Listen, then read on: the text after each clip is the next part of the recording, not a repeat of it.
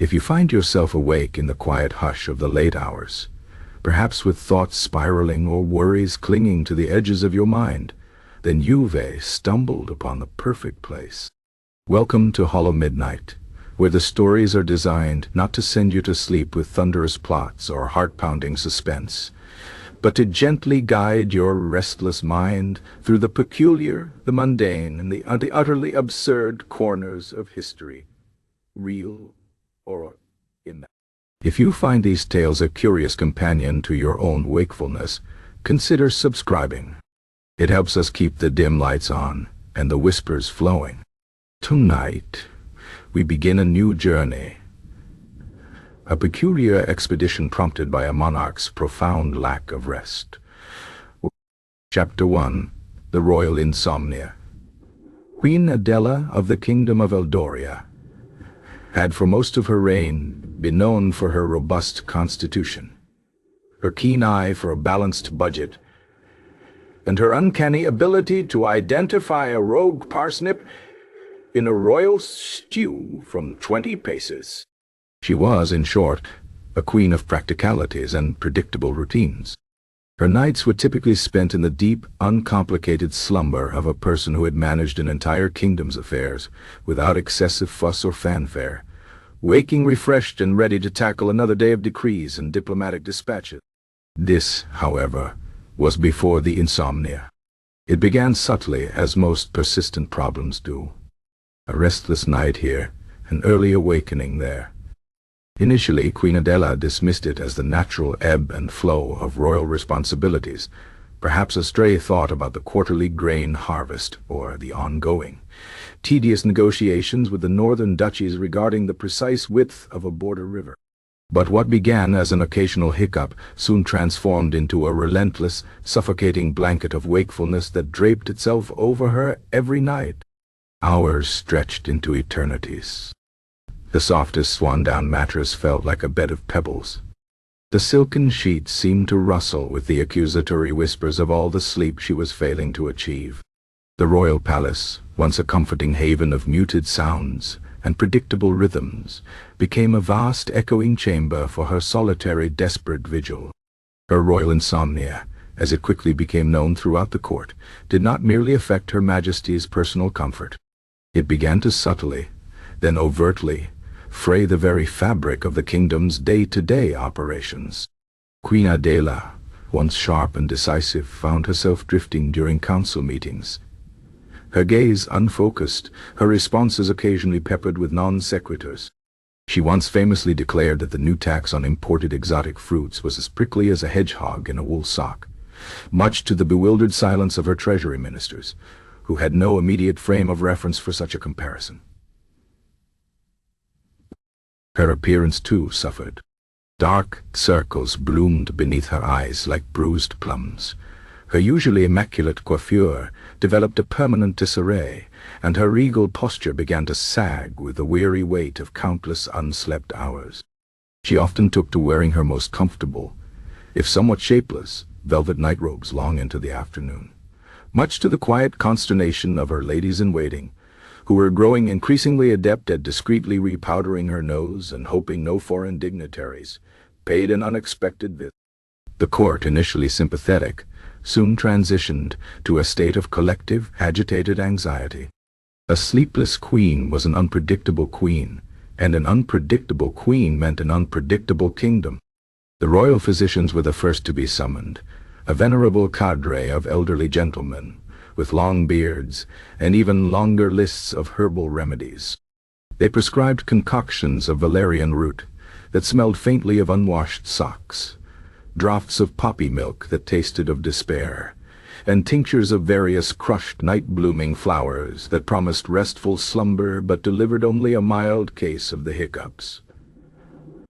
The queen dutifully consumed them all, each bitter sip a testament to her dwindling hope, only to find herself staring at the ornate ceiling of her bedchamber as the first rays of dawn crept through the windows, mocking her with their cheerful presence.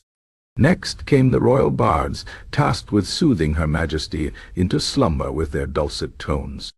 They sang ballads of heroic deeds, epic poems of lost loves, and even surprisingly repetitive ditties about the peaceful grazing of sheep. The Queen, however, found the recounting of Sir Reginald's 15-hour duel with a particularly stubborn dragon far too stimulating, and the bleating of the bard's sheep songs merely reminded her of the exact number of hours she had been awake. One bard, in a desperate attempt to truly bore her to sleep, began reciting the Eldorian tax code from memory. He achieved the distinction of being the first and only person in Eldorian history to fall asleep in the Queen's presence, prompting a rather unladylike snort of exasperation from the Queen herself. As the weeks bled into months, and Queen Adela's insomnia deepened its grip, the measures taken by her court grew increasingly desperate, often bordering on the ludicrous. The royal chamberlains were instructed to meticulously inspect every thread of the Queen's bed linens, convinced that a single errant fiber might be pricking her into wakefulness.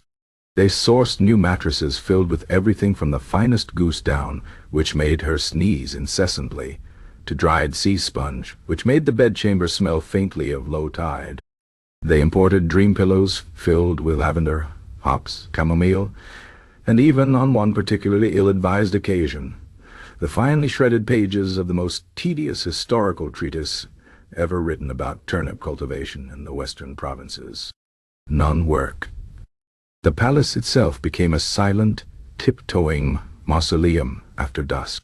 Footfalls were muffled with extra rugs, doors were oiled until they opened with nary a whisper, and even the palace cat, Barnaby, a creature of considerable girth and even more considerable vocal prowess, was fitted with tiny, velvet-lined booties and forbidden from purring too loudly near the royal apartment. The kitchen staff, under pain of royal displeasure, perfected the art of cooking meals without a single clatter of pot or pan, resulting in a rather alarming trend of cold, deconstructed dishes served at increasingly odd hours. Charlatans and eccentric practitioners of the arcane arts began to appear at the palace gates, drawn by the increasingly generous bounty offered for a cure. There was Master Phileas, who claimed he could whisper sleep into a person's ear, provided they listened to him drone on about the migratory patterns of the common housefly for 6 hours straight. There was Madame Isolde, who insisted the Queen's sleeplessness was caused by a misplaced aura, and attempted to realign her spiritual energy by having her stand on one leg in a basin of moonlit dew for an entire night, resulting only in a severe chill and a profound sense of foolishness. A collective of self-proclaimed dream weavers proposed covering the Queen's windows with tapestries woven from the nightmares of particularly restful toddlers, a plan quickly dismissed when no restful toddlers could be found willing to part with their nightmares. Nor indeed were their parents particularly keen on the idea. The desperation of the court reached its zenith when Sir Quentin, the royal ornithologist, suggested bringing flocks of particularly placid doves into the Queen's chambers, reasoning that their gentle cooing would lull her to sleep. The result was chaos. The doves, unaccustomed to palace life, fluttered erratically, deposited unfortunate gifts upon the royal canopy, and cooed with a volume more suited to a bustling marketplace than a quiet bedchamber. Queen Adela, by this point, was beyond vexation. She merely watched, a ghost of a smile playing on her lips, as the terrified doves were chased from her chambers by a frantic Sir Quentin and a very confused palace guard. The Queen herself tried everything she could think of. She counted sheep, until the concept of sheep became an irritating, woolly blur in her mind. She recited the names of all of the kings of Eldoria in reverse chronological order, then alphabetical order, then by the length of their beards. She tried lying perfectly still, then restless, tossing. She read dry treatises on international trade, then vibrant romantic poetry. Nothing worked. The relentless quiet of the night, once a solace, became an oppressive weight, amplifying every tick of the grandfather clock in the hall, every distant creak of the ancient palace timbers, every beat of her own exhausted heart. The state of the Queen's health, both physical and mental, became the singular, most pressing issue facing the kingdom of Eldoria. Affairs of state languished. Ambassadors cooled their heels for days awaiting an audience with a queen who might appear for 5 minutes. then drift away, muttering about the optimal thread count for royal nightgowns. The Prime Minister, Lord Ashworth, a man known for his unflappable demeanor, began to develop a nervous twitch in his left eye. The Royal Exchequer found itself allocating increasingly absurd sums for experimental sleep aids, from starlight potions imported at great cost from the distant, misty Isles of Lumina, to consultations with a sleep whisperer who charged by the hour and primarily offered unsolicited advice on footmen. Finally, in a moment of utter despair and profound exhaustion, Queen Adela issued a royal proclamation, a decree unlike any Eldoria had ever seen. It was read aloud by town criers, tacked to every village square's bulletin board, and debated in every tavern from the northern icefields to the southern desert outposts. The proclamation declared that anyone, regardless of station, who could bring true, lasting slumber to Her Majesty Queen Adela, would be granted a reward beyond measure. A lifetime pension, a parcel of land equivalent to a small duchy, and, most importantly, the title of Royal Sleep Inducer. A position. The very air of Eldoria thrummed with a new kind of energy, an odd blend of hope, greed, and a touch of the absurd, as thousands of citizens, charlatans, and genuine innovators alike began to ponder the seemingly impossible task of putting a queen to sleep.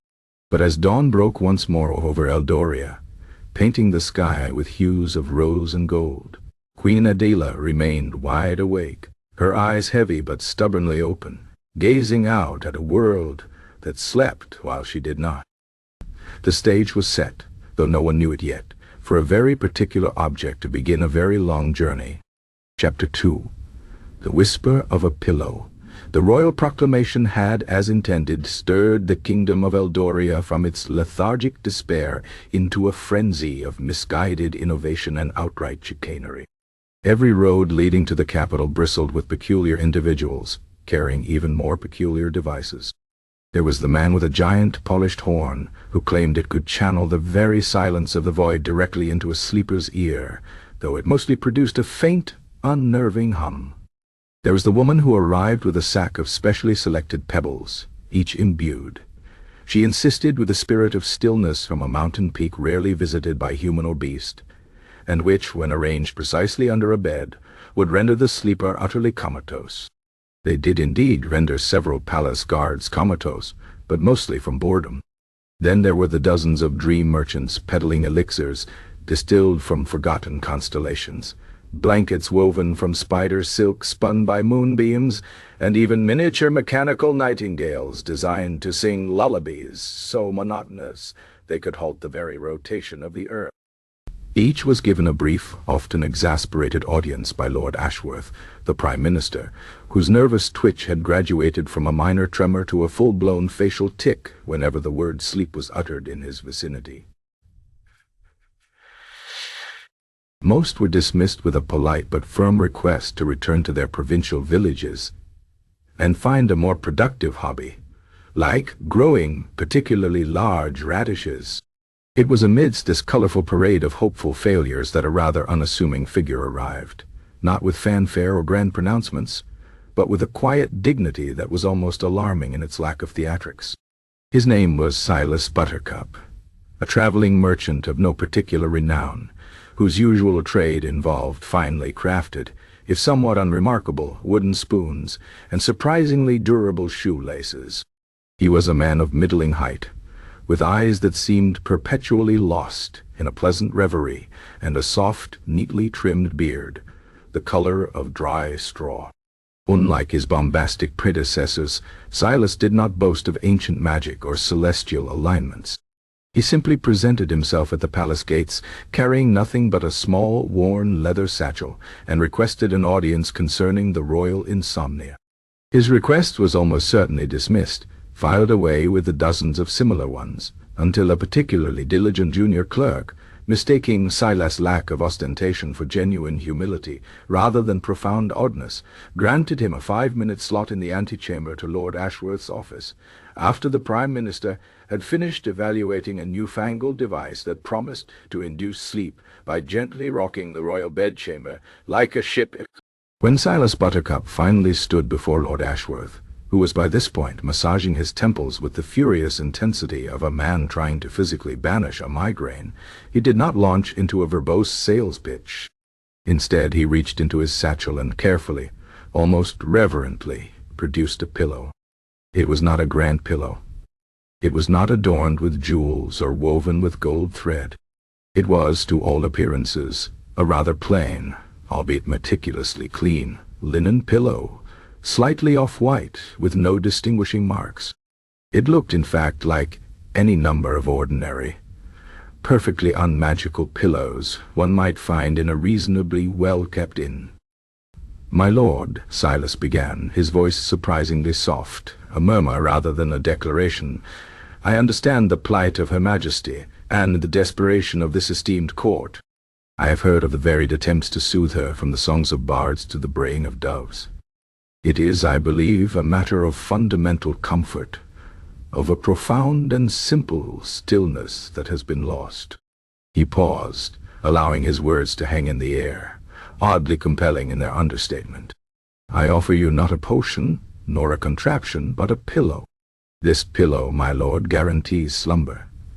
Deep, restorative, utterly dreamless slumber." Lord Ashworth, whose patience had been worn thinner than a threadbare sock, merely stared. "A pillow, Master Buttercup? We have pillows. We have pillows stuffed with swan down, with goose down, with the finest spun silk from the serpentine worms of the East. We have pillows filled with herbs, with blessed earth, with the very tears of a weeping willow, for all I know. What makes this pillow different from the 10,000 others that have failed?"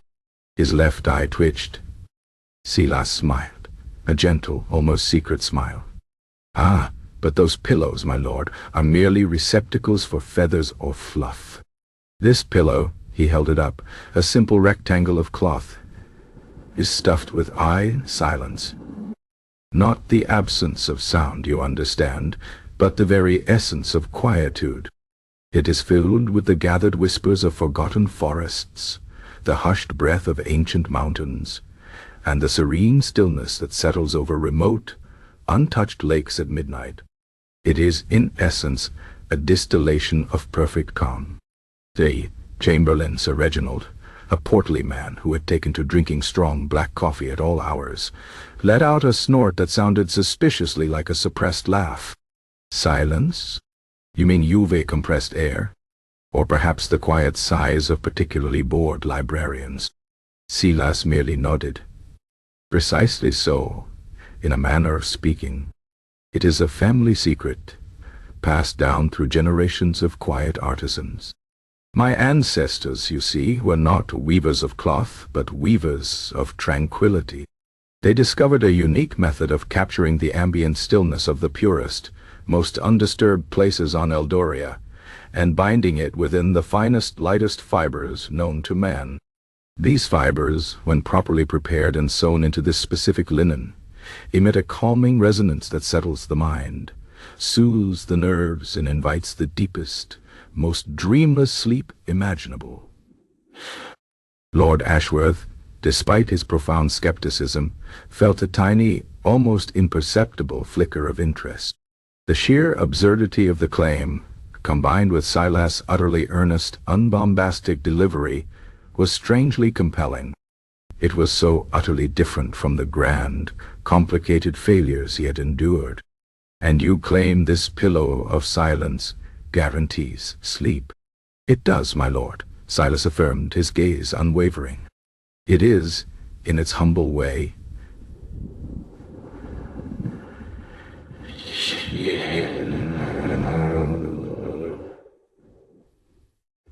infallible. For those who rest their head upon it, sleep is not a hope, but an inevitability." The Prime Minister considered this. His eyes scanned the plain, almost aggressively unassuming pillow. It had no telltale glow, no strange aroma, no vibrating hum. It simply was. And how does one test this inevitability? Silas looked around the antechamber. His gaze settled on Barnaby, the palace cat, who was currently attempting to stalk a dust bunny with the intensity of a seasoned hunter, his tail twitching erratically. "Perhaps, my lord, a demonstration on a notoriously restless creature," Sir Reginald scoffed. "Barnaby? That feline menace. He barely sleeps more than an hour a day. He's a terror of the midnight hours, overturning waste bins and serenading the moon with a caterwaul that sounds like a dying banshee." Silas approached Barnaby, who, surprisingly, did not flee. Instead, the large cat watched him with a curious, unblinking stare. Silas gently laid the pillow on the floor. "Come here, Barnaby. Just for a moment." He stroked the cat's fur, and then, with an ease that shocked the assembled courtiers, Barnaby curled up on the pillow. The moment his head settled, something extraordinary happened. The twitch in his tail stilled. His eyes, which had been bright with predatory intent, slowly, languidly closed. A soft, contented purr, usually deep and steady, rumbled from his chest. Within seconds, Barnaby the Midnight Terror was not merely asleep. He was in a state of profound, undisturbed feline bliss, utterly oblivious to the dust bunny, the courtiers, or indeed the very concept of wakefulness. The antechamber was silent, save for Barnaby's rumbling purr. Lord Ashworth stared. Sir Reginald's jaw hung slightly ajar. The junior clerk dropped his quill, which clattered loudly on the stone floor, making everyone jump. Barnaby, however, did not stir.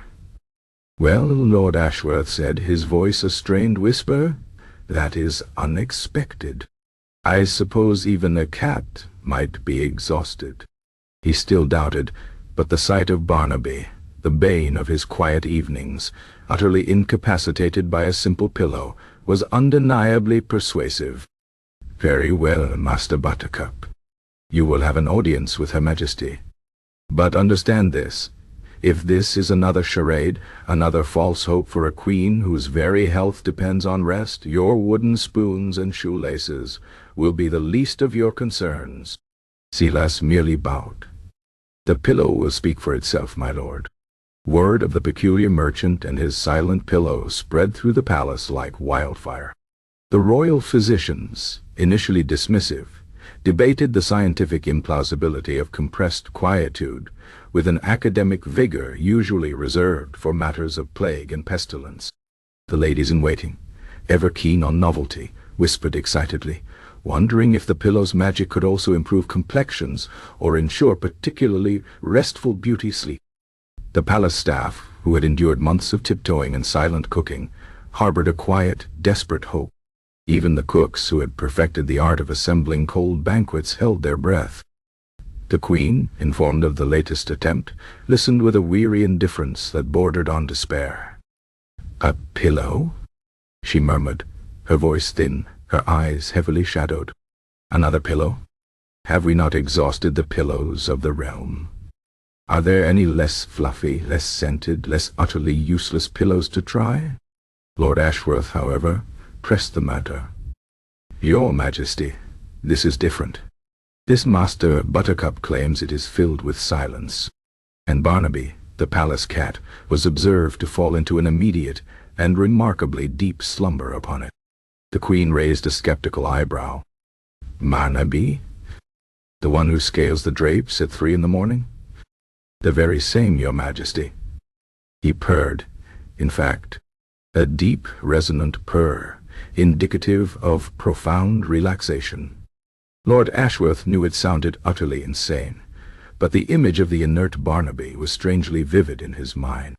Queen Adela sighed, a sound laden with the weight of countless sleepless nights. "Very well, Lord Ashworth. Bring this Master Buttercup and his silent marvel. At this point I would try sleeping on a bed of nettles if someone promised it would bring me rest." Her tone was less hope, more resignation. The idea of a simple pillow, after months of elaborate, expensive, and frankly preposterous remedies, was almost amusing in its unassuming nature. And so it was that Silas Buttercup, with his unassuming pillow of silence, was ushered into the grand, hushed bedchamber of Queen Adela. The room, usually a sanctuary, had become a battleground, littered with the remnants of failed sleep aids, a half-empty bottle of poppy milk, a discarded bundle of valerian root that still faintly permeated the air with its peculiar scent, and a collection of particularly uninspiring historical treatises. The queen, pale and drawn, sat propped against a mound of regular pillows, her eyes fixed on Silas with an expression of profound weariness and a flicker of almost imperceptible curiosity. Silas bowed deeply, reverently. He did not launch into a sales pitch. He merely approached the royal bed, and with another quiet, almost ritualistic gesture, he placed the linen pillow upon the queen's elaborate, existing collection of failed cushioning. The plainness of his pillow stood in stark contrast to the silken grandeur of the royal bed. "Your Majesty," Silas said, his voice still that soft murmur, "I present to you the pillow of perfect silence. It asks for nothing but trust, and promises only rest." The queen looked at the pillow. It truly looked like nothing special. It had no discernible magic emanating from it, no shimmering aura, no subtle hum. It was just a pillow. Yet the tale of Barnaby the cat, a creature known for its indomitable nocturnal energy, had reached her ears. Perhaps, just perhaps, she reached out a hesitant hand, her fingers brushing the linen fabric. It felt cool, soft, utterly ordinary. But as her hand rested upon it, she felt something, or rather, the absence of something. A subtle, internal quietude seemed to emanate from the fibers, not a sound, but a profound sense of stillness that seemed to gently, imperceptibly, touch the edges of her racing mind. It was not a sudden jolt, but a gentle sigh of calm. It was not sleep, not yet, but it was a sensation she had not felt in months, a brief, blessed respite from the internal din of her own wakefulness. A whisper, not of sound, but of profound quiet. A tiny, almost forgotten spark of hope flickered within her. Perhaps, just perhaps this time, it would be different. With a deep, weary breath, Queen Adela slowly, carefully settled back against the pillow of perfect silence, allowing her head to sink into its unassuming embrace. The court watched, breathless, as the monarch, who had not slept for months, finally surrendered herself to the quiet promise of a simple linen pillow.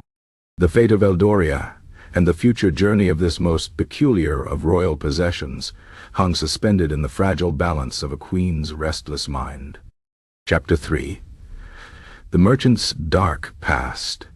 A profound silence descended upon the royal bedchamber, more absolute and palpable than any of the court had dared to cultivate in the preceding months. Queen Adela, her face a pale canvas of exhaustion, lay back against the unassuming linen pillow.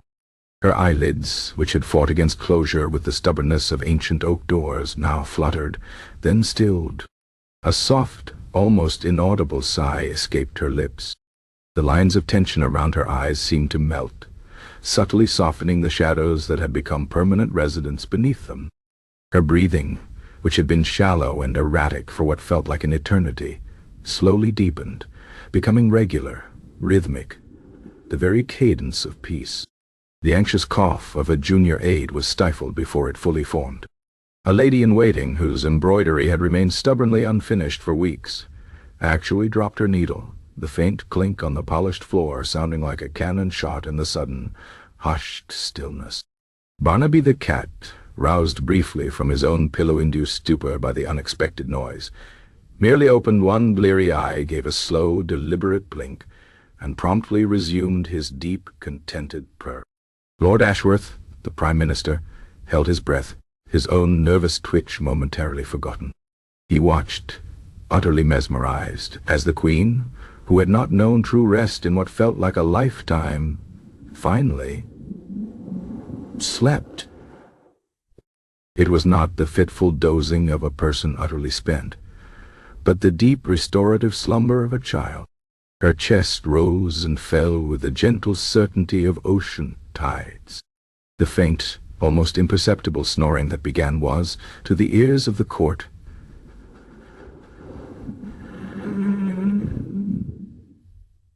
the most beautiful music they had ever heard. Tears welled in the eyes of several ladies in waiting, who quickly dabbed them away, lest a stray teardrop disturb the miracle. For an hour the court stood vigil, motionless, awestruck. When Lord Ashworth finally deemed it safe, he motioned for the chamber to be cleared, speaking in hushed whispers, directing the most senior ladies in waiting to remain, their vigilance now less about soothing and more about simply observing this extraordinary event.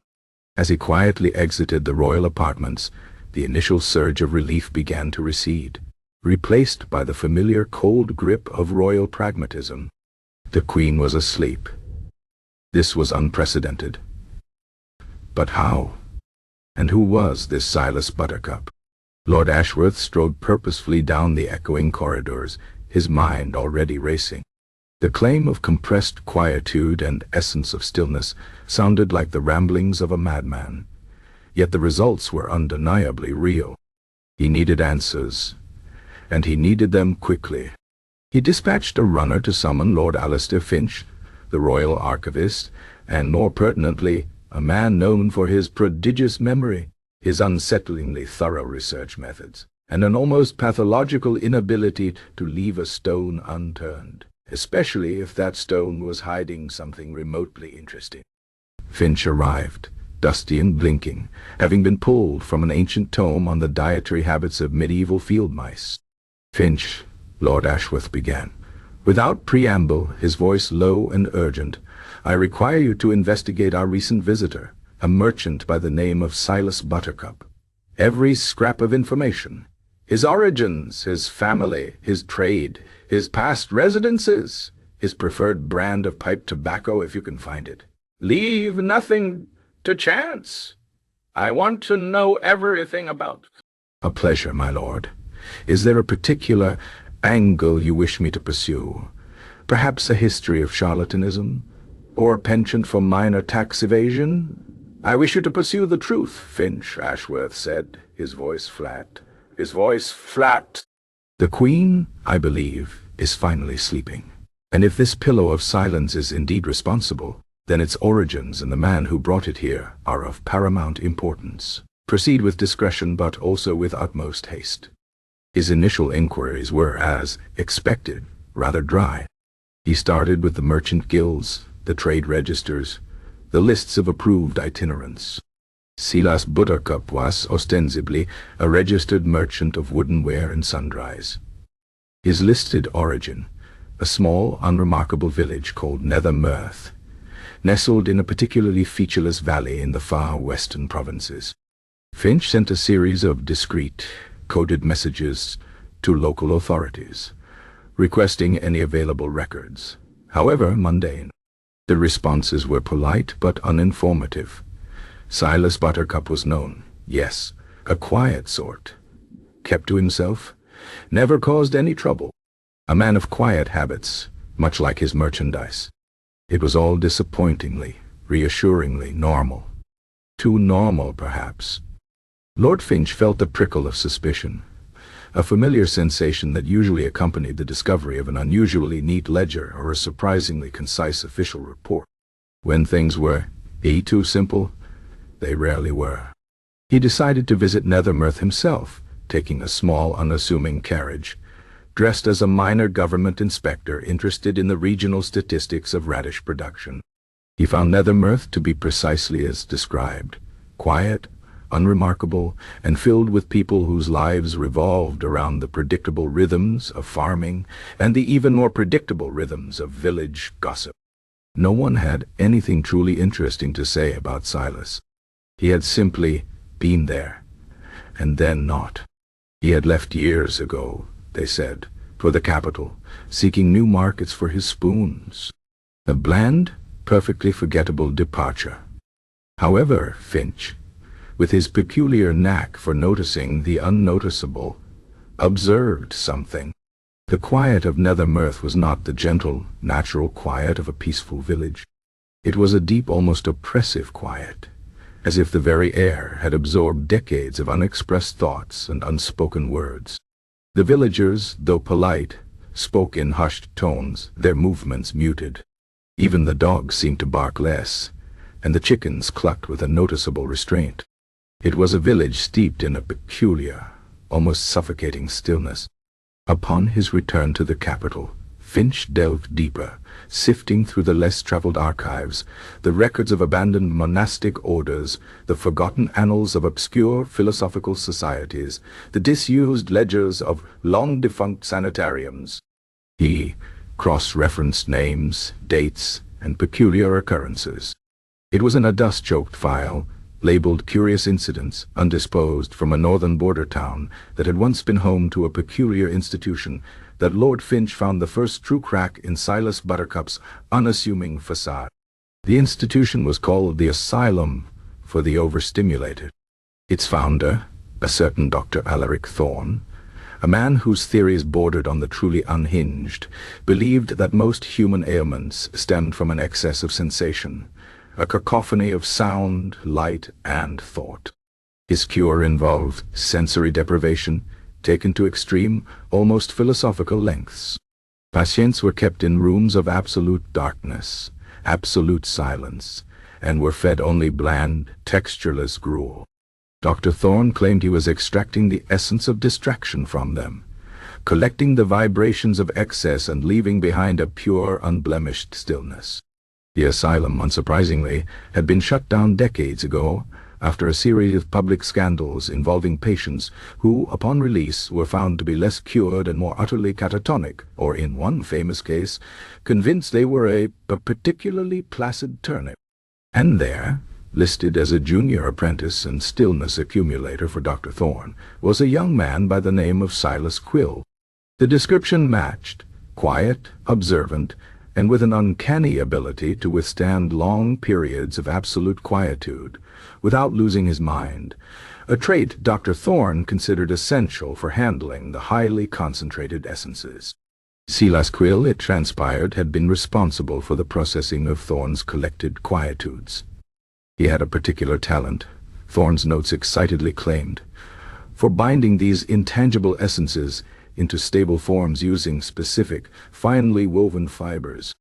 The fibers, as Finch painstakingly discovered through cross-referencing Thorne's obscure diagrams with botanical texts, were not rare sheep wool or spider silk.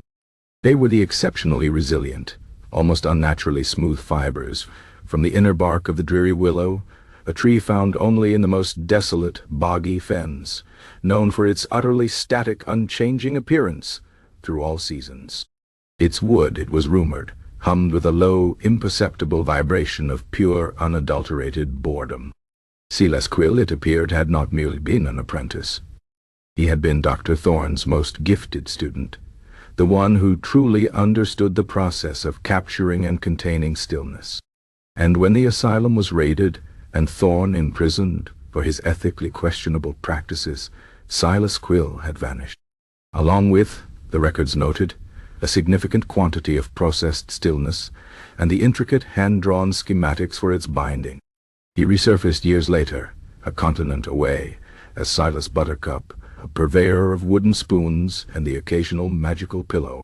The pillow, then, was not filled with the gentle, natural quietude of forests and mountains, as Silas had so soothingly claimed.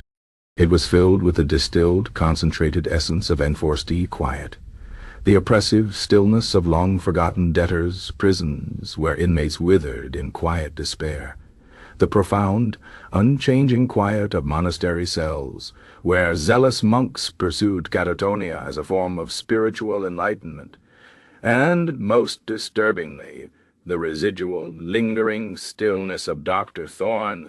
It was the quietude of profound boredom, of enforced idleness, of minds stretched to the breaking point by the absence of stimulation. A potent, almost unnatural stillness derived from human suffering and environmental stagnation. Lord Finch felt a chill that had nothing to do with the draft in the archives. The dry wit of the court, their initial amusement at the absurd remedies, seemed to curdle in his mind. The silence in the pillow was not benevolent.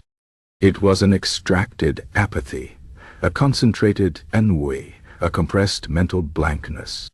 It didn't soothe the mind. It simply erased its capacity for thought, for worry, for anything that might interfere with oblivion. It wasn't magic, not in the traditional sense, but a horrifyingly effective perversion of psychological principles. The pillow guaranteed sleep, yes, but at what cost? Was the queen merely sleeping, or was her mind being lulled into a state of utter thoughtless tranquility by the concentrated silence of the unfortunate souls, who had once been patients of Dr. Thorne, or prisoners in forgotten dungeons? The thought was unsettling. The queen's profound slumber was less a miracle, and more a symptom of an entirely different kind of enchantment, one born not of nature's balm, but of humanity's peculiar capacity for stillness, enforced or otherwise.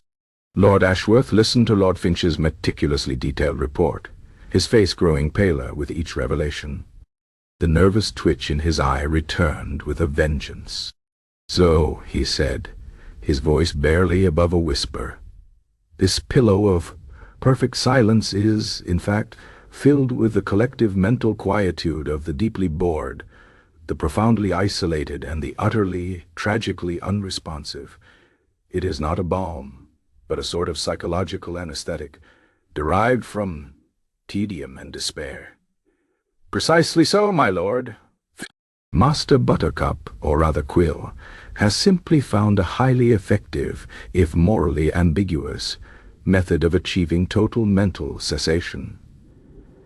It is, to paraphrase Dr. Thorne's own notes, the distillation of profound uninterest, bottled for commercial application. The implications were staggering. The queen who had suffered so much was now resting, but on a bed of cultivated stillness that had been harvested from human stagnation. It was a solution born of desperation, a dark irony cloaked in humble linen. Lord Ashworth looked towards the royal apartments, where the queen still slept, undisturbed. The kingdom was at peace, for now.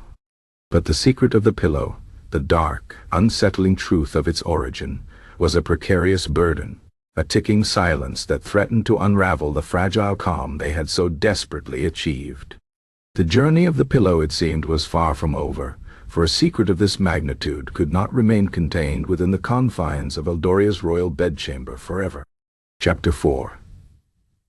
A bargain with shadows, the silence in the Eldorian royal palace, once a symbol of Queen Adela's agonizing wakefulness, was now, paradoxically, the most profoundly comforting sound in the entire kingdom. It was the hush of a court holding its collective breath, listening to the soft, steady rhythm of their monarch's slumber. For a full 3 days, Queen Adela slept. She awoke briefly, just long enough to partake of a delicate bland broth, and then, with a murmur of contentment, her head would settle back into the unassuming linen pillow, and she would drift once more into the deep, dreamless quiet that Silas Buttercup's creation bestowed. The transformation was miraculous, or perhaps merely unprecedentedly effective. The dark circles beneath her eyes began to recede. The sag in her shoulders straightened, and a faint, almost forgotten color returned to her cheeks. She was still pale, yes, but it was the pallor of deep repose, not of prolonged torment. The kingdom, in turn, breathed a collective sigh of relief. Affairs of state, once languishing, resumed with a renewed vigor, driven by the palpable sense of hope and the very real prospect of a fully rested queen. Lord Ashworth's facial tic, while not entirely gone, had diminished to a mere flutter, a testament to the profound shift in the royal atmosphere. Yet, beneath this newfound tranquility, a subtle unease simmered in the mind of the Prime Minister. Lord Finch's report, with its meticulous, horrifying details of Dr. Thorne's asylum for the overstimulated and the grim origins of the pillow's compressed quietude, gnawed at him like a particularly persistent toothache. He knew the pillow was not filled with the gentle whispers of ancient forests, but with the harvested stillness of minds broken by monotony and despair. He knew that Silas Buttercup was, in fact, Silas Quill, a practitioner of a pseudo-science bordering on the morally reprehensible. The logical, pragmatic part of his mind wrestled with the visceral human need for the queen to simply sleep. And the sleep she was getting was undeniably profound. It was, Lord Ashworth rationalized, a desperate measure for desperate times. The ends, in this singular instance, seemed to justify the incredibly unsettling means. He summoned Silas Buttercup to his private study, a room usually reserved for the driest of diplomatic discussions or the most intricate of budgetary debates. Silas arrived as ever, unassuming and quietly composed, carrying his worn leather satchel. He radiated a peculiar serenity, a calm that, after Finch's report, Lord Ashworth now suspected was less innate and more cultivated. "Master Buttercup," Lord Ashworth began, eschewing the pleasantries usually afforded to a man who had, to all appearances, saved the Queen, and by extension, the kingdom. His voice was low, carefully modulated. "Your pillow has proven effective beyond all expectation. Her Majesty rests. For this, Eldoria is profoundly grateful. The terms of the royal proclamation will be met. You shall receive your pension, your land, and the title of Royal Sleep Inducer." Silas bowed his head, a faint, almost imperceptible smile playing on his lips. "It is my humble service, my lord. The gift of true stillness is a rare and precious thing in these noisy times." Lord Ashworth's eye twitched. "Indeed. A rare and, dare I say, unique gift. Lord Finch, our royal archivist, has conducted some inquiries into the unique nature of your craft. We have learned much about your family tradition of weaving tranquility." He watched Silas for any flicker of discomfort, any telltale sign of apprehension. There was none. Silas Buttercup merely met his gaze with unblinking placidity. "Ah, Lord Finch," Silas murmured, his tone as smooth as polished wood. "A diligent man, I'm sure. Our family secrets are, as I said, deeply held. The intricacies of harvesting pure stillness are not for the faint of heart, nor for the overly talkative. So, you concede the particulars of Lord Finch's findings?" Ashworth pressed, trying to unnerve him. "The origin of this stillness, the method of its collection?" Silas inclined his head again. "The origins of true stillness are often misunderstood, my lord. Many believe it to be merely the absence of sound, light. But true stillness, the kind that permeates every fiber of being, and allows the mind to truly cease its relentless turning, that is, a more profound, more concentrated state. It is indeed harvested from environments where such profound quietude is paramount. My ancestors were pioneers in understanding the profound effects of an utterly unchanging environment on the human mind. They sought out the purest forms of mental quietude, wherever they might be found. In ancient monasteries where vows of silence were rigorously kept, in forgotten mountain hermitages, in the undisturbed chambers of deserted libraries, yes, and even in institutions designed to quiet the most agitated of souls. It is a question of collecting the resonant vibrations of non-thought, of capturing pure distilled boredom, if you will, and binding it. A delicate art, requiring specific fibers, indeed. Lord Ashworth listened, aghast and yet morbidly fascinated. Silas was not denying it. He was, in his own disturbingly calm way, confirming every grim detail, cloaking it in philosophical euphemisms. The man was either utterly devoid of shame or possessed a terrifying conviction in his own peculiar methods. And these institutions for agitated souls. Are we to understand that the stillness in Her Majesty's pillow is derived from the mental state of their former residents? Silas smiled, a beatific, utterly unconcerned expression. From the stillness they cultivated, my lord. The profound, inescapable quietude that eventually permeated their very beings. It is, you see, a question of essence. The human mind, when deprived of stimulation, eventually attains a profound state of inner quiet. That quietude, once manifest, can be harvested. It is a sustainable resource in its own peculiar way. Always more quiet to be found if one knows where to look and how to process it.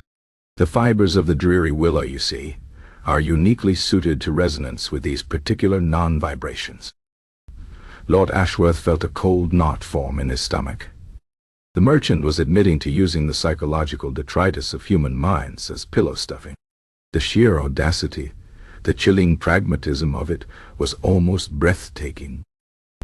Yet the Queen was sleeping, and the kingdom was stable. The thought of losing that stability, of the Queen's insomnia returning, was a terror far more immediate and tangible than the esoteric, disturbing origins of the pillow. "The Queen will require more such pillows, Master Buttercup," Ashworth stated, cutting to the chase, his voice firm, overriding the internal ethical alarm bells. "For her extensive travels, for her country estates, for an emergency reserve. We cannot risk her being without this solace." Silas nodded, his serene gaze fixed on Ashworth. "Ah, but therein lies a small complication, my lord. This particular pillow is unique. It contains the most concentrated stillness I have ever harvested. The process, as you now somewhat understand, is not simple. It requires precise conditions, specific materials, and a considerable amount of dedicated cultivation of quietude. Then you must cultivate more." Ashworth snapped, his patience fraying. "Money is no object. Lent, resources, whatever you require." Silas chuckled softly, a sound like dry leaves rustling. "It is not a matter of money, my lord, nor merely of land. The true essence of stillness requires a specific kind of environment, and dare I say, a specific kind of source of that stillness. The purest, most profound quietude often arises from the most restricted circumstances, from minds that have been given no alternative but to cease their internal clamor. It is not simply found in quiet forests, though those help to refine it. It is created, often inadvertently, by particular human conditions. And those conditions, my lord, are not easily replicated in a royal workshop, nor are they particularly amenable to public scrutiny." Ashworth understood. Silas was hinting at the asylum again, at places of imprisonment, of enforced idleness, of minds driven to catatonia. The true cost wasn't merely the grotesque origin, but the potential war-off future of that origin. If more pillows were needed, what measures might be required to cultivate more stillness? This was the true cost, a moral compromise far beyond a mere financial transaction. A bargain with shadows, indeed. "What is your proposal then, Master Buttercup?" Ashworth asked, his voice now dangerously quiet, reflecting the chilling nature of the conversation. Silas met his gaze, his eyes calm, almost beatific. "I have this one pillow, my lord, this masterpiece of stillness. It is, I believe, sufficient for Her Majesty's needs for the foreseeable future, given its potency. However, should it ever be lost, or somehow lose its efficacy, unlikely, but not impossible, as the binding of quietude is a delicate art, then acquiring another would be problematic. Unless, of course, a specific arrangement were made." "What kind of arrangement?" "My family, my lord, has long guarded these secrets. We are a peculiar sort. We require certain protections. Discretion, certainly. The freedom to pursue our unique craft without interference.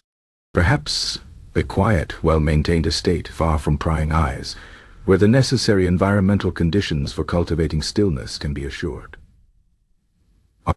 And, of course, a generous, continuous retainer for my unique services, ensuring my continued loyalty, and, shall we say, my silence regarding the exact nature of my trade." Silas paused, then added, almost as an afterthought, "and perhaps a secure, uncatalogued vault for my future creations, should the need arise. For future monarchs, perhaps.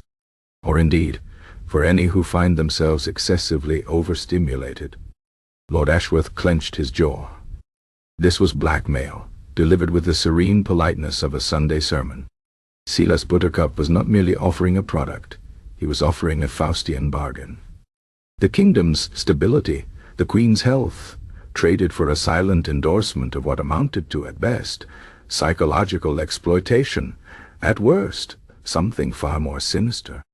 The prospect of having a royal-sponsored stillness farm filled with catatonic individuals for pillow stuffing was horrifying. But the image of the queen, sleepless and suffering, floated before his mind's eye, a persistent specter of chaos. "You understand, Master Buttercup," Ashworth said, leaning forward, his voice a low growl, "that if any word of the true nature of this pillow or of your methods were ever to escape these walls, your life would be rather significantly shortened." "And not with a comfortable pillow-induced slumber, I assure you." Silas chuckled again, unperturbed. "I am a man of quiet habits, my lord. Discretion is my trade. My methods are effective, and they offer a solution where all others have failed. A kingdom where the monarch is well rested is a stable kingdom. My services ensure that stability. My silence is merely a professional courtesy, freely given for the right consideration. And I assure you, I have no desire to make my methods public. The world, I find, is often far too noisy for such delicate truths." Lord Ashworth knew in that moment that he was making a pact with a profound, unsettling shadow. He was effectively condoning a process that preyed on the human mind's capacity for utter boredom and enforced quiet. He was choosing the visible peace of the kingdom over the unseen, disturbing reality of its monarch's sleep. The decision, though morally repugnant, felt brutally, logically inevitable. The kingdom needed its queen, and the queen needed her sleep. If that sleep was sourced from the discarded quietude of forgotten souls, then so be it. The true cost, he told himself, was negligible compared to the alternative. The public would never know. The queen would never know the specifics. She would simply sleep. "Very well, Master Buttercup," Lord Ashworth said, his voice flat, devoid of emotion. He picked up a quill, dipping it in ink, and pulled a fresh parchment towards him. "We shall draw up the necessary agreements. A lifetime pension, land, the title, and the specific provisions for your continued work, in the utmost secrecy. You will be known as the Royal Sleep Inducer, and you will reside quietly, discreetly, within a designated royal property, dedicated to the quiet production of your unique wares, should they ever be required again. And your silence, Master Buttercup, will be absolute." "Understood." Silas Buttercup bowed low, a serene, triumphant smile on his lips. "Understood, my lord." The peace of Eldoria secured one quiet mind at a time. And so, the bargain was struck. A document, carefully worded to obscure the true nature of Silas Buttercup's craft, was drawn up, signed, and sealed with the royal crest. Lord Ashworth, with a chilling efficiency, arranged for a secluded walled estate in a forgotten corner of the royal hunting grounds, far from any prying eyes, to be renovated and equipped. It was referred to, in official documents, as the Royal Quietude Research Facility, a euphemism so grand and meaningless it perfectly masked its true unsettling purpose. Silas Buttercup vanished from public sight, becoming a quiet, almost legendary figure within the court, the eccentric genius who had finally cured the queen. The queen continued to sleep profoundly, her health slowly, steadily improving. Eldoria enjoyed a period of unprecedented stability, its affairs guided by a rested and increasingly vigorous monarch. But in the quiet recesses of Lord Ashworth's mind, the true cost of that tranquility festered. He knew the source of the queen's peace, and the dark irony of it weighed upon him. Pillow, seemingly an object of simple comfort, was now a nexus of a terrible secret, a silent testament to a kingdom's desperate compromise. And though it lay peacefully beneath the queen's head, its quiet journey was, in truth, just beginning, for secrets, especially ones woven into the very fabric of royal comfort, rarely remain confined forever. Chapter 5. The First Kingdom's Refusal. In the kingdom of Eldoria, Life had drifted into a soothing rhythm, as if the entire realm had exhaled after holding its breath for far too long. Queen Adela, once a restless spectre pacing her chambers in the dead of night, now reigned with renewed sharpness. The sleepless haze that had haunted her words, turning state matters into strange analogies about woodland creatures in knitted garments, had vanished. Her nights were whole, her dreams uninterrupted, and her mornings touched with the rare brightness of untroubled dawn. The miracle rested beneath her head, a modest-looking linen pillow that had somehow banished her torment. It was no jewel-encrusted artifact, no enchanted relic carved from moonstone. Just a pillow, yet one that had brought the impossible. Even Lord Ashworth, her Prime Minister, found himself freed from the bone-deep tension that her wakefulness had cast over the palace. As for Silas Buttercup, the royal sleep-inducer, he had vanished into his heavily guarded retreat, the Royal Quietude Research Facility, where whispers claimed he wandered through echoing halls filled with silence. Ashworth, though grateful for the change, carried a private unease. The pillow's origins were troubling. And if Silas' eccentricities had taught him anything, it was that miracles often came with maintenance requirements. That suspicion proved prophetic. Months after the Queen's peace had taken root, a messenger arrived at Ashworth's office. The man was pale, smelled faintly of damp parchment, and had the still, unblinking gaze of someone who had seen too many empty corridors. He carried a sealed letter in Silas' impeccable hand. The note spoke in the language of scientists who prefer complexity over clarity. Phrases like cellular quietude degradation and primary stillness field realignment. When stripped of the ornamentation, its meaning was disarmingly simple. Silas wanted the Queen's pillow returned for 3 days to recharge its unique properties. Ashworth read it twice, his composure fracturing. Remove the pillow? Even temporarily? Thought was absurd. The Queen's well-being, and by extension, the stability of Eldoria, hinged on that object. Without it, they would be back to sleepless nights, short tempers, and the fragile statecraft of exhaustion. He summoned Lord Finch, the court's keeper of historical truths, who arrived smelling faintly of brittle archives, and the hint of scandal preserved in old ink. Finch read the letter with narrowing eyes. Primary stillness field. Yes, that would mean the original environment from which he harvested the pillow's fibers, Finch said at last.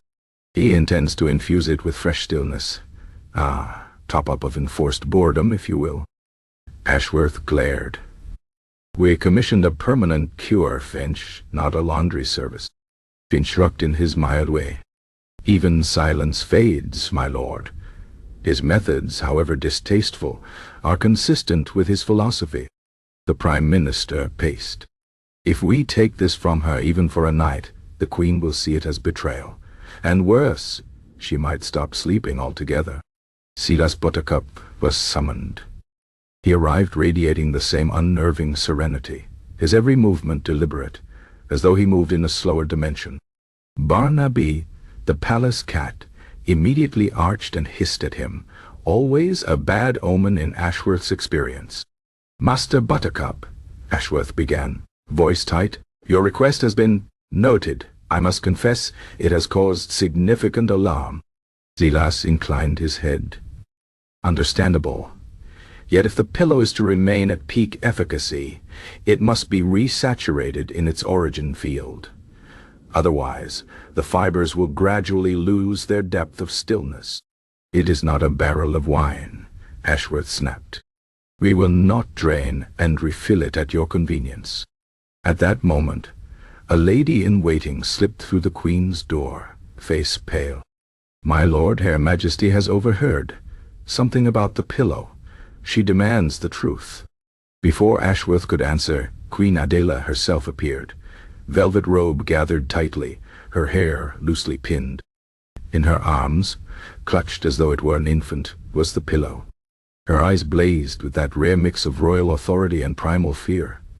Is it true? She demanded. You mean to take this from me?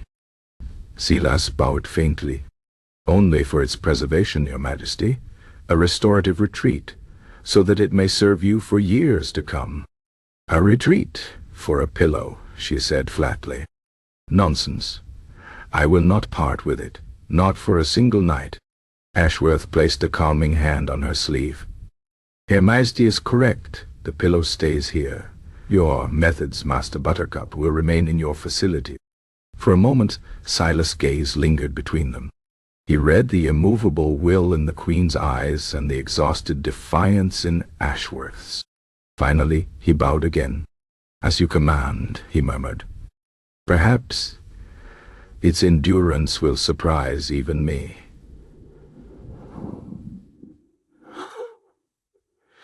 His voice softened, almost kindly. "Objects deprived of their necessary renewal often fail without warning." The words settled over the chamber like an uninvited shadow. The Queen, satisfied with her immediate victory, seemed not to notice. But Ashworth did. He heard the clock start ticking. Silas departed with his usual unhurried grace, leaving behind a monarch, fiercely guarding her strange treasure, and a court that had just refused him outright. The First Kingdom had rejected the direct approach, which meant if the pillow were ever to leave Eldoria, it would not be through open request, but through quiet corridors, hidden hands, and methods best not spoken of. Chapter 6. The Art of Smuggling, the Royal Palace of Eldoria. Once a sprawling monument to sleepless torment, now hummed with a newfound, if somewhat fragile, peace. Queen Adela, her complexion regaining the healthy flush of proper rest, her mind sharp and clear, ruled with a restored vigor that astonished her court. Her pillow, the unassuming linen object of such peculiar power, remained by her side, clutched protectively, a constant source of profound slumber. Lord Ashworth, despite the lingering knowledge of its unsettling origins, found himself almost believing in its simple magic. So palpable was the relief it brought. He had refused Silas Buttercup's request to recalibrate the pillow, a decision born of pragmatic fear, and Eldoria had breathed a collective sigh of relief. The crisis, it seemed, was averted. But Silas Buttercup, now officially the royal sleep-inducer, yet confined to his secluded Royal Quietude research facility, was not a man to be easily deterred. His serene composure, often mistaken for quiet humility, masked a meticulous, unyielding pragmatism. He had accepted the Queen's fierce refusal without outward protest, understanding that direct confrontation would only solidify her possessive grip on the artifact. He saw not defiance, but an intractable obstacle, and obstacles to Silas were merely puzzles to be solved with patience and ingenuity. His philosophy, refined over years of harvesting stillness, dictated that the grandest transformations often occurred through the most subtle of means. Force was crude. Quiet manipulation was art. From his secluded estate, a place whose very air seemed to dampen sound and encourage slow, deliberate thought, Silas began his quiet contemplation of the problem. The Queen's attachment to the pillow was emotional, primal. The pillow itself, however, was merely a conduit for the essence of quietude, and Silas, its creator and master, knew its needs better than anyone. It was not enough for the Queen to sleep. The Jeyapillawai itself needed its rejuvenation. He genuinely believed this, his scientific or pseudo-scientific conviction unshaken by royal decree. Without periodic resaturation, the potency of the quietude would, over time, subtly dissipate, a slow leak of slumberous energy, eventually leading the Queen back to the terrifying precipice of insomnia. He saw the future with chilling clarity. The eventual return of the dark circles, the irritable pronouncements, the kingdom's descent back into anxious chaos. This could not be allowed. His plan began not with grand strategy, but with observation. Though confined, Silas was still the royal sleep-inducer. He subtly leveraged his position, sending polite, carefully worded dispatches to Lord Ashworth requesting permission to conduct remote spectral analyses of the royal sleeping chamber's ambient quietude field, or to advise on optimal atmospheric conditions for prolonged dreamless repose.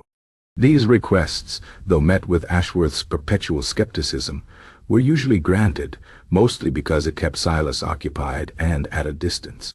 These analyses were merely pretexts for Silas to dispatch his own quietly observant, often unnervingly placid, ostensibly to collect air samples or measure minute temperature fluctuations. These aides, carefully trained by Silas to notice the minutiae of palace life, returned with invaluable data: the exact routes of the laundresses, the precise timing of the chambermaid's morning rounds, the shift changes of the royal guard, even the particular squeak of a floorboard near the royal linen closets. Silas himself recalled his initial visits to the palace, the hurried, hushed movements of the staff, the constant effort to maintain a veneer of quiet discretion around the royal apartments. He noted the pervasive atmosphere of mild exhaustion among the palace servants, a collective weariness from months of tiptoeing and strained silence. It was, he mused, an environment ripe for subtle influence. The very stillness he aimed to recover from the pillow might, in a concentrated form, make those around it less observant, more prone to the dulling effects of monotony. The key, Silas concluded, lay not in cunning deception, but in cunning mundanity. The palace, for all its pomp and circumstance, ran on routines, on the predictable churn of daily chores. And amongst the most predictable of these was the royal laundry. The Queen's linen pillow, though precious, was still a pillow. It was made of linen. Linen, particularly linen that had spent days absorbing the subtle, almost imperceptible secretions of a human head.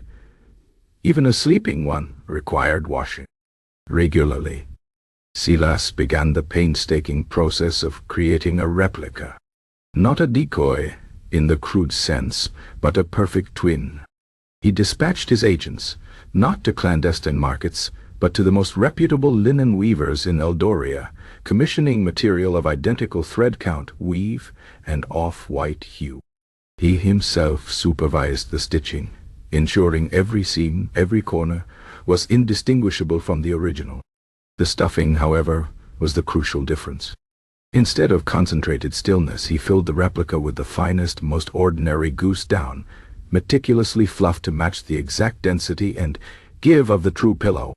He even lightly scented it with a faint, almost imperceptible hint of lavender and chamomile, common bedtime herbs, known to be subtly soothing to further sell the illusion of a natural sleep aid. This meticulous attention to the mundane details of a common object was Silas's true genius. He wasn't crafting a magical artifact. He was crafting a perfectly boring, perfectly plausible substitute. The true magic, he knew, lay in the absence of suspicion. The laundresses of the royal palace were a formidable, if unassuming, force. Headed by the formidable matron Ilara, a woman whose stern countenance and no-nonsense approach to cleanliness had kept the royal linens immaculate for 3 decades, they operated with military precision. Every morning, between the hours of 7 and 8, a designated team would collect the royal bed linens, ensuring fresh, crisp replacements were laid before the Queen's awakening. This included all pillows. While the Queen's special pillow was, for obvious reasons, treated with immense reverence and handled with almost ritualistic care, it was still part of the daily linen exchange. It was briefly removed, the sheets changed, and then immediately it was returned to its place of honor. It never left the royal bedchamber, or so everyone thought. Silas, through his patient observation, noted the precise moment of maximum opportunity, the fleeting seconds when the fresh linens were laid, and the laundress would momentarily place the removed pillow on a nearby velvet-covered stool, while she smoothed the bed. It was a window of perhaps 10 seconds, a small, easily overlooked interstitial moment in the meticulously choreographed dance of royal service. The day for the operation arrived, unremarked by any celestial omens or unusual atmospheric phenomena. It was in fact a rather gray, entirely unremarkable Tuesday. Silas Buttercup, dressed in his usual plain traveling cloak and carrying his familiar worn leather satchel, presented himself at the palace gates. He had requested an audience with Lord Ashworth, claiming a discovery regarding a minor calibration fluctuation in the astral resonance of the palace's western wing, a matter so obtusely technical that Ashworth would, Silas correctly surmised, be too weary to question it deeply, merely granting access to get rid of it. He moved through the palace corridors with his customary, unhurried grace, a quiet presence that seemed to absorb attention rather than demand it. His blandness was his camouflage. He arrived at the antechamber to the Queen's bedchamber precisely as the laundresses were concluding their work for the day. He saw Matron Elara herself, her arms laden with the pristine folds of freshly laundered sheets, entering the royal bedchamber, a junior laundress trailing behind her with a cart piled high with the previous day's linens. The precious pillow, Silas knew, was among them, carefully placed on top of the pile on the cart, awaiting its brief transfer. Silas engaged a solitary guard at the door, in a quiet, utterly inane conversation about the recent prevalence of particularly dusty drafts in the palace. His voice was a low, soothing murmur, just enough to occupy the guard's peripheral attention without raising any alarm. As the junior laundress, a young woman named Elara May, emerged from the bedchamber, her arms full of the replaced, used linens, Silas took a deliberate step forward, ostensibly to peer into the chamber, as if trying to ascertain the ambient quietude he had mentioned to the guard. His movement was subtle, almost imperceptible. As Elara May passed, her head slightly bowed under the weight of the sheets, Silas's hand, moving with the practiced swiftness of a seasoned conjurer, reached into her basket. It was not a grab or a snatch. It was a gentle, almost affectionate brush of his fingers against the linen pillow nestled atop the pile. In that fleeting instant, the original Queen's pillow, still warm from her slumbers, was exchanged for Silas's meticulously crafted decoy. The movement was so fluid, so devoid of tension or haste, that Elara May felt nothing more than a faint brush. Perhaps imagining it was her own hand adjusting the load. The illusion was perfect. The weight was the same, the texture identical. Her mind, accustomed to the rhythmic monotony of her task, registered no anomaly. The true pillow, now nestled at the bottom of Silas's seemingly innocent satchel, was surrounded by a few carefully placed wooden spoons and a roll of shoelaces. He concluded his tedious discussion with the guard, offered a polite nod, and then with the same unhurried pace made his way out of the palace. No alarms blared. No guards cried out. The sun, still obscured by the Tuesday gray, continued its languid ascent. Back in the Queen's bedchamber, Matron Elara, with her customary precision, finished laying the fresh linens. She picked up the decoy pillow from the stool and placed it, with the usual reverence, back into its customary position on the royal bed. It felt right, looked right, and carried the faint, reassuring scent of lavender and clean linen. Later that morning, Queen Adela awoke. She stretched, yawned, and gave a contented sigh. Her hand reached instinctively for the pillow, patting its familiar softness. She felt no difference. The subtle, quiet resonance that now permeated the chamber, a lingering aura from months of the true pillow's influence, combined with the mild, placebo-like comfort of the well-crafted decoy, was enough. Her mind, so long accustomed to the blessed cessation of thought that the pillow provided, simply expected to rest, and for a time, it did. The Queen had no reason to suspect that the very source of her peace had begun its clandestine journey, a silent passage under the very noses of a kingdom that believed it utterly secure. Silas Buttercup, now miles from Eldoria, riding steadily westward, occasionally reached into his satchel, his fingers brushing against the linen bundle within. He could feel the profound, almost oppressive stillness emanating from it, a dense, weighty calm that was far more potent than any ordinary object. He smiled faintly a private, serene smile. The first stage was complete. The Queen's pillow of perfect silence, whose true cost was still unknown to its royal owner, was no longer in Eldoria. It was instead on the quietest possible journey, an odyssey of stillness across 3 kingdoms, initiated by a cunning merchant and the profound, desperate need for a sovereign to simply, finally, sleep.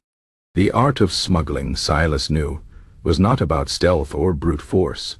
It was about the meticulous manipulation of the mundane, the quiet exploitation of what was too familiar to be noticed.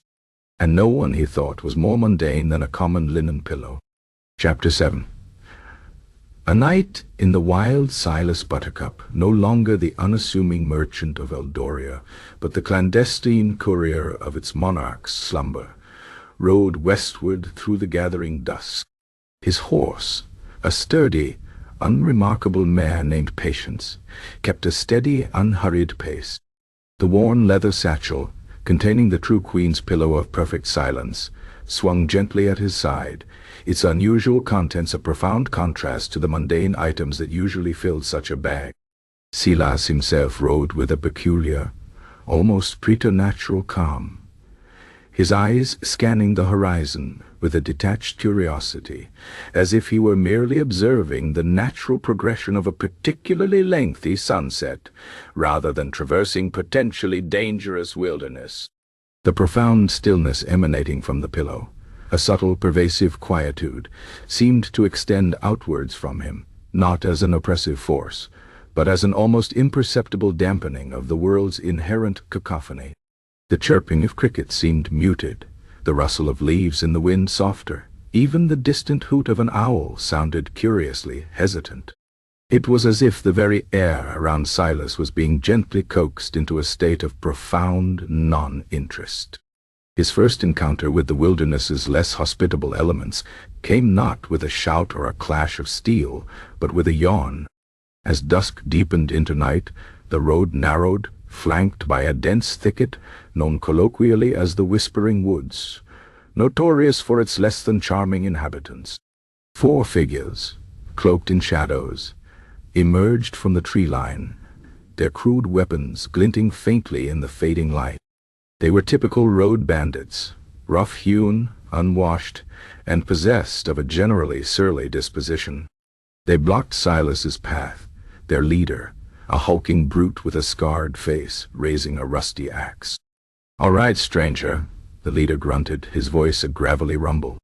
"Hand over your coin pouch, your horse, and anything else of value, unless you fancy a permanent nap in the ditch, that is." He punctuated his demand with a menacing swing of his axe, which, in the peculiar stillness that now seemed to surround Silas, seemed to move with an almost comical slowness, like a poorly choreographed stage prop. Silas, however, did not flinch. He did not tighten his grip on the reins, nor did he reach for a hidden weapon, for he possessed none. He merely regarded the bandit leader with his customary placid gaze, a gaze that suggested not fear, but a mild, almost academic interest in the man's rather predictable behavior. "A nap, you say?" Silas mused aloud, his voice soft, almost conversational. "Perhaps you would prefer a rather more profound slumber, one entirely devoid of restless thoughts or the irritating prickle of ambition." The bandit leader paused, his axe still aloft. He frowned, a crease forming between his bushy eyebrows. "What in the blazes are you babbling about, old man? Just hand it over before I lose my patience." But even as he spoke, his voice seemed to lose some of its earlier menace, becoming strangely flat. One of his companions, a scrawny fellow with a perpetually twitching nose, let out an audible yawn. "Patience," Silas repeated as if savoring the word. "A rare commodity indeed, especially when one is afflicted with an excess of restless energy. Take, for instance, your current predicament. You stand here demanding. But what is the true purpose of this demanding? Is it for wealth? And what does wealth? More concerns, more desires, more wakefulness." He had encountered verbose travelers, terrified travelers, even surprisingly brave travelers. But never before had he encountered one who spoke with such unsettling calm, as if discussing the merits of various cheeses rather than facing armed robbery. A strange lassitude began to creep over him, a dull, pervasive disinterest in the task at hand.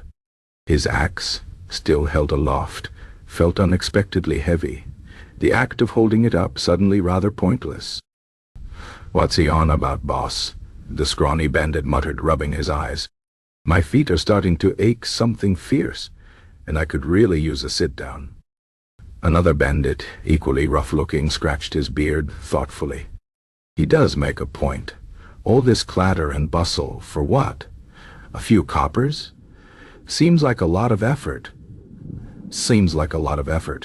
Silas, sensing the subtle influence of the pillow's aura, pressed his advantage, not with threats, but with the subtle weapon of philosophical ennui. "Consider the fleeting nature of your gains," he continued, his voice a soothing drone. The fleeting thrill of ill-gotten coin soon dissipated, leaving only the mundane task of acquiring more. Is there not a profound beauty in simply not striving? In merely small item that could perhaps offer a taste of such profound cessation of striving. A moment of true, utter disengagement. He reached into his satchel, his movements slow and deliberate, and produced a perfectly ordinary, finely crafted wooden spoon. "A spoon," he offered, holding it out. "For stirring, or perhaps for simply contemplating its inherent spoonness." The bandit leader, his eyes strangely glazed over, slowly lowered his axe.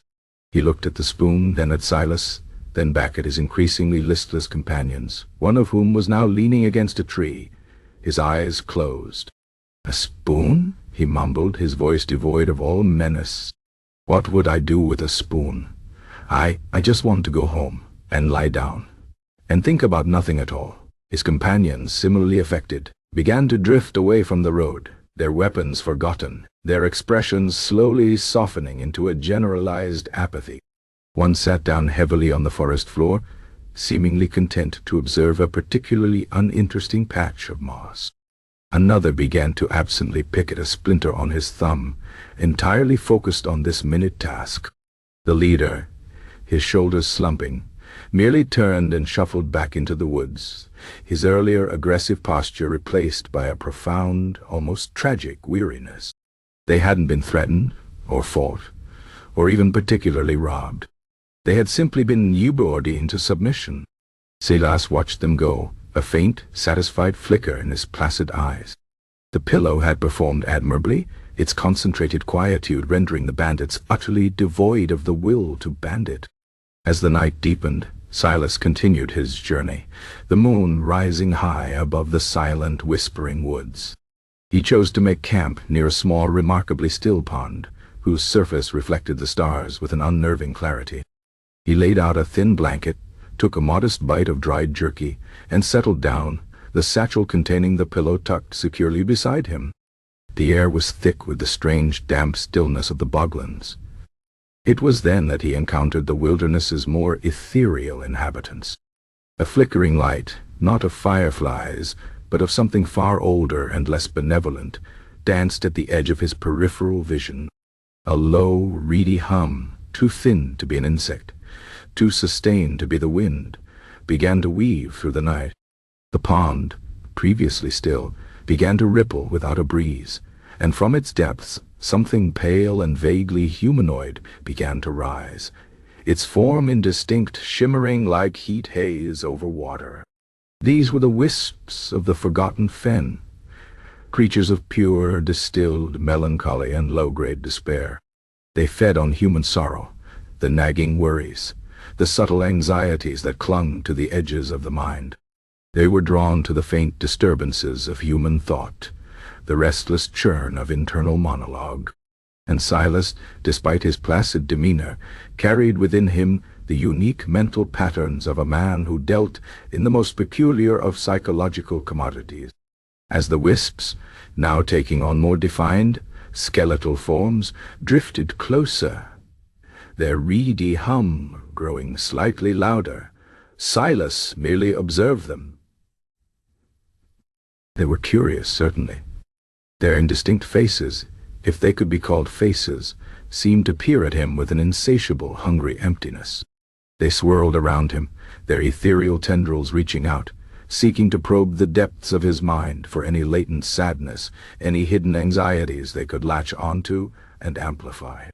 But Silas's mind, perhaps due to his unique occupation or perhaps due to the pervasive influence of the pillow, was not a wellspring of typical human anxieties. It was a still, deep pool, utterly devoid of the rippling thoughts of worry or regret. The wisps, accustomed to finding rich pickings of low-level emotional distress, found nothing. They prodded, they swirled, they attempted to latch on, but their tendrils passed through his consciousness as if it were empty air. There was no fear to amplify, no regret to magnify, no nascent sorrow to draw forth. There was only stillness, a profound, unyielding, almost uninteresting lack of anything to latch onto. One particularly insistent wisp, larger than the others, attempted to force its way into Silas's thoughts, to find the kernel of despair it craved. It swirled directly into his aura, its reedy hum rising to a frustrated whine. But as it pressed closer to the satchel containing the pillow, a strange counter-effect began. The wisp, designed to feed on restlessness, found itself instead overwhelmed by the sheer, unyielding absence of it. The concentrated quietude, the distilled boredom of the pillow, began to act upon the wisp like a powerful counterspell. Its flickering light dimmed. Its reedy hum faltered, lowering in pitch until it was almost imperceptible. The skeletal form began to lose its definition, becoming a formless shimmer once more. The wisp, a creature of pure agitation, found itself experiencing something entirely alien, profound, utterly draining boredom. It had no capacity to process this.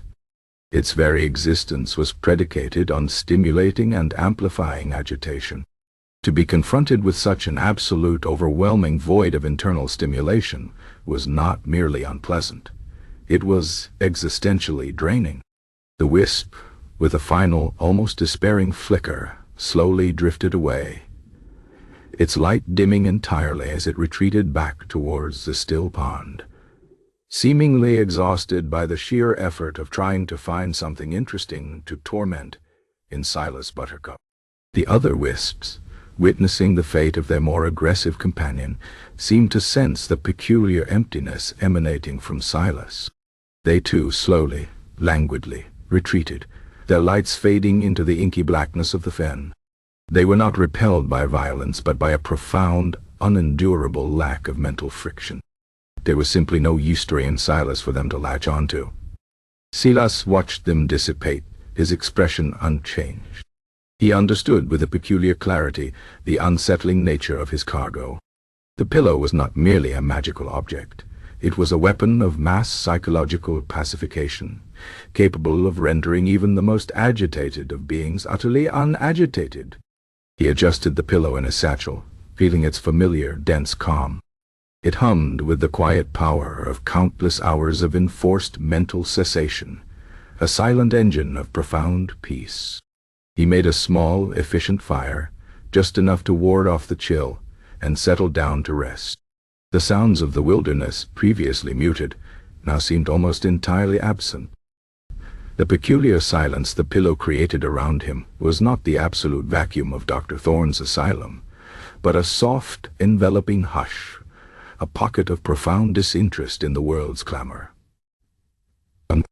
Even the air seemed heavier, thicker with non-events. He closed his eyes, and though he himself did not require the pillow's full potency for slumber, he felt the subtle, comforting hum of its quietude settling over him, a reassurance that his unique cargo was, indeed, functioning perfectly. The night passed without further incident. No more bandits. No more wisps. Even the forest animals seemed to give his quiet encampment a wide berth, perhaps sensing the odd, uninteresting calm that radiated from it. As the first gray light of dawn touched the horizon, Silas awoke, refreshed and unburdened by dreams. He extinguished his small fire, saddled patience, and resumed his journey westward. The path ahead was long, leading through another kingdom known for its particularly zealous border guards and its intricate, noisy trade routes. But Silas, with his unassuming pillow of perfect silence, felt no apprehension. He had, after all, simply to continue his quiet work, bringing his unique brand of concentrated boredom to bear on whatever obstacles lay in his path. The smuggling of the Queen's pillow was not a race, but a slow, methodical application of profound uninterest, one quiet mile at a time. The first night in the wild had proven its peculiar power, demonstrating that sometimes the most effective defense against chaos was simply an overwhelming, inescapable wave of utter, soul-crushing quietude. Chapter 8. The Second Kingdom's Greed, Silas Buttercup, and his steadfast mare, Patience, arrived at the borders of Verdantia. The Second Kingdom, a land that pulsed with an energy quite distinct from the more austere, quietly traditional Eldoria. Verdantia was a kingdom of merchants, of bustling ports, and of marketplaces that hummed with the ceaseless bartering of silks, spices, and precious metals from across the known world. Its capital, Viridian City, was a sprawling maze of narrow alleys and towering warehouses, its air thick with the scent of foreign goods, sawdust, and the constant murmur of 1,000 transactions. This was a place where value was measured in tangible gold, where ambition was worn openly like a fine cloak, and where silence, if encountered, was usually considered a suspicious anomaly. The border crossing itself was a chaotic symphony of shouts, rumbling carts, and the incessant clatter of goods being loaded and unloaded.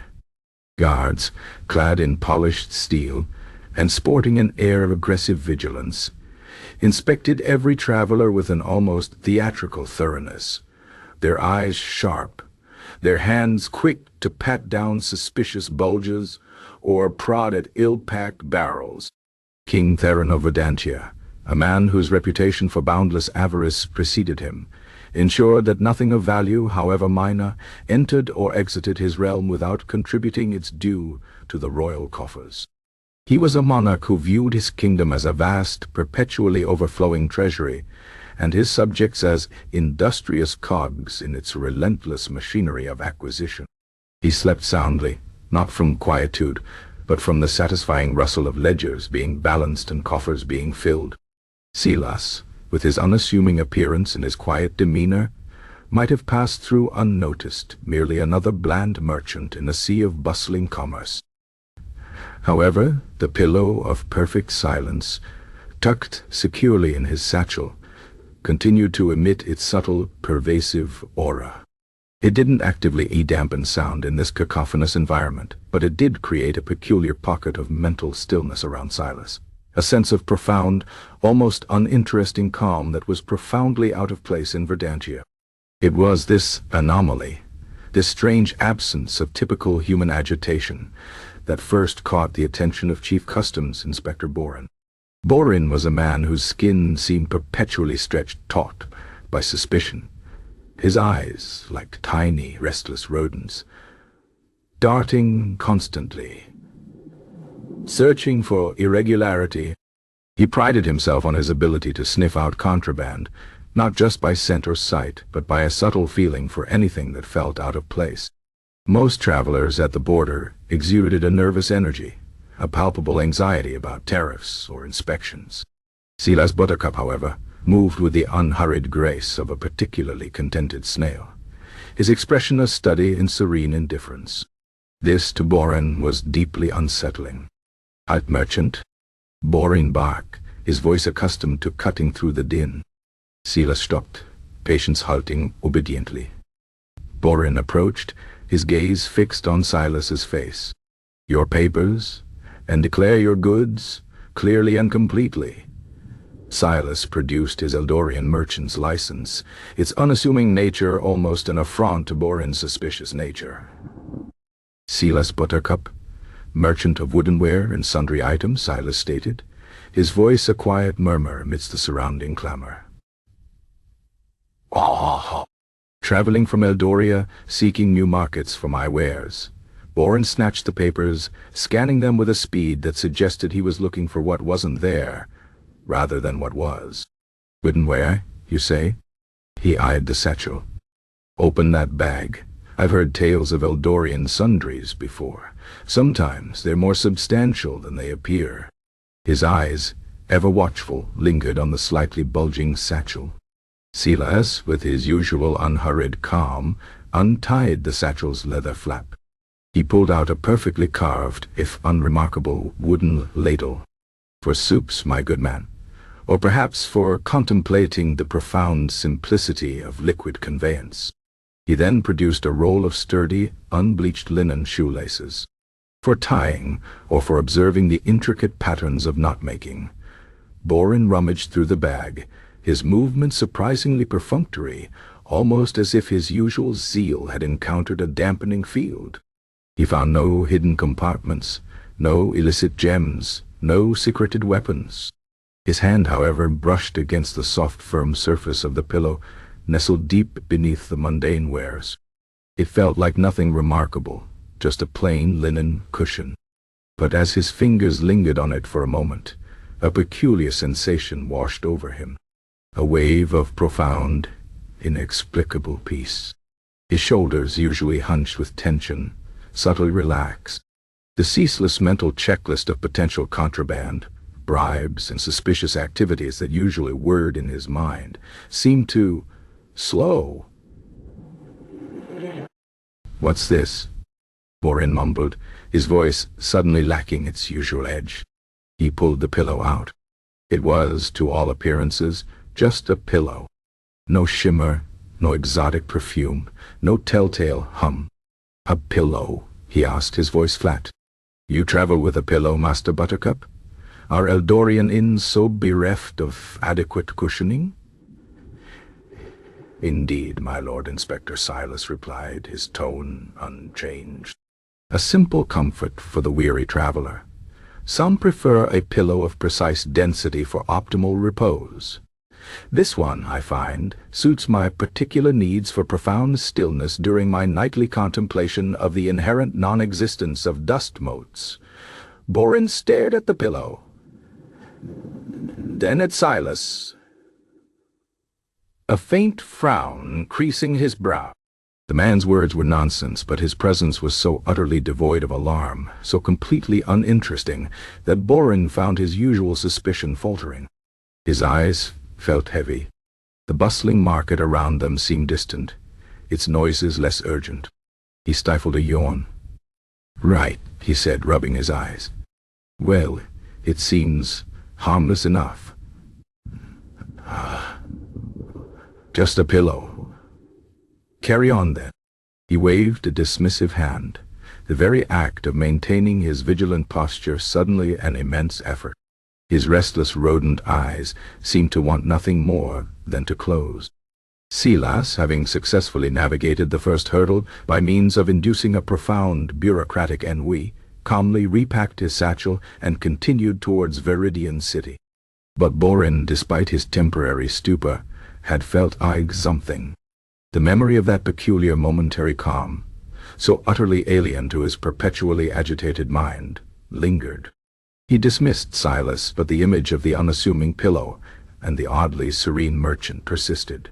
He found himself for the rest of the day inexplicably less driven, less suspicious, almost placid.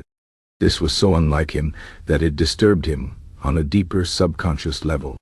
He mentioned it, almost as an aside to a junior clerk later that evening, how he had encountered a merchant with a remarkably uninteresting aura and a pillow that seemed to make him forget his own name for a moment.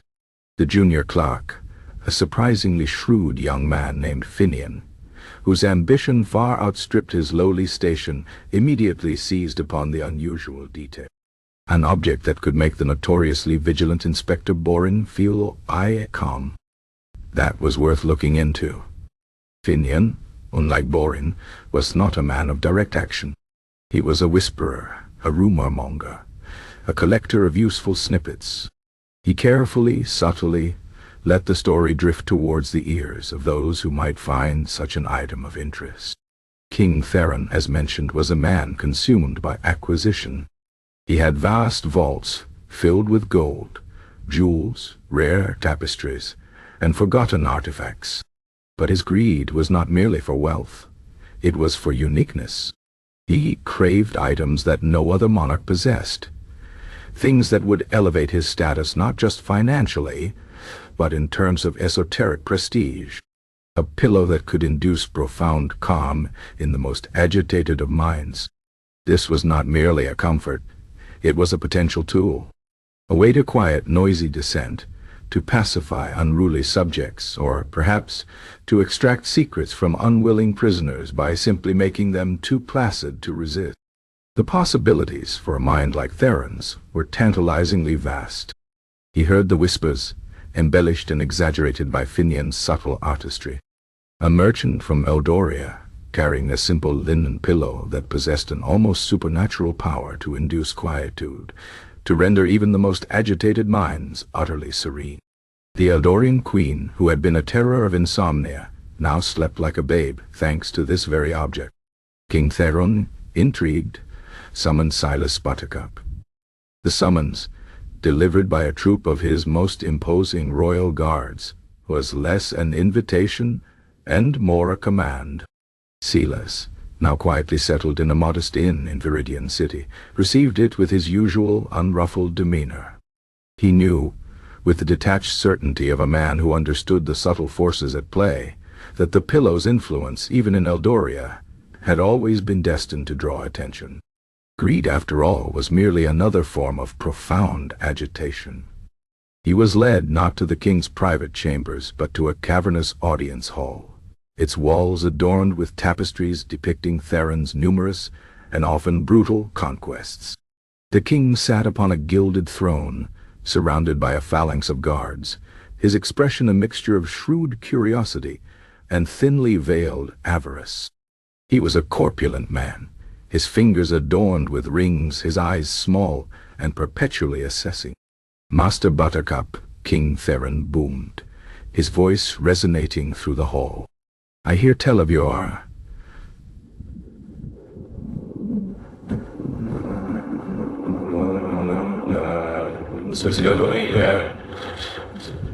specifically a pillow. A pillow of profound quietude, it is said.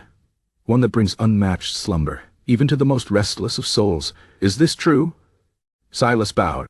"Your Majesty, I merely offer a tool for profound rest, harvested from the most concentrated forms of stillness. It is, in its essence, a distillation of non-agitation."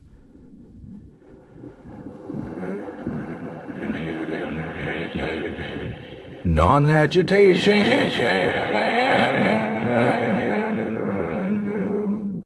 Theron chuckled, a dry, rasping sound.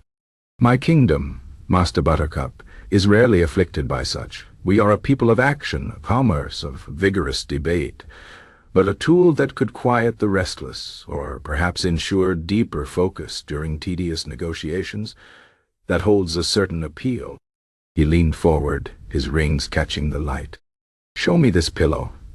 Let me see its wondrous properties." Silas, with his usual deliberate movements, removed the satchel and, as he had before Inspector Boren, produced the unassuming linen pillow. He held it out, a simple object against the opulent backdrop of the throne room. King Theron's eyes narrowed. "It looks ordinary. A common cushion? You tell me this holds the power to quell an insomniac queen? Or perhaps a rebellious rabble?" He gestured to a burly guard. "Bring it here." The guard, a formidable man named Gorok, whose face was a permanent scowl, stepped forward. As he reached for the pillow, his hand, accustomed to the weight of steel and the feel of rough leather, brushed against the linen. And then it happened again. The subtle, pervasive quietude began its work. Gorok's scowl softened, replaced by an expression of vague confusion. His shoulders, usually ramrod straight, seemed to sag an inch. His mind, accustomed to the constant vigilance of royal service, found itself suddenly, inexplicably, considering the surprising comfort of his own boots. "What is it, Gorok?" Theron demanded impatiently. "Pick up the pillow." Gorok picked it up, cradling it in his massive hands. His eyes, which had been alert and watchful, now seemed to gaze into the middle distance, as if contemplating the fascinating patterns on the ceiling. "It's soft, Your Majesty," he mumbled, his voice strangely subdued. "Surprisingly so. And it feels peaceful." He paused, then let out a colossal yawn that echoed through the hall. A man could truly rest on this. Oh, to rest. He swayed slightly, his eyelids drooping. King Theron stared, first at his guard, then at Silas, then back at the inexplicably drowsy Gorok. He had expected a demonstration of power, a tangible effect, not a guard suddenly overcome by a profound desire for a nap. "Gorok, straighten yourself," Theron barked, but his voice, for the first time in his reign, lacked its usual imperiousness. The faint, almost imperceptible aura of quietude from the pillow was subtly affecting even him just by its proximity. The incessant churn of his ambitious thoughts seemed to slow, a faint, almost welcome mental lull settling over him. Silas ever calm spoke. "Its efficacy, Your Majesty, is subtle but profound. It does not command, it simply invites. It invites the mind to cease its restless turning, to surrender to a profound, dreamless tranquility." King Theron, whose usual state of mind was a whirlwind of schemes and acquisitions, felt a strange... He found himself, for a fleeting moment, considering the absolute pointlessness of counting his gold reserves or strategizing new taxations. It was an unsettling, yet oddly appealing sensation. "Interesting," he drawled, his voice thick with a nascent placidity. "Very interesting indeed. This pillow, Master Buttercup, is a unique item, and unique items in my kingdom belong to the king." He gestured to Gorok, who was now leaning heavily on his spear, his eyes half closed. "Hand it over, Gorok. We shall acquire this instrument of tranquility for the royal treasury. Name your price, Master Buttercup. Though I warn you, my patience, when roused, is rarely a tranquil state." Silas merely smiled, a faint, almost enigmatic expression. "Your Majesty, this particular pillow is not for sale. It belongs to Her Majesty, Queen Adela of Eldoria. I am merely its temporary custodian, entrusted with its well-being and its proper recalibration." Theron's eyes, despite the faint dullness induced by the pillow, flared with annoyance. "Not for sale? Everything is for sale in Verdantia, Master Buttercup, especially an item of such compelling properties.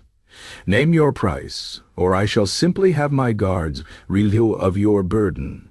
We have many such custodians in our dungeons, who were once disinclined to part with their possession.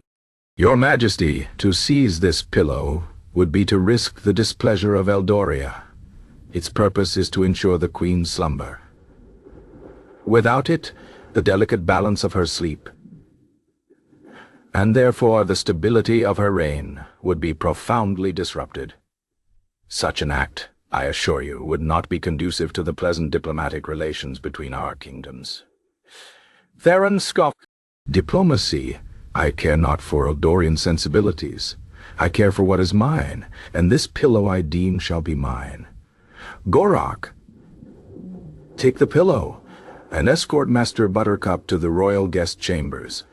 He will be our guest until such time as he sees the wisdom of a fair transaction." Gorok, however, seemed to move with the sluggishness of a man wading through. He held the pillow as if it were a particularly uninteresting, but strangely comfortable, rock. The other gods, too, seemed subtly affected. Their postures drooped, their eyes glazed over, their weapons suddenly seeming like tiresome burdens. The usual tension of a royal command was replaced by a pervasive, almost contagious lethargy. "Come along, Gorok," Theron demanded. a flicker of his old impatience returning, fighting against the creeping placidity. "Move," but Gorok merely let out another wide yawn. "It's just so comfortable, Your Majesty. I feel like I could just lay my head down. Right here." He began to sink slowly to one knee, the pillow still clutched in his hands, his head tilting to one side as if seeking a comfortable spot. King Theron, aghast, watched his formidable guard succumb to an overwhelming urge to nap in the middle of the throne room. He felt the same subtle tug towards inaction, towards the soothing oblivion of profound indifference. The very air around Silas, emanating from the pillow, seemed to sap the will, to replace ambition with apathy, and vigilance with a serene, almost catatonic calm. "This is preposterous," Theron roared, forcing himself to his feet, fighting the compelling lethargy. "What trickery is this, merchant? Are you a wizard of torpor?" Silas merely regarded him with his calm, unblinking gaze. "No trickery, Your Majesty. Merely the inherent power of distilled quietude. It does not compel. It simply nullifies the will to resist. The desire to act becomes utterly uninteresting." Theron looked at his slumped, yawning guards, at the blissful expression on Gorok's face as he gently rested his head on the pillow. He felt the insidious calm attempting to seep into his own ambitious mind. This was not a weapon he understood. It was not gold he could count, nor an army he could command. It was a subtle psychological assault, rendering his very agents of power utterly, profoundly bored. He could not fight this with brute force. His men, in the grip of such an overwhelming apathy, would be useless. He looked at Silas, the unassuming merchant, who stood radiating an almost supernatural serenity. The pillow, in the hands of his most formidable guard, was now effectively useless to him, as Gorok was too content to surrender it. "Get out!" Theron bellowed, a desperate, weary sound. "Take your pillow of profound uninterest and get out of my kingdom. I have no use for a weapon that turns my men into napping idlers." His eyes, though still clouded by a faint placidity, burned with a new kind of frustration. The pillow had defeated him not with strength, but with an overwhelming, soul-crushing wave of utter boredom. Silas bowed deeply, retrieved the pillow from the gently snoring Gorok's grasp, and placed it back into his satchel. The guard, deprived of its immediate influence, merely stirred, blinked, and then promptly slumped back into a less profound, but still considerable, state of slumber. "As Your Majesty commands," Silas said, his voice as soft as ever. He turned and, with his usual unhurried pace, walked out of the throne room, leaving behind a bewildered king, a collection of gently dozing guards, and an atmosphere thick with a profound, almost luxurious sense of quietude that would take hours to dissipate. The merchant had outmaneuvered the greedy king of Verdantia, not with cunning words or grand displays of magic, but by simply allowing the pillow of perfect silence to perform its natural, unassuming work. The king had wanted to seize it, to possess its value, but the pillow had rendered his agents too profoundly uninterested in the act of seizure itself. Silas Buttercup, with his vital cargo, was once more on his way, leaving behind a kingdom whose ruler had, for a brief, unsettling moment, discovered the true, terrifying power of absolute, unyielding boredom. The pillow's journey continued, undisturbed by the clamor of commerce, towards its next, perhaps even more peculiar, destination. Chapter 9. The double crossed the air in Viridian City. Though still thick with the clamor of commerce and the metallic tang of ambition, felt subtly different to Silas Buttercup. King Theron's outburst, a fleeting battle against the insidious calm of the pillow, had ended in a bizarre, almost comical retreat. The image of Gorok, the formidable guard, gently snoring on the throne room floor, clutching the pillow of perfect silence like a child's comfort blanket, was a vivid testament to its peculiar power. Silas had calmly retrieved his precious cargo and walked out, leaving behind a baffled king and a strangely somnolent royal guard. He had outmaneuvered greed with boredom, a victory that tasted faintly of dry irony. He knew, however, that the peculiar quietude he trafficked in was not merely a source of rest, but a potential irritant to those whose lives thrived on agitation. For Dantia, a kingdom defined by its restless pursuit of wealth, was no place for something that induced profound disinterest. It was time to move on, to seek the next source of stillness, the next primary stillness field, as his family's peculiar science termed it, for the pillow's gradual, almost imperceptible dissipation of potency concerned him more than any king's temper. Before leaving the bustling labyrinth of Viridian City, Silas required provisions: durable traveling clothes, preserved rations for the journey through the arid eastern barrens, and, most importantly, a robust, unyielding saddle for patients who had shown remarkable fortitude, but deserved a measure of comfort on their long voyage. For these needs he sought out Master Lorcan. Lorcan was not a direct ally in any grand scheme, but rather a man of many connections, a fixer in the dense web of Viridian commerce. He operated from a cluttered back alley shop, nominally dealing in rare spices and antique maps, but unofficially dealing in information, arrangements, and the quiet procurement of items that were difficult to acquire through conventional channels. Silas had encountered Lorcan on previous mundane trade routes, finding him surprisingly efficient and, crucially, discreet. Lorcan possessed a keen intellect, a nose for profit, and eyes that missed nothing. He was a man of restless energy, always fidgeting, always calculating, perfectly suited to the Viridian ethos. Silas found Lorcan perched on a precarious stool behind a counter laden with exotic jars, meticulously polishing a miniature brass astrolabe.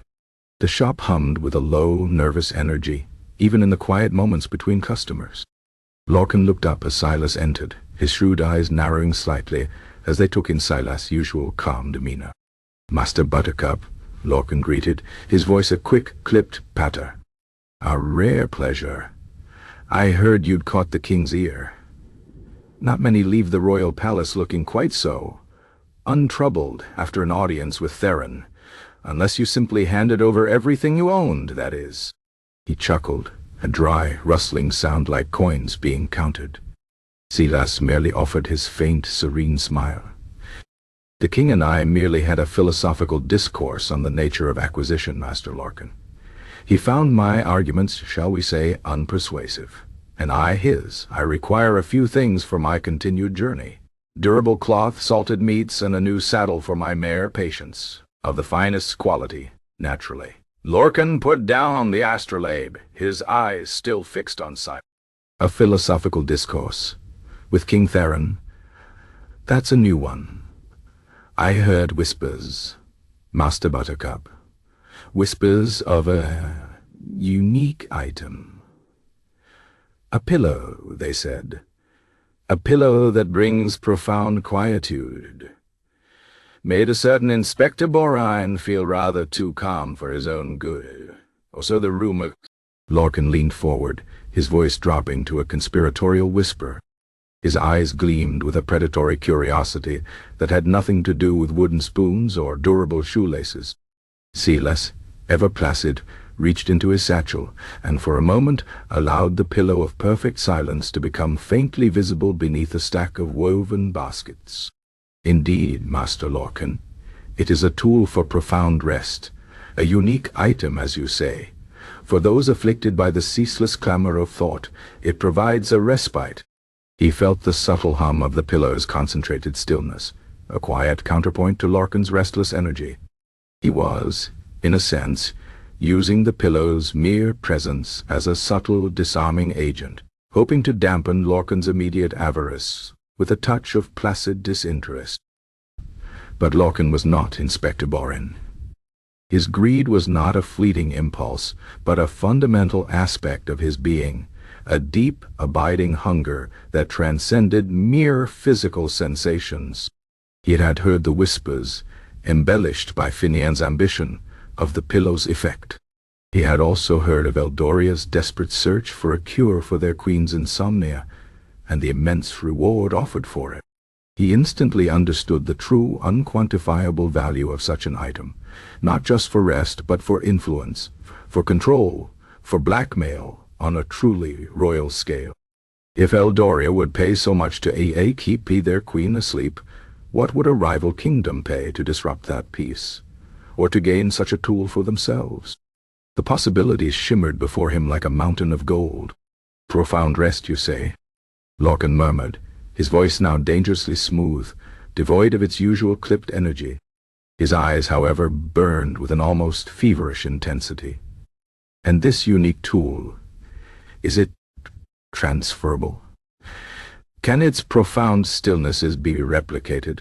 He slowly, deliberately, pushed a small, intricately carved wooden box filled with rare, glistening pearls across the counter toward Silas. "For a moment, Master Buttercup, let us speak as men of true commerce. What is the value of such a thing? What price precisely for profound guaranteed rest?" Silas withdrew the pillow from view, replacing it with a particularly well-balanced wooden spoon. "It is not a commodity for sale, Master Lorcan. Its purpose is singular, its ownership established. I merely seek to ensure its continued efficacy through periodic replenishment of its inherent quietude, for which purpose I am traveling to a specific stillness field, far from here."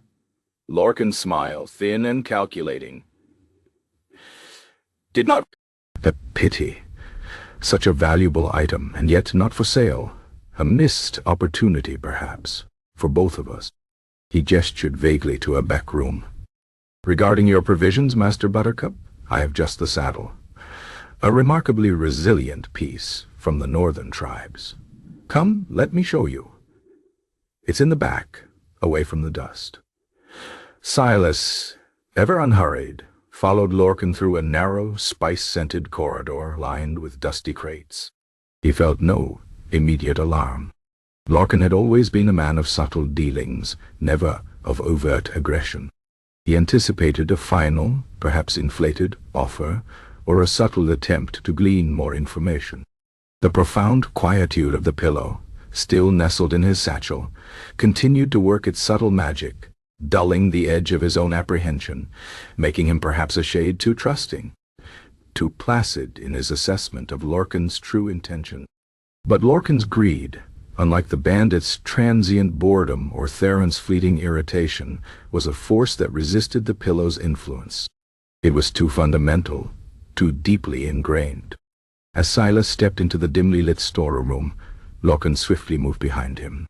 The air was heavy with the scent of aged leather and dry herbs. There was no saddle. Instead, two hulking figures, hired thugs. Lorcan had secreted away, emerged from the shadows, their eyes hard, their movements quick.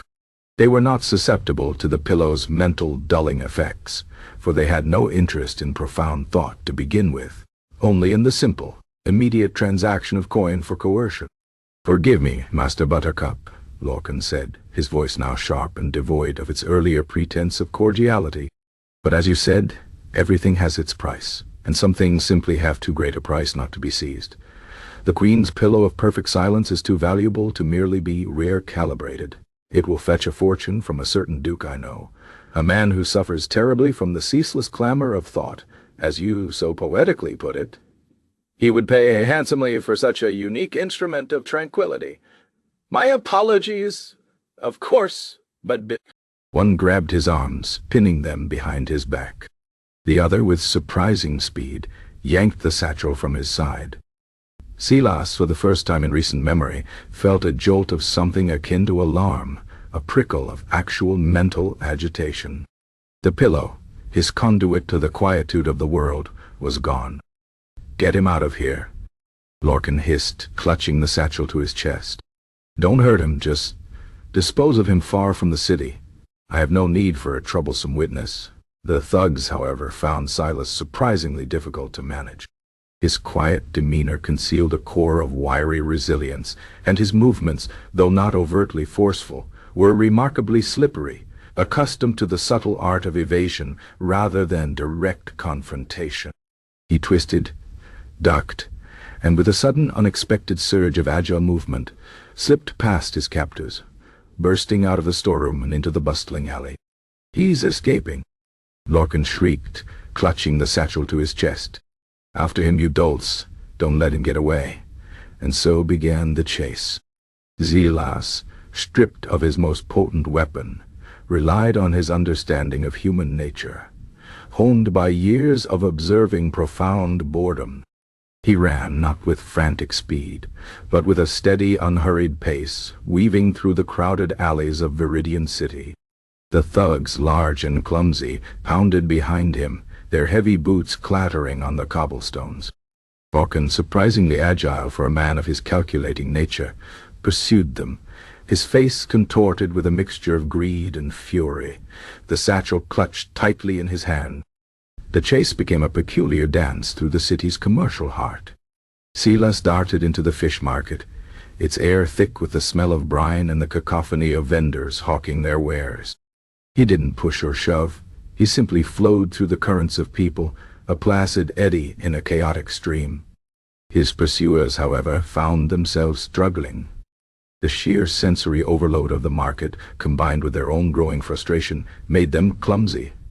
One thug slipped on a discarded fish head, sprawling into a barrel of pickled eels. The other, his attention momentarily diverted by a particularly boisterous argument between a spice merchant and a disgruntled customer, lost sight of Silas for a crucial second. Silas moved through a street fair, where bards strummed discordant tunes and puppeteers manipulated grotesque figures. He noticed the attention deficit nature of the crowds, their eyes constantly flitting from one distraction to another. He used this to his advantage, merging with a group of tourists mesmerized by a juggling act, then subtly peeling away at the precise moment a particularly garish puppet show began. His pursuers, less subtle, barged through, drawing angry shouts and slowing their progress. Lorcan, however, was cunning. He knew the city's hidden passages, its forgotten shortcuts.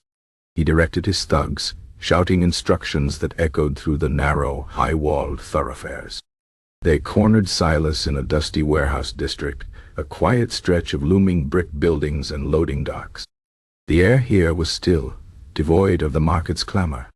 Silas found himself trapped between a dead end and his enraged pursuers.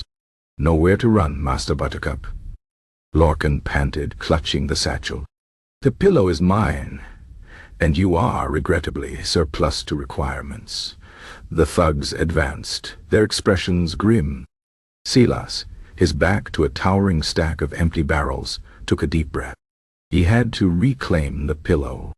Without it, his unique mission and the Queen's continued slumber were at risk. He needed to re-engage its peculiar influence. He began to speak, his voice soft, even in the tense silence of the warehouse. "Consider, Master Lorcan, the true nature of your desire. This pillow, it promises wealth.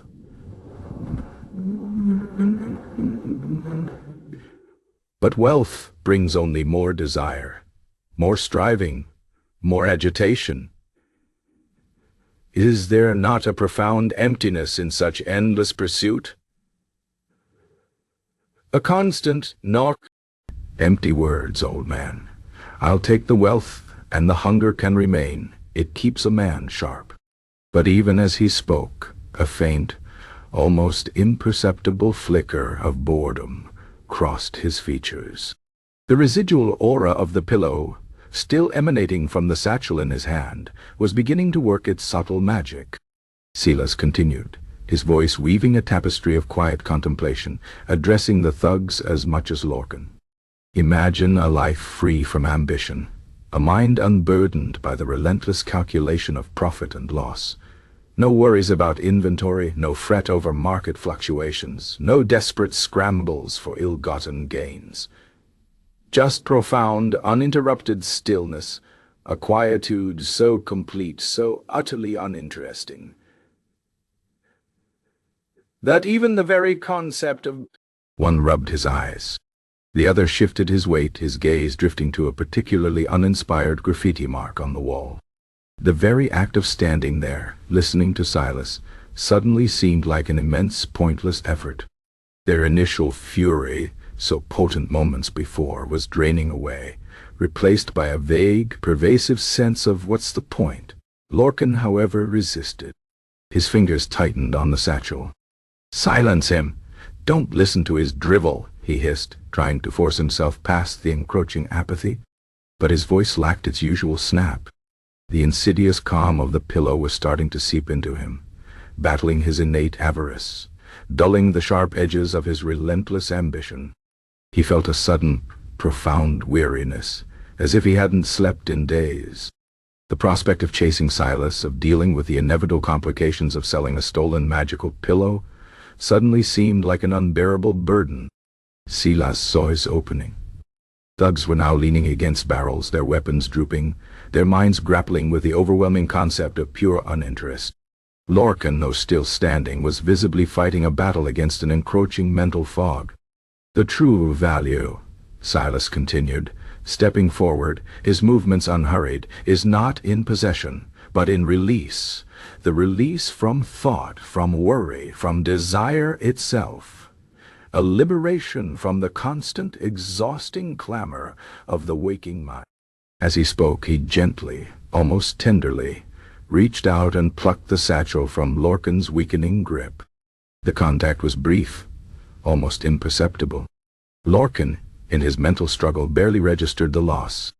The sheer effort of maintaining his focus against the pillow's influence was all he could manage. With the pillow back in his possession, Silas felt a subtle surge of calm, a reinforcing wave of placidity. He didn't run. He simply walked, slowly, deliberately, past the dozing thugs and the mentally struggling Lorcan, towards a hidden service exit at the back of the warehouse. Lorcan, his eyes now glazed over with a profound sense of the pointlessness of it all, merely watched him go, his own ambition momentarily extinguished by an overwhelming wave of apathy. His fingers, which moments before had been clutching the satchel, now felt strangely empty, yet also oddly relieved. The burden of avarice, momentarily, had lifted. Silas emerged into a narrow, deserted alley, the sounds of the city muffled, as if blanketed in a thick, invisible quilt. He mounted Patience, who had waited patiently, seemingly immune to the drama unfolding within the warehouse. He looked back once, at the quiet, unmoving figures in the alley. Lorcan was now sitting on the cobblestones, his head in his hands, muttering softly to himself about the surprising futility of accumulation. The thugs were slumped against the warehouse wall, quietly snoring. The pillow had not caused physical harm, only a profound, overwhelming, and utterly debilitating sense of boredom. Silas rode on, leaving Vedantia behind. The sun was setting, painting the sky in hues of orange and purple. The double-cross had come, as he had quietly, perhaps even placidly, anticipated. It had reinforced his understanding of the pillow's true power, not as a magical artifact to be wielded with force, but as a subtle psychological instrument, capable of disarming any opponent by simply rendering their very intentions utterly, profoundly uninteresting. The chase had not been one of speed or brute strength, but of quiet endurance against the chaotic demands of the world.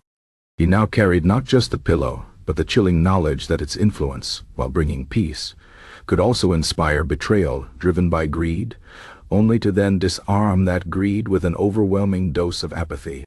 The journey, however, was far from over. The pillow, nestled securely in his satchel, was still destined for its recalibration, and the next kingdom, beyond the arid eastern barrens, held its own, as yet unknown, challenges and peculiar forms of restless ambition. Chapter 10. The Third Kingdom's curse. Silas Buttercup, with his unassuming stride and his even more unassuming mare, Patience, left the bustling, avaricious chaos of Viridian City behind.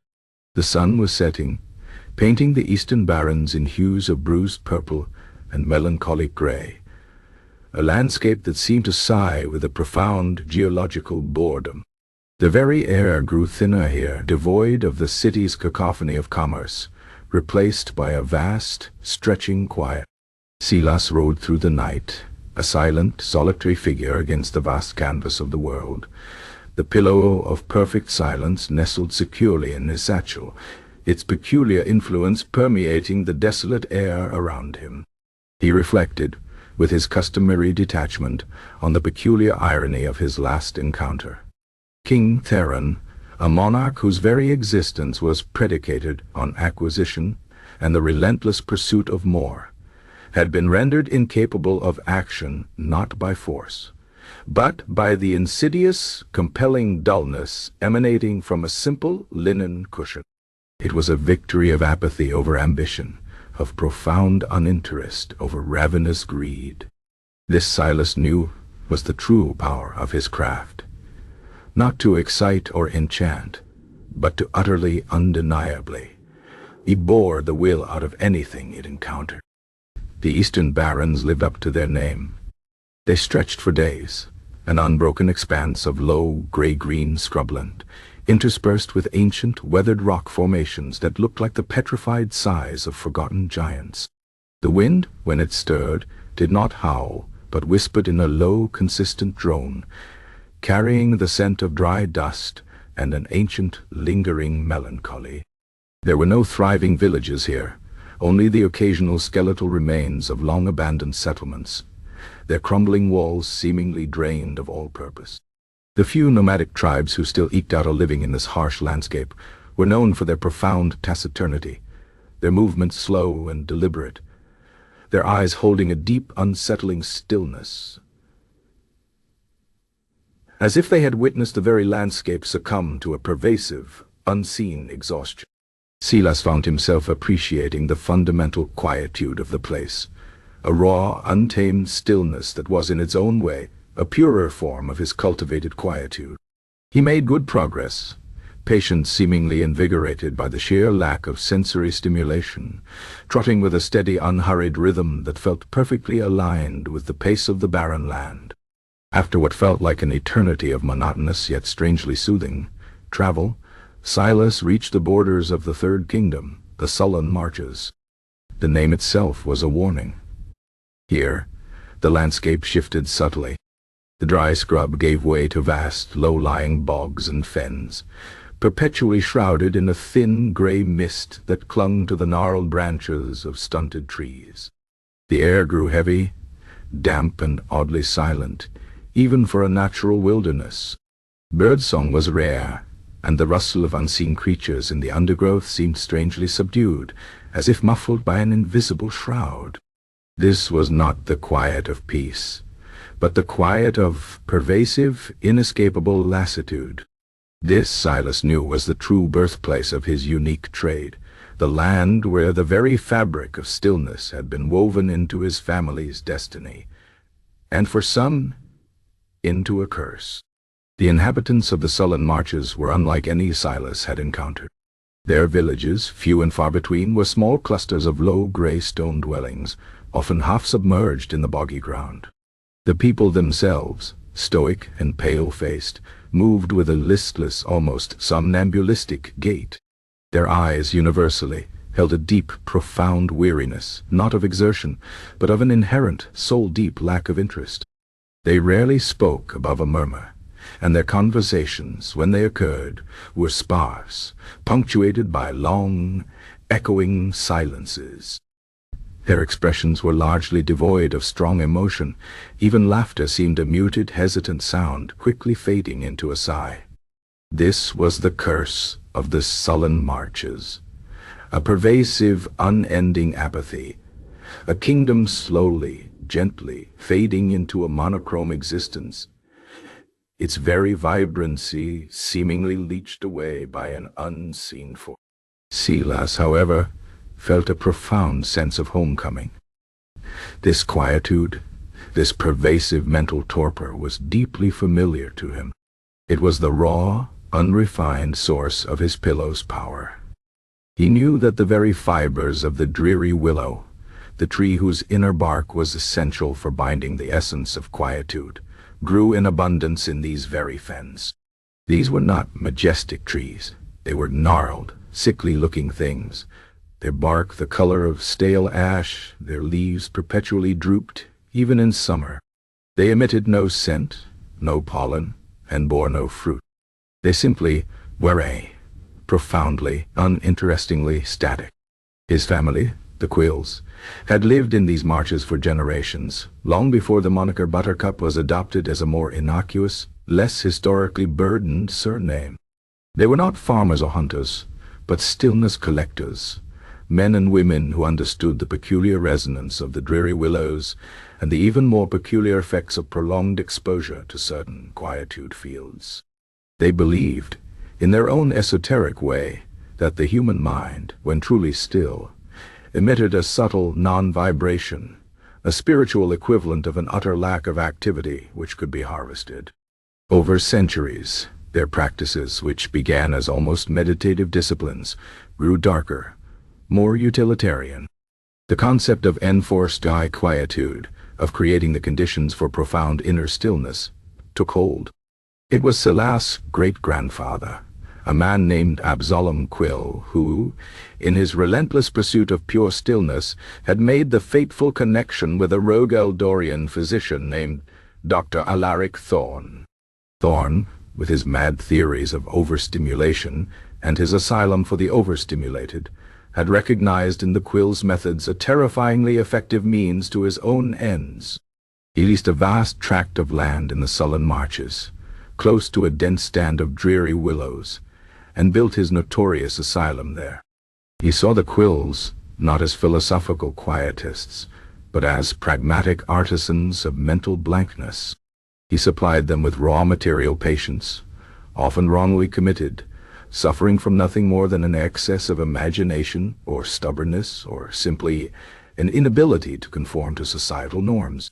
And the Quills, in turn, refined their methods, learning to extract the essence of distraction and vibrations of excesses from these unfortunate souls, binding the resulting pure quietude into the dreary willow fibers.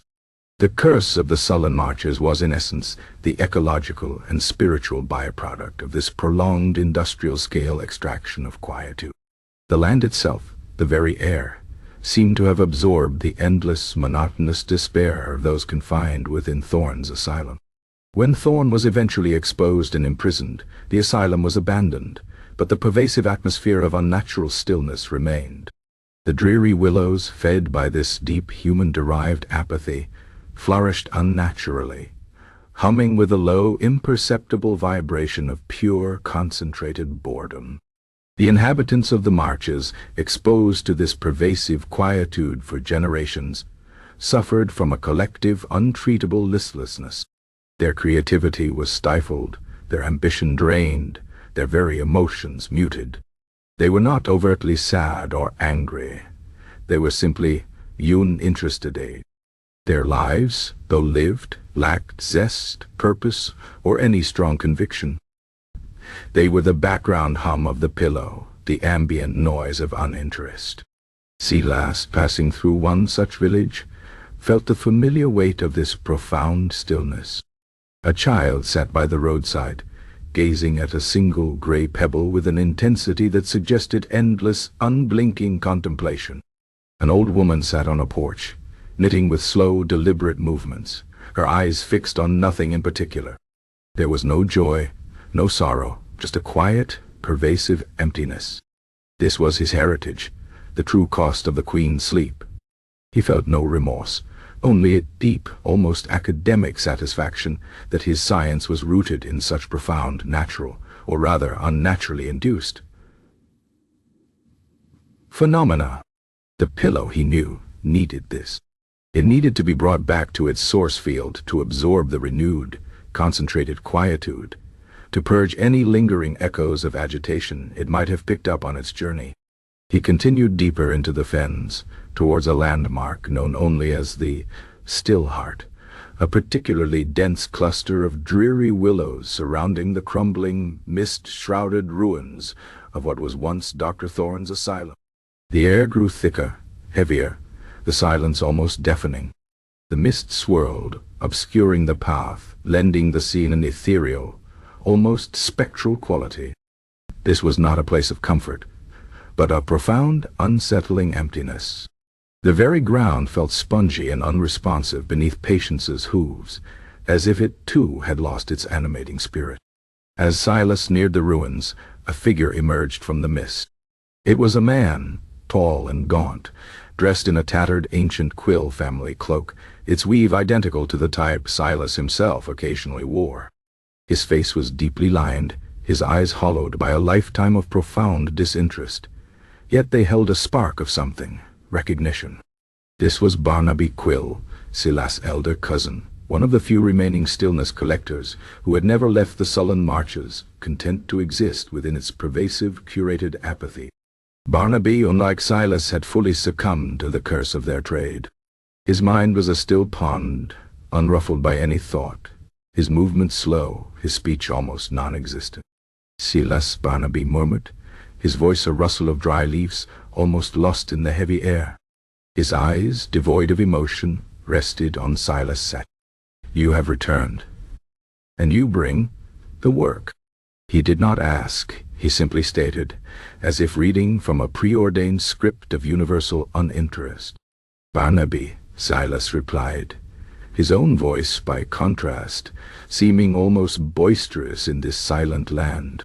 "I have the Eldorian Queen's pillow. It requires resaturation.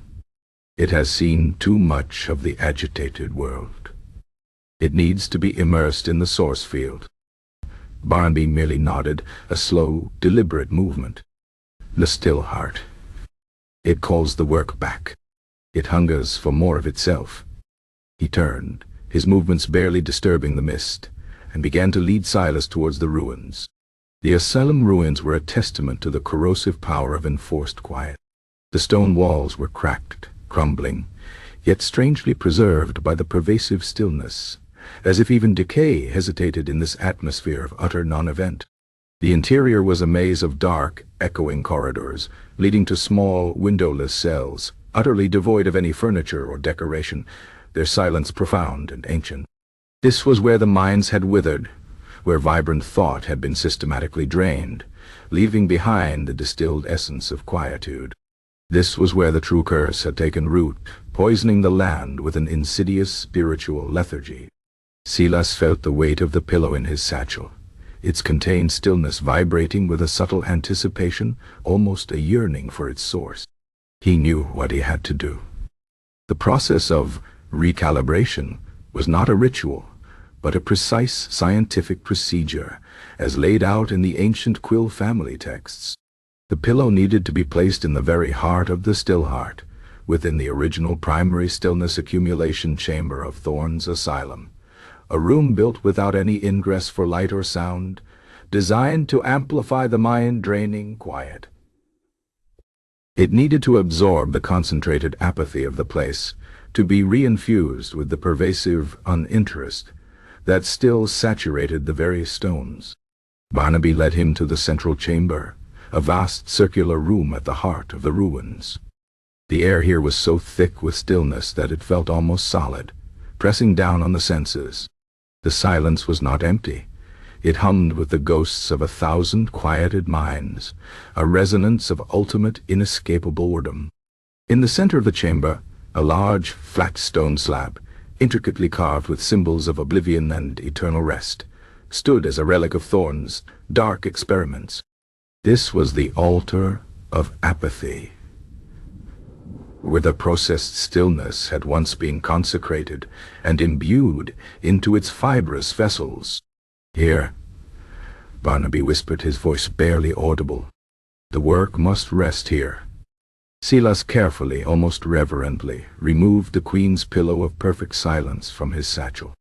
It still felt soft, ordinary, yet in this cursed place its quietude resonated with the profound, unsettling silence of the chamber. He placed it gently on the stone slab. The moment the linen touched the ancient stone, a subtle hum, imperceptible to the normal ear but felt deep within the bone, vibrated through the chamber. It was the sound of the pillow, the concentrated quietude within it, beginning to absorb the pervasive, ancient apathy of the still heart, drawing it in, resaturating its fibers with the pure essence of uninterest.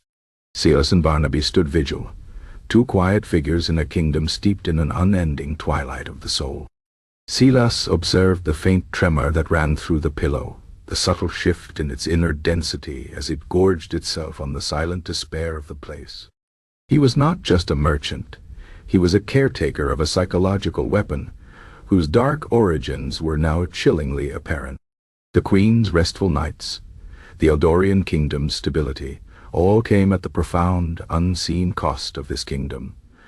The sullen marches, eternally drained of its spirit, forever held in the grip of a curse that manifested not as fire or plague, but as an overwhelming, unshakable wave of profound, universal apathy.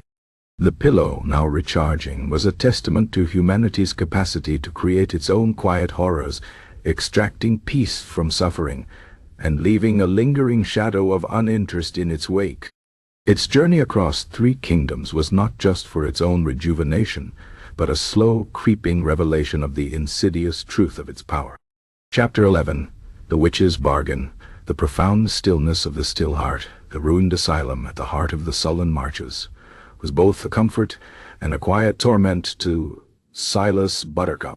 The Queen's pillow of perfect silence lay upon the altar of apathy, a silent sponge absorbing the pervasive, ancient quietude that hummed through the very stones of the abandoned institution. Silas, ever the meticulous craftsman, observed its subtle transformation.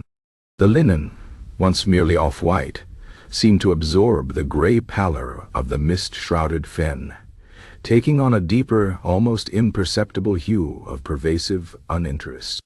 The pillow's inherent stillness, which he could sense with an almost tactile precision, was deepening, growing denser, becoming more absolute. It was gorging itself on the pervasive apathy, the lingering emotional blankness that was the true curse of this land, the spiritual runoff from generations of human minds slowly drained of their vibrancy.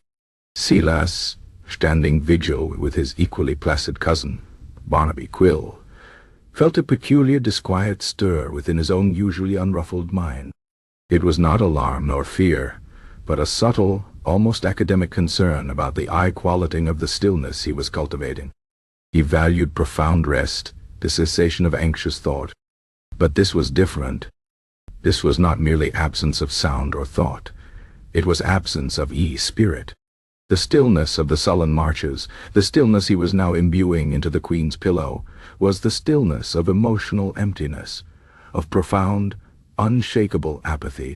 It wasn't just a restful sleep, it was a slow, subtle draining of all that made a mind vibrant, curious, or even mildly vexed.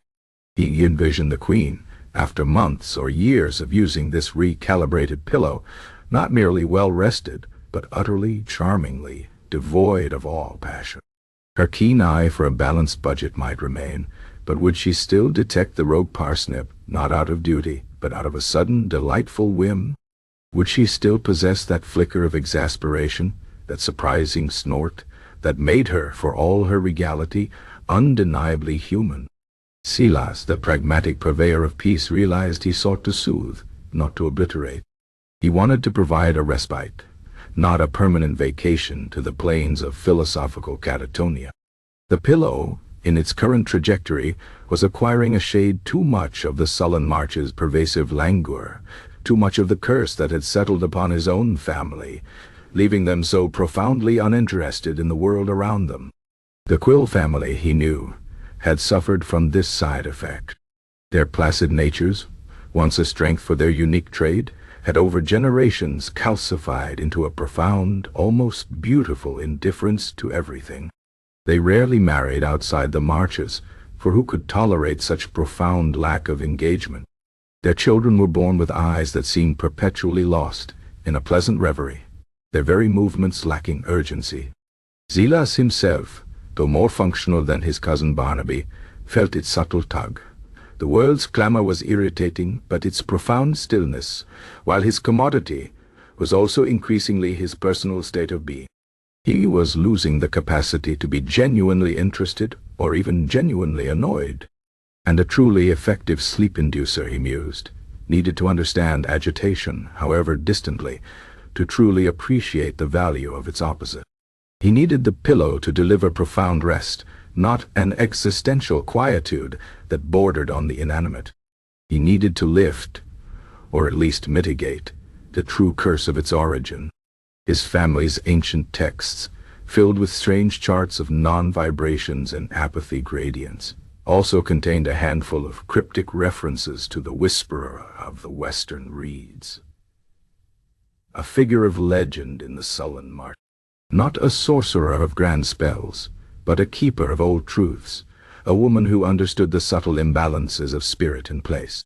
She was said to dwell beyond the miasma mire, a particularly desolate, and even for the marches, profoundly uninteresting stretch of bogland, where the very air was said to make one ponder the profound emptiness of existence. Silas, guided by this faint thread of familial lore and his own peculiar concern for the nuanced quality of his stillness, decided to seek her out.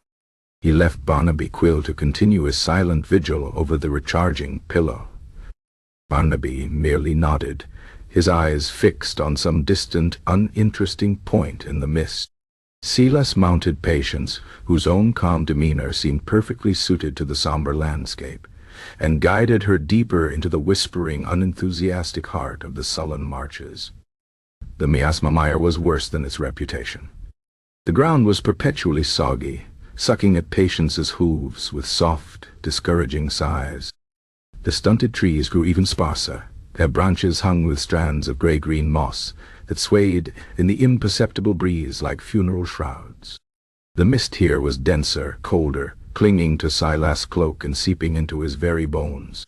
The air was entirely devoid of scent, a profound olfactory blankness. This was a place where even the concept of something happening seemed utterly foreign. After hours of plodding through the increasingly monotonous landscape, guided only by the increasingly faint, almost telepathic hum of the whisperer's presence, Silas saw it. Not a grand dwelling, but a small, unassuming hut, half buried in the boggy ground, its roof thatched with reeds and mud, its single window a murky, opaque pane. A thin, almost invisible wisp of smoke curled from its crooked chimney, looking less like a hearty fire and more like the very breath of resignation. This was the home of Grandmother Blight. He dismounted Patience, whose calm remained unbroken, and approached the hut. There was no door-knocker, no welcoming light. He simply stood there, a quiet figure in a quiet land, allowing his presence to be noted. After a long moment, the murky window slid open with a soft, reluctant groan. An eye, startlingly sharp and surprisingly bright in a face otherwise etched with the profound weariness of the marches, peered out. It was Grandmother Blight. She was an old woman, certainly, her face a road map of subtle wrinkles, her hair a tangle of silver-gray strands that seemed to mimic the bog moss. Her clothes were simple, homespun, and smelled faintly of damp earth and dried herbs. But her eyes were extraordinary. They held a spark of ancient knowledge, a dry wit, and a profound understanding of the human condition, particularly its capacity for both agitation and utter, crushing boredom. She was, Silas instantly recognized, not a creature of apathy, but a master apathy, capable of observing it without succumbing to it herself. Silas Quill, her voice rasped, not with malice, but with a profound lack of surprise, as if his arrival had been foreseen centuries ago and thoroughly logged. Or do you prefer Buttercup now? Such a cheerful name for a man who traffics in gloom. You carry a dense stillness, boy. The still heart's very breath. You wish to tamper with it, I sense. To remove its flavor. Perhaps. Silas, ever direct, bowed slightly. Grandmother Blight, did he? My craft aims for profound rest, for the cessation of ceaseless thought. But the stillness harvested from the still heart, from the environments of enforced quietude, seems to carry a lingering essence of profound apathy. It is not merely rest, it is an erosion of spirit. I seek to purify it, to cleanse the pillow of this unfortunate emotional blankness, to separate the calm from the listlessness. Grandmother Blight chuckled, a sound like dry reeds rustling in a faint breeze. Ah, so the artisan has found a flaw in his masterpiece. You harvest the absence of thought, boy, and you are surprised to find that absence has its own flavor. The essence of catatonia, bottled for royal convenience. You wish to remove the ye curse from your convenient little item. The curse of the sullen marches, you mean? The soul-draining quietude that has steeped this land, thanks to your family's relentless industry and that mad doctor's cruel experiments. Her gaze was piercing, utterly devoid of the usual apathy of the locals. Precisely, Silas confirmed, feeling a rare flicker of discomfort under her unwavering gaze. He was accustomed to placid observation, not piercing insight. The Queen requires rest, not a gradual descent into profound uninterest. And you believe I can simply wave a hand and distill the apathy from the stillness, leaving only the pleasant oblivion? She scoffed. Magic is not a sieve, boy. The stillness is what it is because of its source. To cleanse it would be to fundamentally alter it. And to alter it without consequence, that is a fool's hope. She paused, her gaze settling on his satchel, a faint, knowing smile playing on her lips.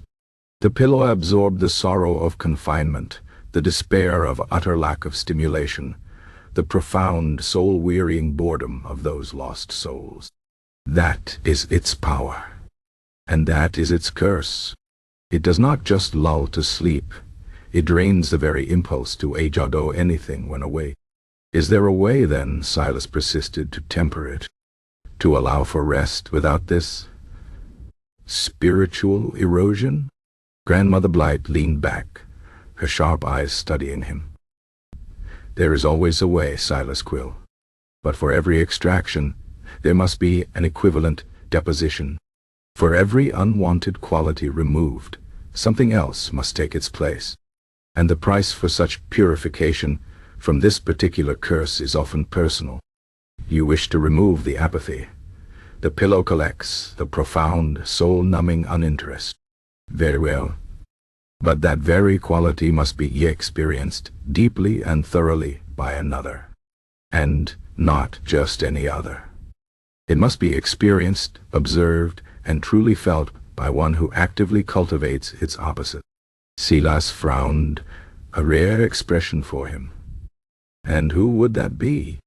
You, she stated simply, her eyes boring into his. You, Silas Quill, are the master of stillness, the connoisseur of non-thought. You move through the world in a bubble of cultivated detachment. You avoid agitation, irritation, the maddening clamor of normal human experience. You have, by your very trade, become a living embodiment of the absence of these things. To purify the pillow, you must, for a time, become its opposite. You must truly experience that which you have so assiduously avoided. You must, in essence, allow yourself to be hybrid. Silas blinked. Boredom, fancy. A state he facilitated but rarely felt himself, having perfected the art of internal detachment. The concept was unexpectedly jarring.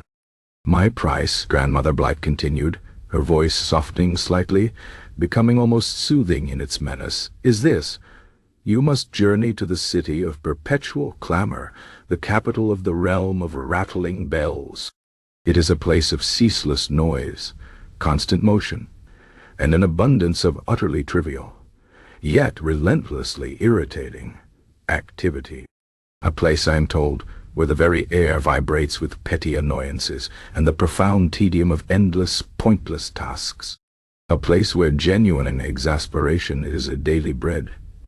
You will go there, and you will, for 1 full month, without the benefit of your pillow's calming aura, experience every single minor irritation, every petty annoyance, every drawn-out, utterly uninteresting conversation, and every frustratingly inefficient bureaucracy that city has to offer. She leaned closer, her eyes gleaming. And as you do so, you will perform a service for me. You will, by precise observation and meticulous record-keeping, collect for me 1,000 genuine, unsolicited sighs of exasperation. Not sighs of sorrow, mind you, nor sighs of relief, but sighs born purely of annoyance, of boredom, of the sheer soul-numbing tedium of everyday life. The precise inflection, the exact timing, the underlying cause. Each one. You will capture their essence, distill their irritation, and when you have precisely 1,000 such sighs, verified by my own methods, you will return.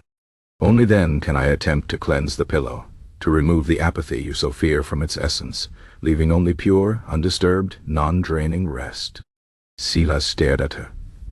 The price was not gold, nor a sacrifice of loved ones. It was a sacrifice of his very nature, to actively seek out and immerse himself in the very chaotic, irritating mundanity he had spent his life cultivating stillness against, to feeling the agitation he so diligently sought to nullify, and to painstakingly record the sighs of others, a task that in its very nature promised profound tedium and persistent annoyance. It was, for him, a truly steep price. 1,000 sighs of exasperation, Silas repeated slowly, the words feeling foreign on his tongue. And for 1 month, no personal stillness. Precisely so, Grandmother Blight confirmed, a faint, dry smile on her lips. Your own aura of placid detachment must be lifted. You must be open to the world's small, nagging irritations. Only then will you truly appreciate the difference between mere rest and a profound, spirit-draining quietude. It is the cost of knowledge, Silas Quill, and of purification. He considered it.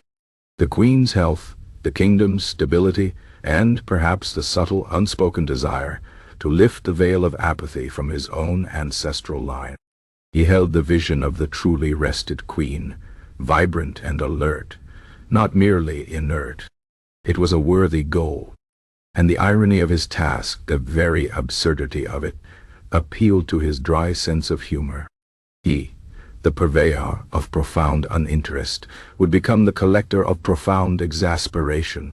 Very well, Grandmother Blight, Silas said, a rare, almost imperceptible flicker of something akin to resolve in his eyes. The bargain is struck. I shall gather your sighs. And the pillow, he looked at the humble linen object, still resting on the altar of apathy, silently drawing in the profound indifference of the sullen marches. The pillow will await its purification. Grandmother Blight nodded, her eyes losing some of their keenness, settling back into the subtle weariness of the fen dwellers. Go then, Silas Quill. The realm of rattling bells awaits your keen observation. And remember, a true sigh of exasperation is never rushed.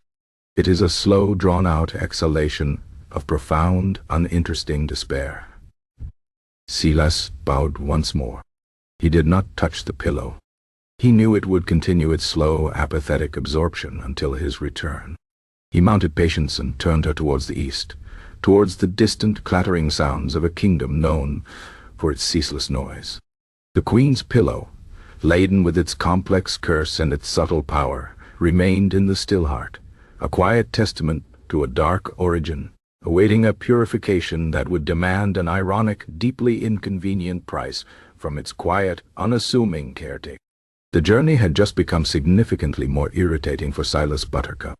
Chapter 12. The final journey. The realm of rattling bells, true to its name, assaulted the senses with a ceaseless, jangling cacophony. From the moment Silas Buttercup crossed its bustling borders, the air vibrated with 1,000 tiny, irritating sounds. Every shop door had a bell that tinkled incessantly. Every public servant wore a small silver bell on their cap, ringing with every nod and gesture. The city's famous street performers, known as the Jangle Troupe, were never without their handbells, which they shook with an unsettling, off-key enthusiasm. Even the children, it seemed, were born with an innate talent for clattering pots and pans in rhythm with their joyful shrieks. For Silas, a man who trafficked in profound stillness, it was an overwhelming assault, a relentless auditory torment, designed to fray the most robust of nerves. His innate placidity, so long a source of strength, found itself under siege. His task, set by Grandmother Blight, was to collect 1,000 genuine, unsolicited sighs of exasperation. Not sighs of sorrow, nor sighs of relief, but sighs born purely of annoyance, of boredom, of the sheer soul-numbing tedium of everyday life. And he had to do it without the benefit of his pillow's calming aura, which lay recharging in the still heart.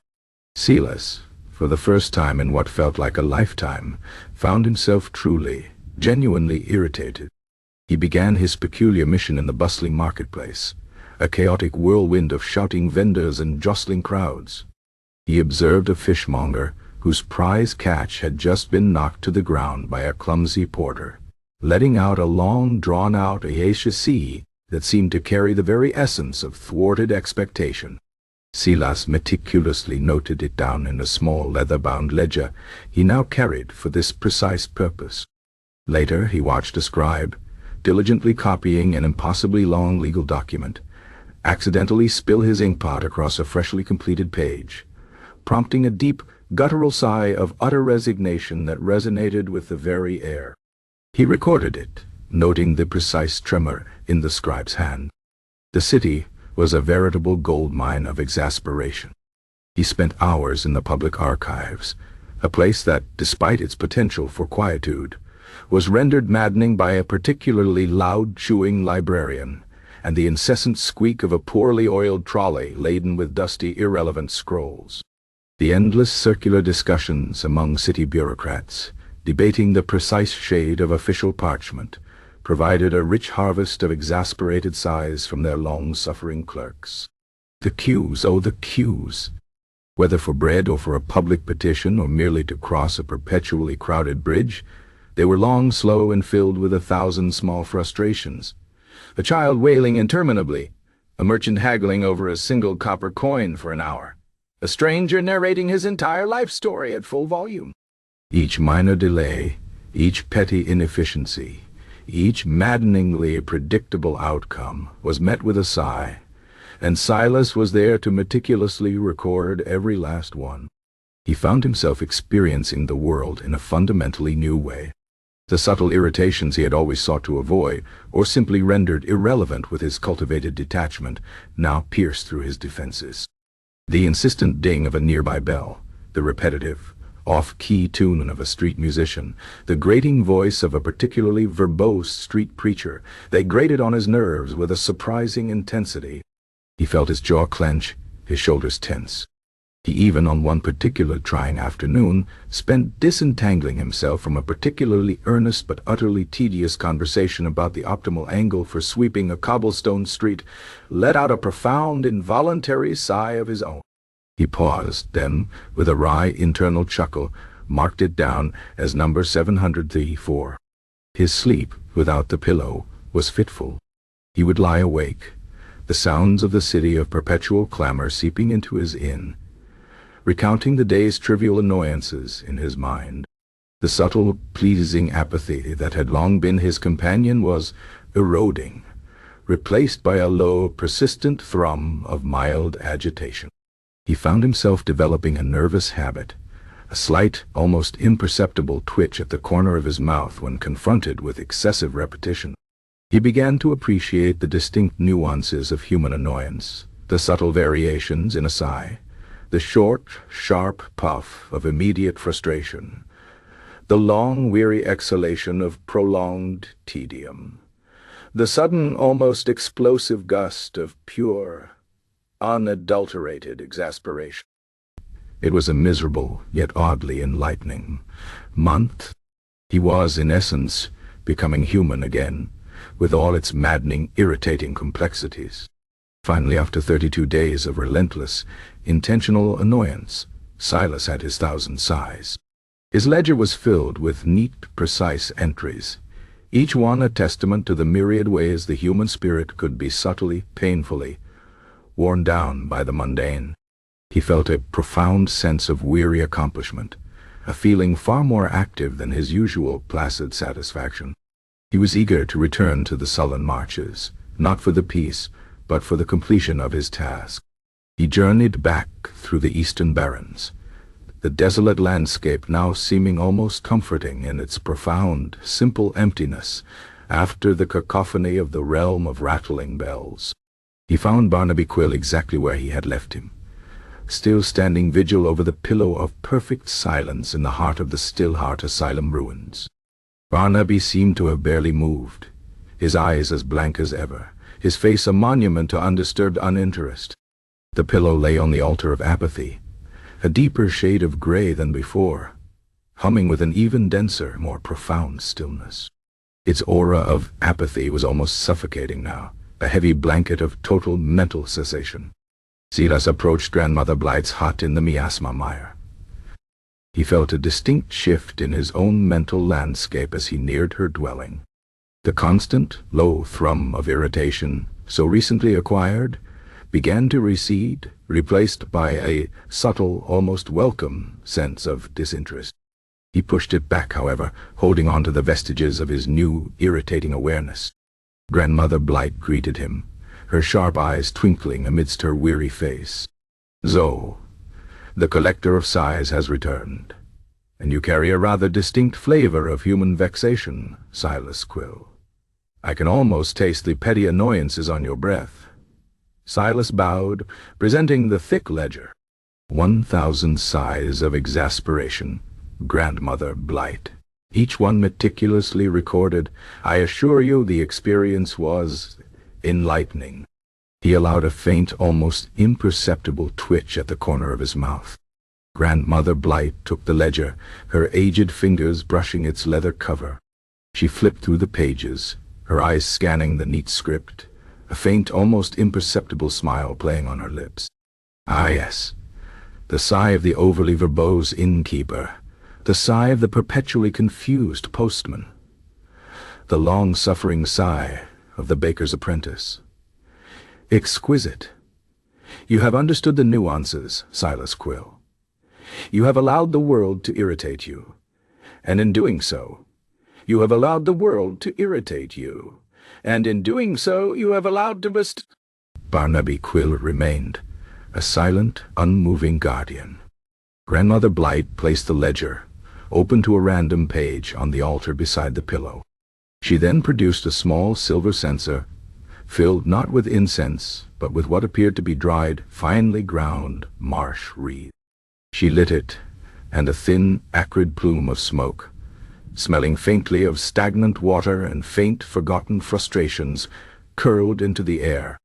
"The apathy," she murmured, her voice a low incantation, "is but a shadow of true stillness, born of suffering. To lift the curse, we must introduce its counterforce, the exasperation, the vibrant, living irritation of the world.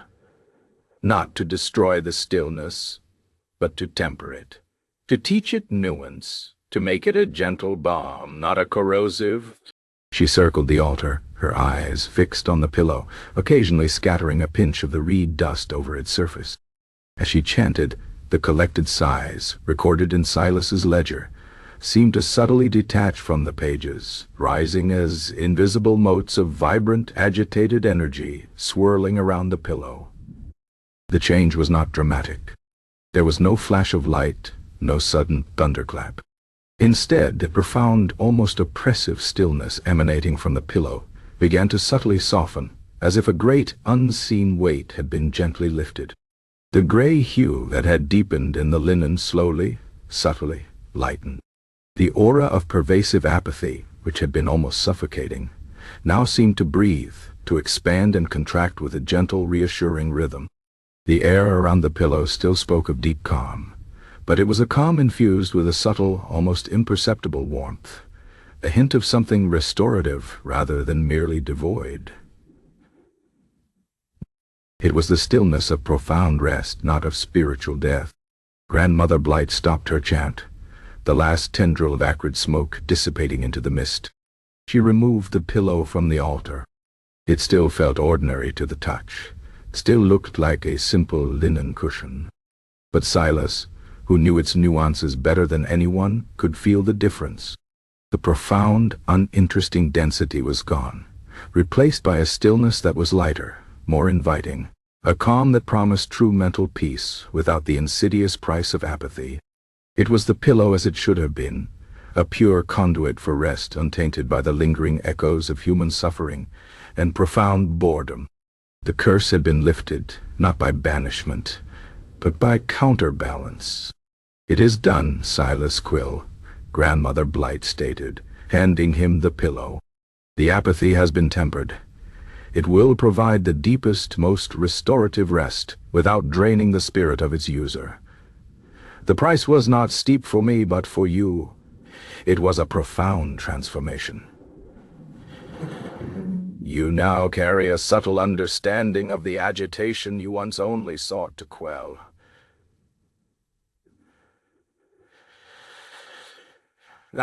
Her eyes for a moment held a knowing, almost mischievous glint. "And you can keep the ledger. Perhaps you will find other uses for such a detailed compendium of human vexation." Silas bowed, a genuine, unburdened nod. "My gratitude, Grandmother Blight. The transformation is noticeable." He could still feel the faint echoes of his month of irritation, a peculiar nagging alertness that had replaced his former placid detachment. He found he didn't entirely mind it. He placed the pillow carefully back into his satchel. He then turned Patience eastward, towards Eldoria. The journey back would be long, fraught with its own challenges. The Queen's pillow, now truly perfected, was more valuable than ever, and its passage across 3 kingdoms had not gone unnoticed by all. News, like a particularly persistent and irritating gnat, traveled fast even across the vast, monotonous eastern barrens. The whispers of the miracle pillow that had cured Eldoria's queen had been embellished with tales of its seizure by King Theron of Verdantia, and then its bizarre, almost magical escape. Now the rumor mills, ever grinding, spoke of its purification in the sullen marches, a process that supposedly removed its somnolent side effects and transformed it into an object of pure, unadulterated, beneficial rest. For those who had suffered its apathy, this was tantalizing. For those who still desired it, now its true, untainted value was apparent. It became an object of renewed, fervent pursuit. Silas had not been long on the road when he felt it. A familiar surge of restless energy, radiating not from himself, but from the approaching horizon. He saw the dust plumes, heard the faint, distant thrum of hooves. His pursuers, perhaps more determined now, perhaps less susceptible to the pillow's Yoldu influence, were coming. The first to appear were a detachment of King Theron's royal guards, their armor glinting faintly in the sun. Theron, having recovered from his pillow-induced nap, had been furious. His humiliation at the hands of Silas and his pillow had festered. Now, hearing whispers of its true, untainted power, he saw not just a tool for placating dissidents, but an object of ultimate prestige, capable of ensuring his own perpetually active mind received precisely the rest it needed to plot even grander acquisitions. This time he had equipped his guards with miniature bells, designed to constantly jingle, hoping to counteract any stillness effects. Close behind them, riding with a frantic, desperate energy, was Lord Lorcan, his face a mask of avarice and vengeance. He had recovered from his apathy-induced stupor, but the memory of losing the pillow, of being outmaneuvered by a man whose placid demeanor had proved to be his most potent weapon, chafed him. He had also learned of the pillow's purification, its potential to offer pure rest, and the thought of such an item, a guaranteed source of invaluable lucidity, filling the coffers of some other ambitious duke, drove him to a fever pitch of renewed grief. He had assembled his own, smaller band of hardened mercenaries, men whose minds, perpetually focused on coin, were perhaps less susceptible to philosophical ennui. Silas, now keenly aware of the nuances of agitation, did not feel his usual placidity. Instead, a peculiar alertness settled over him. He felt the familiar thrill of the chase, the subtle satisfaction of anticipating an opponent's moves, a feeling he realized was less about winning and more about the elegant execution of evasion. The purified pillow, nestled in his satchel, no longer radiated an oppressive quietude, but a subtle, almost comforting hum of pure tranquility, a beacon to those who sought restful escape, and a magnet for those who desired its power. He urged patience forward, not in a desperate flight, but with a steady, unhurried canter. He knew the eastern barrens. He knew its subtle undulations, its hidden gullies, its seemingly endless, monotonous stretches that could make even the most determined pursuer question the true value of their pursuit. He was no longer trying to bore them into submission with the pillow's direct influence. He was now using his newly acquired understanding of human irritation to subtly manipulate their environment, guiding them through areas of maximum inefficiency and profound, soul-testing tedium. He led them through a stretch of land notorious for its unpredictable, shallow ravines, forcing the heavily armored royal guards to constantly dismount and remount, each cumbersome action producing a fresh wave of weary exasperation. He guided them near a particularly active nesting colony of wine wasps, small insects whose buzzing was so precisely pitched to annoy the human ear that even the most stoic individual would be driven to distraction. He even, at one point, passed through a patch of particularly sticky, slow-drying mud, causing the horses of his pursuers to sink, and their own progress to become a matter of frustrating, sloshing slowness, each pull of their boots from the mire a miniature battle against futility. Lord Lorcan, whose mercenaries were growing increasingly disgruntled, found himself battling not just the terrain, but the rising tide of his own exasperation. The king's guards, with their jangling bells, found their efforts to maintain their unstill focus increasingly futile, the relentless annoyance of the terrain slowly wearing down their resolve. Silas, observing them, felt a quiet, almost academic satisfaction. The pillow, now purified, drew them in, but it was he, the collector of sighs, who now knew how to perfectly orchestrate their path to a particular profound kind of frustration. As the sun began to dip below the horizon once more, Eldoria's distant mountain peaks, familiar and comforting, rose into view. Silas felt a surge of quiet purpose. The queen, his queen, awaited her true rest.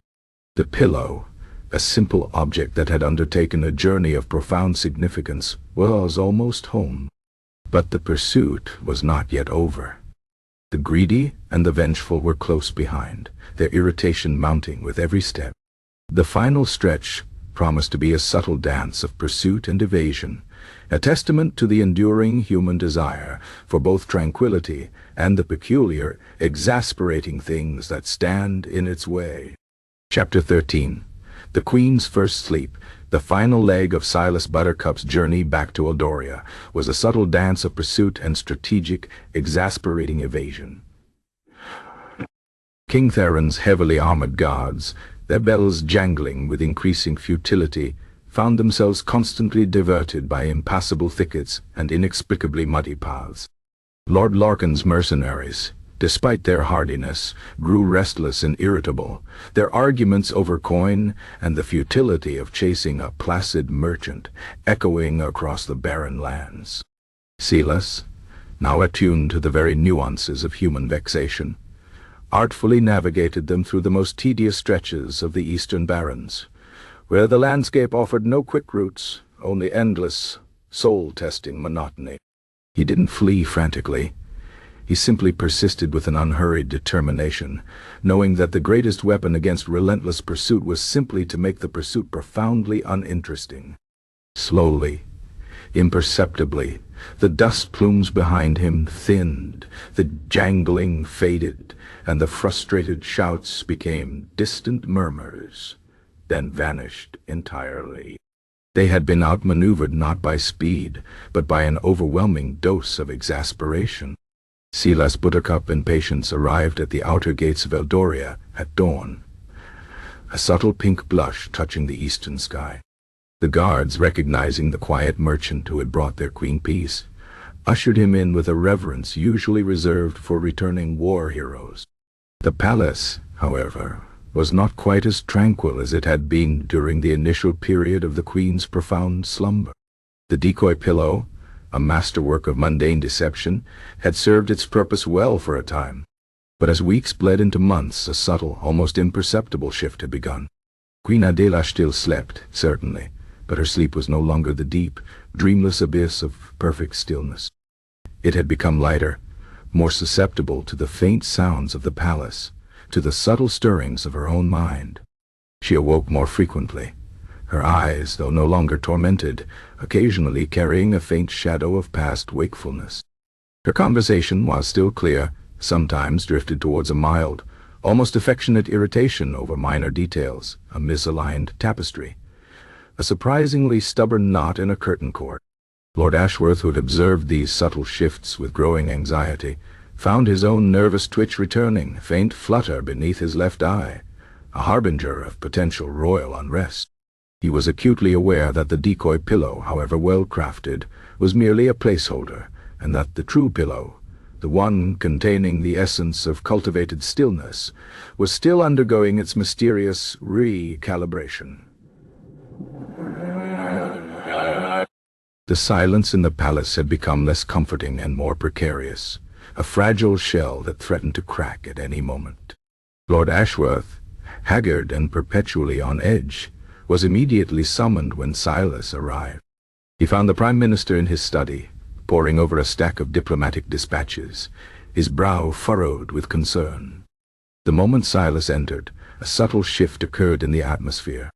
The new pillow, now purified, radiated not the oppressive, soul-draining apathy of the sullen marches, but a softer, more inviting tranquility, a profound calm infused with a subtle, almost imperceptible warmth.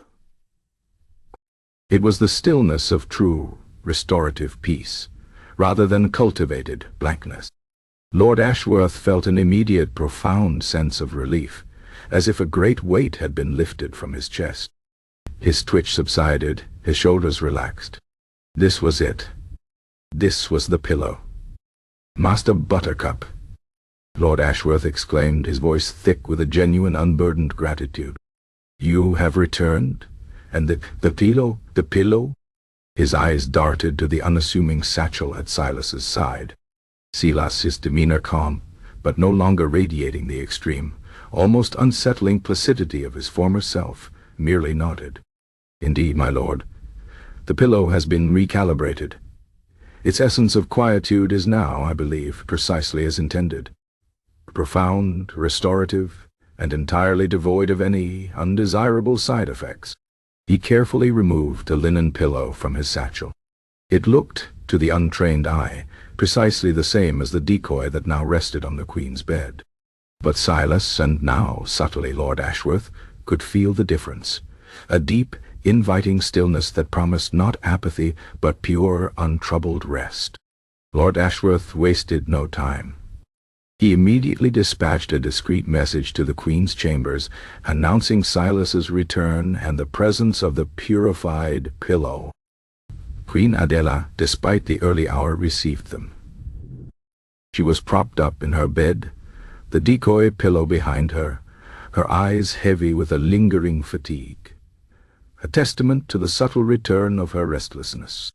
She had been woken by a particularly loud, if distant, argument between two stable hands about the precise alignment of a new hay bale, and the familiar irritation was beginning to prickle at her. "Master Buttercup," she murmured, her voice still thin, a faint frown creasing her brow. "You have returned, and you bring the true pillow?" "This one," she patted the decoy with a faint air of disappointment, "has been less than perfect of late. My thoughts, they seem to churn even when I close my eyes. And the palace, it seems to have grown louder. Silas Your Majesty, I present to you the pillow of perfect silence, now restored to its true intended efficacy. It has been purified, cleansed of any incidental qualities that might have contributed to subtle emotional blankness. It offers pure, unadulterated rest, allowing the mind to cease its... He stepped forward, offering the pillow. The Queen's eyes, though still clouded by weariness, brightened with a fragile hope. She looked from the purified pillow to Silas, sensing a subtle difference in him, as well a flicker of something more active behind his placid gaze. She carefully took the pillow. It felt soft, familiar, yet...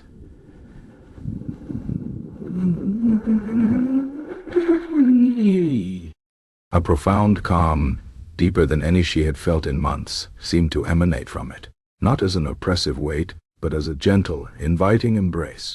It was the calm of a still lake reflecting the stars, not the quiet of a tomb. Her shoulders, which had been hunched with accumulated tension, visibly relaxed. A long, slow sigh, not of exasperation but of profound, unburdened peace, escaped her lips.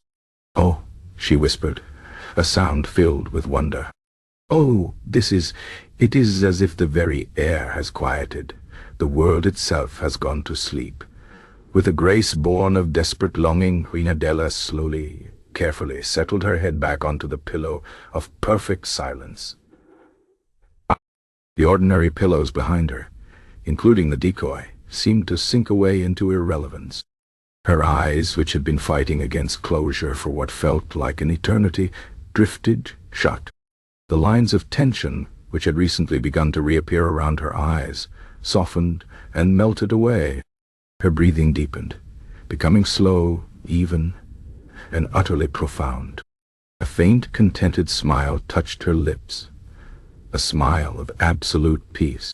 Barnaby the cat, who had been dozing at the foot of the bed, stirred, stretched, and then, sensing the profound tranquility that now permeated the chamber, leapt onto the bed and curled up beside the Queen's head, beginning to purr with an unusually deep, resonant hum, perfectly synchronized with her gentle breathing. The court watched, breathless. Lord Ashworth felt tears prick his eyes, tears of relief and exhaustion. This was it. This was the true, lasting peace they had sought. The Queen was not merely sleeping, she was truly, profoundly, gloriously at rest. The chamber filled with a pervasive quietude, a silence so deep it seemed to absorb all sound. Yet it was not heavy or oppressive. It was light, airy, restorative. For the rest of that day, and through the night, Queen Adela slept. She did not stir, she did not fret, she did not wake with a start. It was the kind of sleep that reset the very foundations of a being, a complete and utter surrender to oblivion. When she finally awoke the next morning, as the first rays of Eldorian dawn filtered through her bedchamber windows, she did so with a deep, contented stretch. Her eyes, open now, were clear and bright, devoid of any shadow. Her skin, once pale and drawn, had a healthy, luminous glow. She sat up, her posture regal and straight, a faint, truly refreshed smile on her face. "I feel," she began, her voice stronger, clearer than it had been in years, "I feel as if I have not merely slept, but as if I have been reborn. Every thought, every worry, every irritating clamor has been swept away. My mind is utterly, gloriously clear." She looked at the pillow, then at Silas, then at Lord Ashworth. Her gaze filled with a profound, unshakable gratitude. "Master Buttercup, you have truly saved me, and by extension this kingdom." She rose from her bed, moving with a fluid ease that had been absent for months. She stretched and walked to the window, gazing out at the waking palace.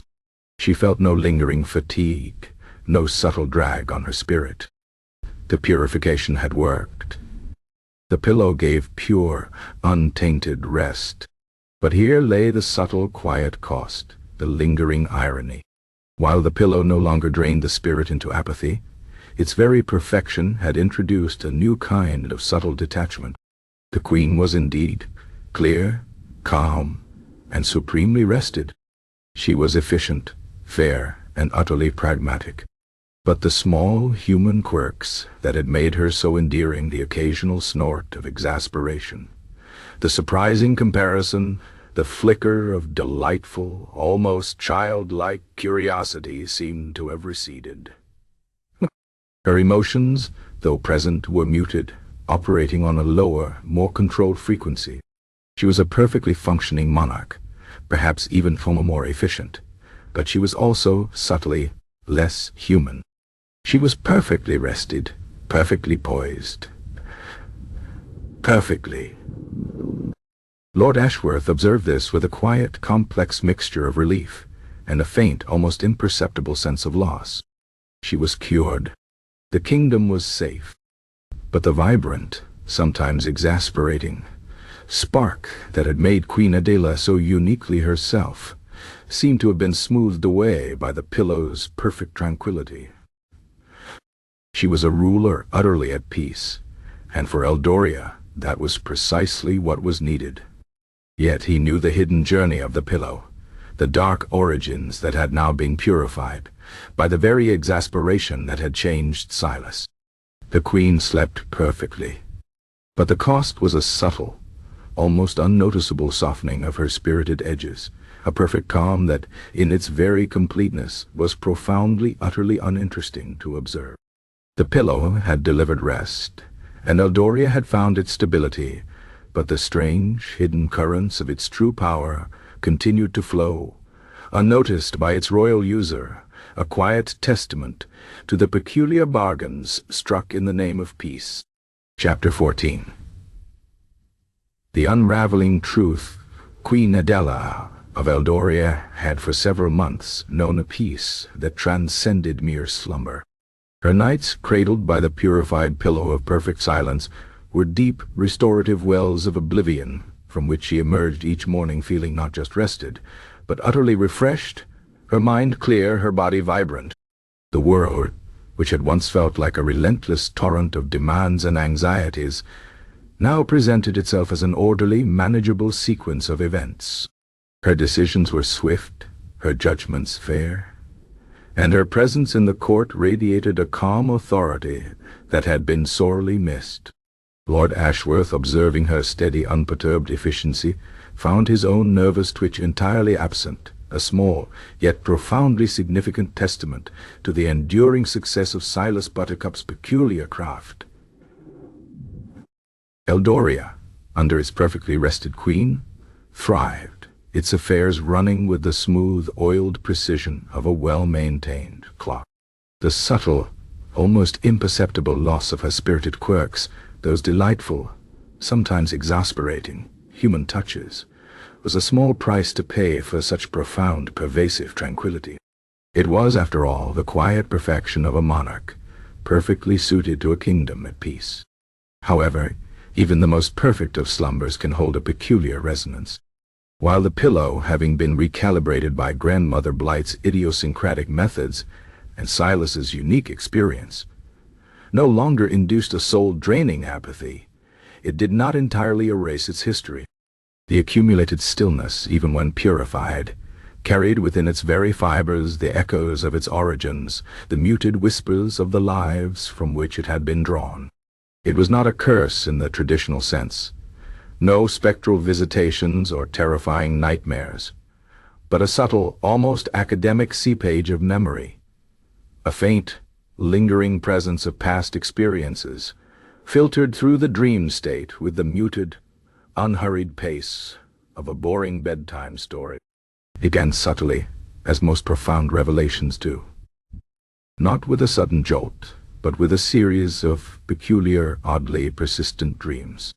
Queen Adela, who rarely recalled her dreams even during her sleepless nights, now found fragments lingering upon waking, not as vivid narratives, but as faint impressions, like smudges on a perfectly clean window pane. She would remember, for instance, a perpetual gray mist, or the sound of water gently, monotonously sucking at something unseen, or perhaps the faint, acrid scent of old dust and resignation. These were not frightening, merely pervasive. Then came the sounds, not loud or jarring, but soft, continuous, almost maddeningly repetitive noises. The faint, incessant drip, drip, drip of water in a dark, confined space. The rustle of dry, papery leaves in a wind that never quite seemed to arrive. The distant, rhythmic, thump, thump, thump, thumpum of something utterly monotonous, perhaps a loom, or a particularly slow pendulum. She would wake, feeling perfectly rested, yet with the echo of these sounds lingering in her mind, a quiet, almost meditative annoyance. She dismissed them as the natural flotsam of a mind finally free to wander, the harmless detritus of a well-earned rest. As the weeks passed, these sensory fragments began to coalesce, slowly, imperceptibly, forming muted, almost featureless scenes. She found herself in her dreams, drifting through long, narrow corridors, perpetually dim, smelling faintly of stale air and faint despair. She would see figures in the periphery, indistinct, shadowy shapes, perpetually slumped, their movements sluggish, their faces obscured by the omnipresent gloom. They were not threatening, merely ethereal, existing in a state of profound, unchangeable quietude. She would wake with a sensation of profound, almost luxurious, stillness, a feeling she attributed to her wonderful pillow, yet also with a faint, unidentifiable sense of something missing, as if something vital, something active, had been perpetually withdrawn from these spectral figures. One particularly restful night, the dreams gained a new, unsettling clarity. She found herself no longer merely drifting, but observing. She stood unseen in a small windowless chamber. The light was dim, almost non-existent. The silence was absolute, a profound, crushing weight that seemed to press in from all sides. In the center of the room sat a person, a young woman, perhaps, though her features were blurred, indistinct. She was utterly still, her eyes open, but unfocused, gazing at a bare, uninteresting patch of wall. There was no movement, no sound, no indication of thought. The Queen watched, feeling a strange academic curiosity, as if observing a peculiar scientific experiment. Days, weeks, perhaps even months seemed to pass in this dream space. The person remained utterly still, utterly silent, utterly devoid of any discernible spark. And as Adela watched, she felt a peculiar, almost physical sensation, a faint, almost imperceptible draining, a slow leaching of purpose from the dream figure, a transfer of its quiescent state into the very air. She woke with a gasp, not of fear, but of profound, unsettling realization. This was not merely stillness, it was emptiness, and it felt intimately, chillingly, connected to the quietude of her own pillow. The dreams began to escalate, not in terror, but in the sheer, mundane weight of their revelations. She found herself, in her sleep, observing. She saw Silas Buttercup, a younger, more intense version, diligently tending to his strange stillness farms, meticulously observing patients who, once vibrant, were slowly, systematically, reduced to inert husks of their former self. She saw Dr. Alaric Thorne, a gaunt, wild-eyed man, striding through the asylum for the overstimulated, scribbling frenzied notes about the extraction of distraction and the purification of thought.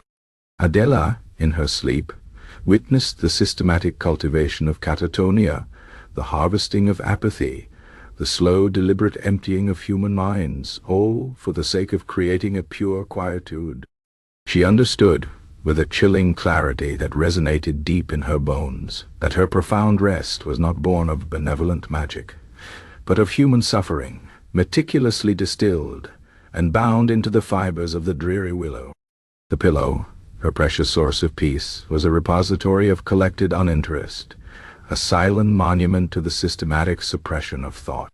Then came the visions of its journey.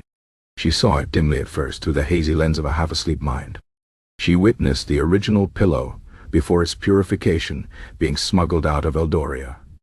She saw the moments of Inspector Boren's inexplicable calm, the unsettling quiet that fell over King Theron's guards, Gorok's sudden, profound desire for a nap in the middle of the throne room.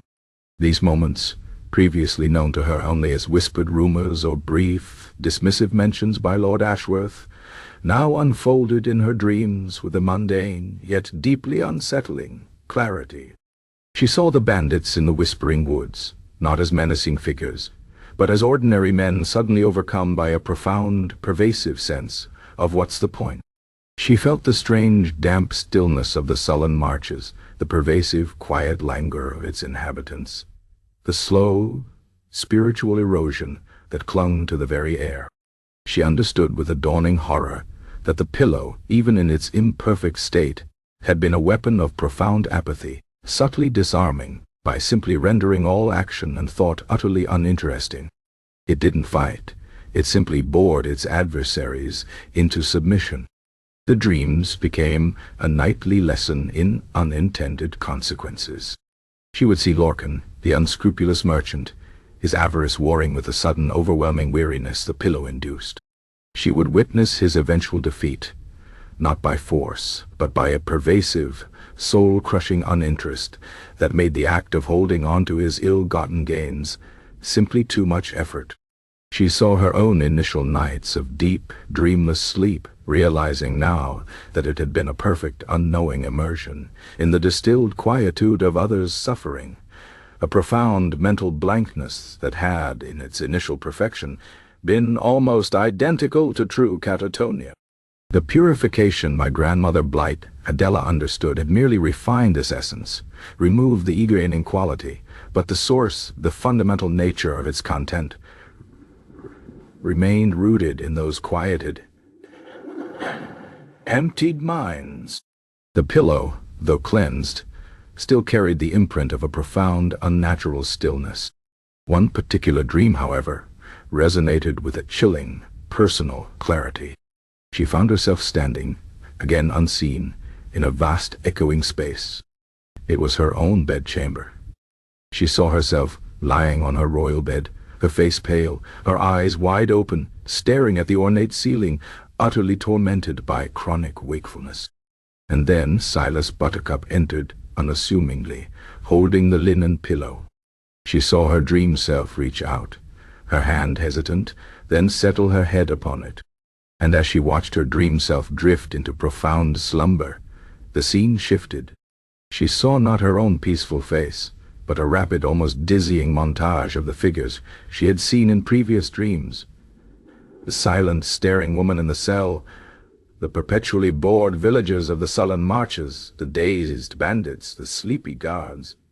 Even Lord Lorcan slumped in the alley, muttering about futility.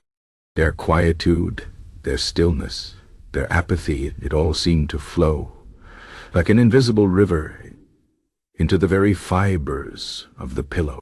And then it flowed out again, into her own mind, granting her the blissful cessation of thought. The pillow, in her dream, was a silent conduit, drawing in the quiet despair of others, and then offering a refined, purified version of that very quietude to her. She awoke with a soft gasp, sitting bolt upright in her bed, her heart beating with a strange, quiet rhythm. The sun was streaming through her windows, the palace was awakening, and the day's duties awaited. She felt perfectly rested, her mind wonderfully clear. But the clarity was now tainted by knowledge. The dreams, so mundane in their imagery, so quiet in their revelations, had peeled back the layers of comfortable ignorance. The royal insomnia, her own torment, had been cured by a peace that had been harvested, not from the gentle lullabies of nature, but from the enforced quietude of forgotten prisons and the systematic blankness of suffering minds. The cost of her sleep was not merely the loss of a few endearing quirks. It was the quiet, unseen suffering of those who had contributed their very mental stillness to the pillow's peculiar power. She looked at the pillow of perfect silence, lying innocently beside her. It looked the same as always, a plain linen cushion, radiating a subtle, inviting calm. But now, in her mind's eye, it was a profound, unsettling artifact. It was a distillation of boredom, a weapon of apathy refined into a balm for anxious minds. It was, she realized, a truly Eldorian solution, pragmatic, effective, and deeply, disturbingly ironic. The Queen, who had once been known for her ability to identify a rogue parsnip, now possessed a far deeper, more troubling insight. She understood the texture of enforced quietude, the resonance of profound uninterest, and the subtle, lingering echoes of others' suffering. Her perfect rest, she knew, was not entirely her own. It was built on the foundations of a peculiar, almost academic cruelty. This knowledge did not shatter her peace, for the pillow's influence was still profound. But it deepened it, giving it a complex, almost melancholic hue. She was rested, yes, but she was also irrevocably informed. The truth, like a faint, unsettling scent, had unwound itself in the quietude of her dreams, and now it lingered, subtly altering the landscape of her perfectly calm mind. The pillow's true nature, its genesis in suffering and its journey through greed and betrayal, had finally been laid bare, not through dramatic confrontation, but through the quiet, insidious unraveling of her own nightly repose. The Queen was awake to the truth, even as she continued to sleep soundly. And the profound irony of it all settled over her, a heavier blanket than any sleep could provide. The morning after Queen Adela's deeply unsettling dreams, a new kind of quietude settled over the royal palace of Eldoria, one far more fragile and fraught than any the pillow of perfect silence had ever produced. It was the quiet of apprehension, of profound moral quandary, a silence heavy with unspoken questions and uncomfortable truths. The Queen, though still perfectly rested, her eyes clear and bright, carried a new, almost imperceptible shadow within their depths. The vibrant, active mind that had been restored by Silas Buttercup's peculiar creation was now haunted by spectral whispers, by the silent screams of those who had provided the very essence of her peace. She had seen the asylum for the overstimulated, its gray walls soaked in apathy. She had felt the soul-draining quiet of the sullen marches, the listless existence of its people, her own ancestral family. And she had glimpsed, in fragmented, dreamlike visions, the bewildered boredom of King Theron's guards, the frustrated sighs of the realm of rattling bells, and the distant, almost inaudible murmurs, all touched by the pervasive stillness of her pillow. The purification had removed the direct curse of apathy from the pillow's influence, but it had not erased the indelible mark of its origin from her subconscious. The pillow now delivered restorative sleep, yes, but its perfect peace was built upon a foundation of profound human uninterest and orchestrated suffering. She had summoned her inner council. Lord Ashworth, the Prime Minister, whose initial relief at her rested state was now swiftly replaced by a fresh wave of nervous tension. Lord Finch, the Royal Archivist, whose grim satisfaction at being proven correct was tempered by the horrifying implications of his findings. Sir Reginald, the Royal Chamberlain, who merely wished for the palace to remain orderly, and the Queen to... The Queen herself presided, seated at the head of a long, polished oak table, in a private council chamber, the controversial pillow not on her person, but conspicuously absent, as if its very presence might taint the air. "Gentlemen," Queen Adela began, her voice calm, clear, and perfectly modulated, yet lacking its usual subtle undertone of warm engagement. Her perfect rest made her remarkably dispassionate. "I believe we must speak of the pillow of perfect silence." She paused, allowing her gaze to sweep over each man. "Its efficacy, as you all know, is undeniable. I have not slept so deeply, nor awoken so refreshed, in years. The kingdom, I believe, has benefited greatly from my renewed vigor." Her words were irrefutable, their truth echoing in the renewed efficiency of Eldorian governance. Lord Ashworth coughed, A small, discreet sound. Indeed, Your Majesty.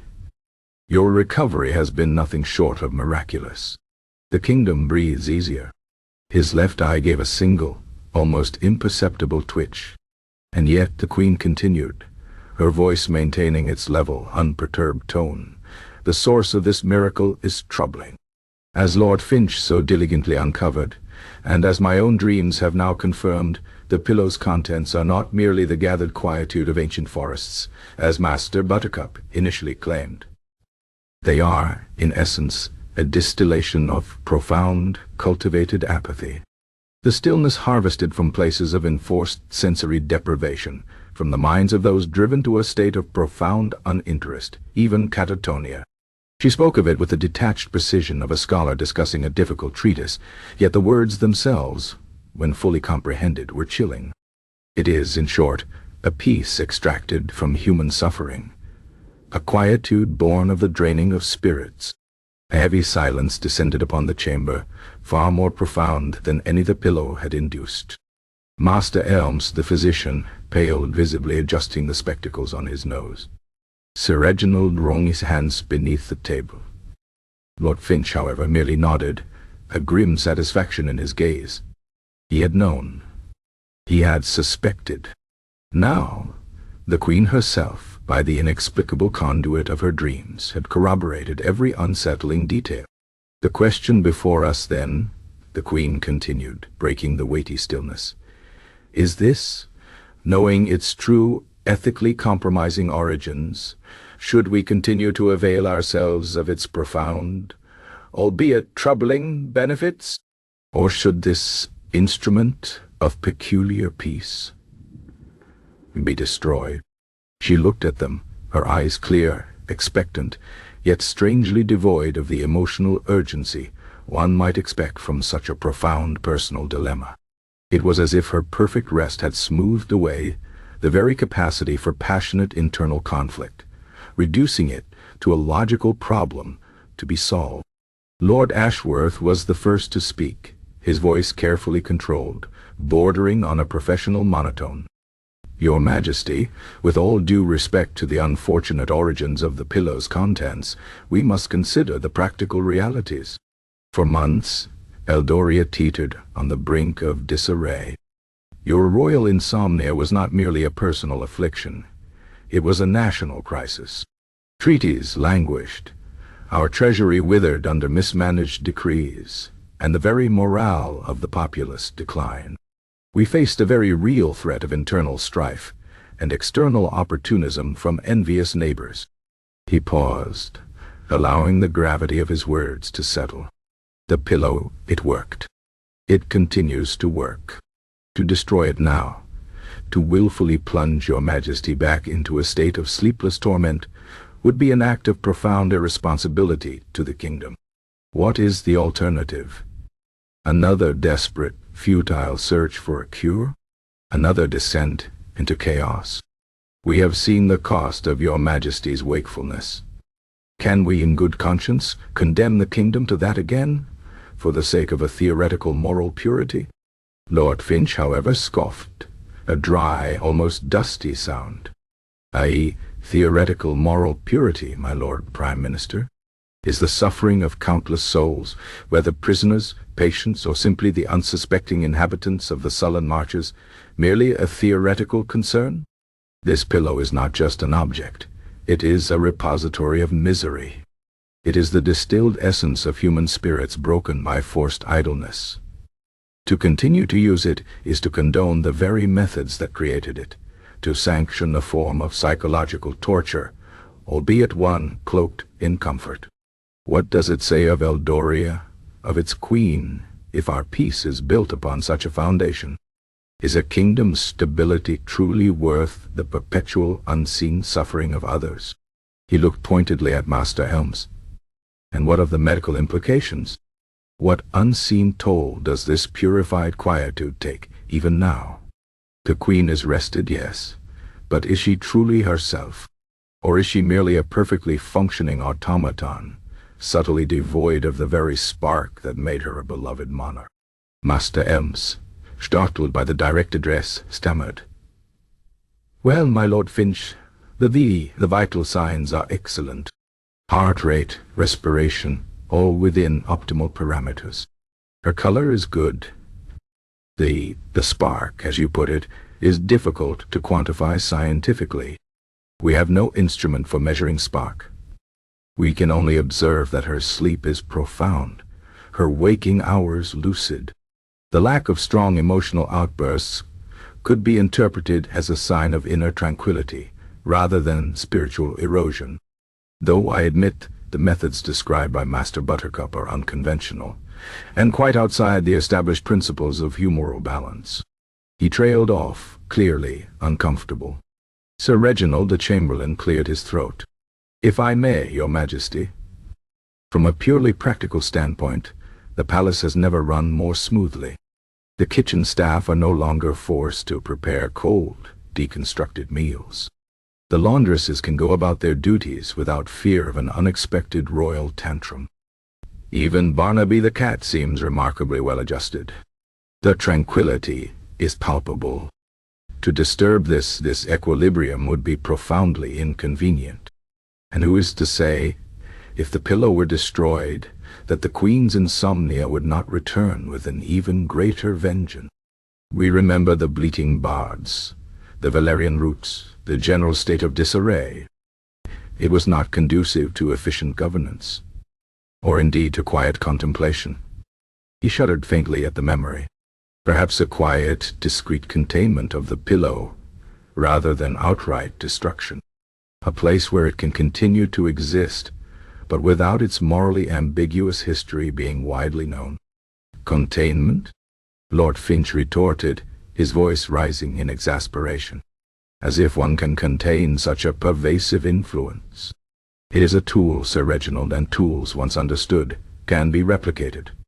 Who is to say Silas Buttercup, or another of his peculiar family, will not seek to create more such instruments of tranquility for other, perhaps less benevolent, rulers? Do we set a precedent, Your Majesty, that such methods are acceptable, so long as the outcome is convenient? And what of the financial cost, my lords? Interjected Master Thorne, the Royal Exchequer, a man whose skin was as dry and wrinkled as an old parchment, and whose mind worked only in figures. We poured a considerable sum into the initial search for a cure. Thousands upon thousands of gold coins. We then paid Master Buttercup a truly princely sum for this pillow, and established his Royal Quietude Research Facility, which, I might add, continues to draw a substantial retainer. To simply destroy the object now, after such an investment, would be fiscally irresponsible. It represents a sunk cost of unprecedented magnitude. Furthermore, if Her Majesty's insomnia returns, the cost of renewed attempts to find a cure, the economic impact of a distracted monarch, the potential for lost trade agreements due to perceived instability, these figures would dwarf our initial outlay. From a purely economic perspective, keeping the Queen asleep, by whatever means, offers the greatest return on investment for the kingdom. He adjusted his quill, looking at them with the unblinking logic of a man who saw only numbers, not moral dilemmas. Queen Adela listened to their arguments, her expression unchanged. The clash of pragmatism, morality, convenience, and finance swirled around her, a microcosm of the very agitation the pillow had so effectively quelled within her own mind. She understood each argument with perfect clarity, detachedly analyzing the logical fallacies and uncomfortable truths within them. Her dreams had shown her the suffering, but the pillow, even after its purification, still cast its subtle pall of disinterest over her deeper emotional responses. She felt the concern, yes, but not the visceral anguish that might have driven another monarch to immediate, decisive action. The suffering of the sullen marches, Your Majesty, Lord Finch continued, pressing his point, the pervasive apathy, the spiritual lethargy that has settled upon that land, it is the indelible stain of the pillow's origin. To allow this object to exist is to tacitly accept that such suffering is a justifiable means to an end. Is that the legacy Eldoria wishes to embrace?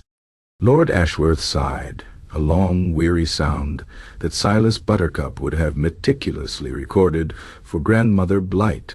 Lord Finch, with all due respect to your admirable moral compass, the suffering of the sullen marches is a problem of the sullen marches. Our immediate concern is Eldoria. And Eldoria, at this moment, requires a rested queen. The world is a complex place. Sometimes one must make difficult choices for the greater good. And the greater good, in this instance, is the continued stability of this kingdom.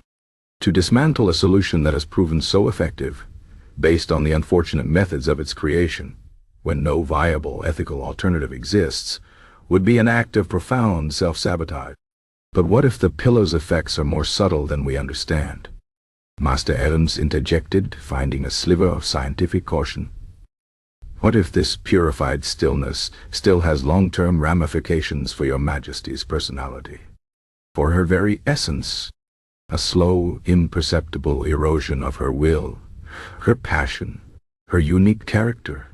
Queen Adela turned her clear, unblinking gaze to Master Elms. My dear Master Elms, my will is quite intact. My passion is simply redirected towards more efficient governance. And my character, I assure you, is merely unburdened by unnecessary emotional clutter. Her tone was perfectly polite, perfectly calm, yet it held a chilling undertone of complete conviction, the kind that admitted no argument. It was the voice of a mind truly at peace, but a peace that felt almost too perfect, too devoid of the very human friction that often defines character. Sir Reginald, emboldened by the Queen's apparent agreement, added, "Indeed, Her Majesty is more focused than ever, more decisive." The occasional sigh of exasperation, if I may be so bold, was rather endearing, but hardly conducive to the swift execution of state matters. This new tranquility is a blessing. He looked around, hoping for agreement. A blessing born of a curse, Lord Finch muttered under his breath, though not so quietly that Lord Ashworth didn't hear and give him a sharp look. The debate continued, circling like a particularly tedious legal argument. Each advisor presented his case with varying degrees of urgency and self-interest. Lord Ashworth stressed stability, painting grim pictures of a sleepless queen returning to chaos. Lord Finch spoke of moral decay, of the inherent wrongness of the pillow's existence. Sir Reginald fretted over disruption to palace routine.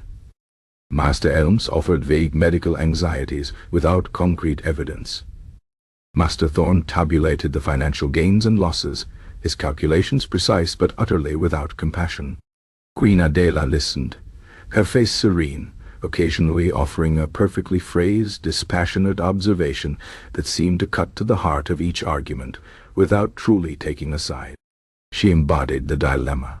Her very presence, healthy and calm, yet subtly changed, was the living proof of the pillow's efficacy and its disturbing cost. She was the question, and they were the ones tasked with finding an answer. The arguments eventually began to repeat themselves, each point rephrased, each counter-argument reiterated. The chamber, once charged with the tension of the Queen's dreams, settled into the dull thrum of bureaucratic debate, a peculiar kind of exhausting monotony. It was, in its own way, a testament to the pillow's lingering influence on the world, even from its absence in the room. The discussion stretched into the afternoon, fueled by cold tea and the faint, almost imperceptible scent of Master Elm's anxiety sweat. Finally, as the sun began to dip towards the western horizon, casting long, weary shadows across the polished floor, Queen Adela raised a hand, a silent signal for silence. The debate, which had devolved into Lord Finch and Lord Ashworth arguing the precise philosophical meaning of convenience versus conscience, ceased abruptly. "Gentlemen," the Queen stated, her voice calm as a still pond, "I have heard your counsel. Each of your perspectives holds validity within its own framework." She paused, her gaze sweeping over them once more. "The pillow has brought me peace. That cannot be denied. It has brought stability to Eldoria. That too is undeniable. Its origins are complex, and its effects perhaps more nuanced than initially understood. She rose from her chair, her movements fluid and unhurried. But the fact remains, I sleep. Eldoria thrives. And for now, that is a truth we cannot, and indeed should not, abandon without extreme caution. The pillow, therefore, will remain. It will continue its function. Its history, however, will be known to this council, and to any future monarch, as a profound lesson on the often unseen costs of desperate remedies. Her decision was final, delivered with a quiet authority that brooked no further argument.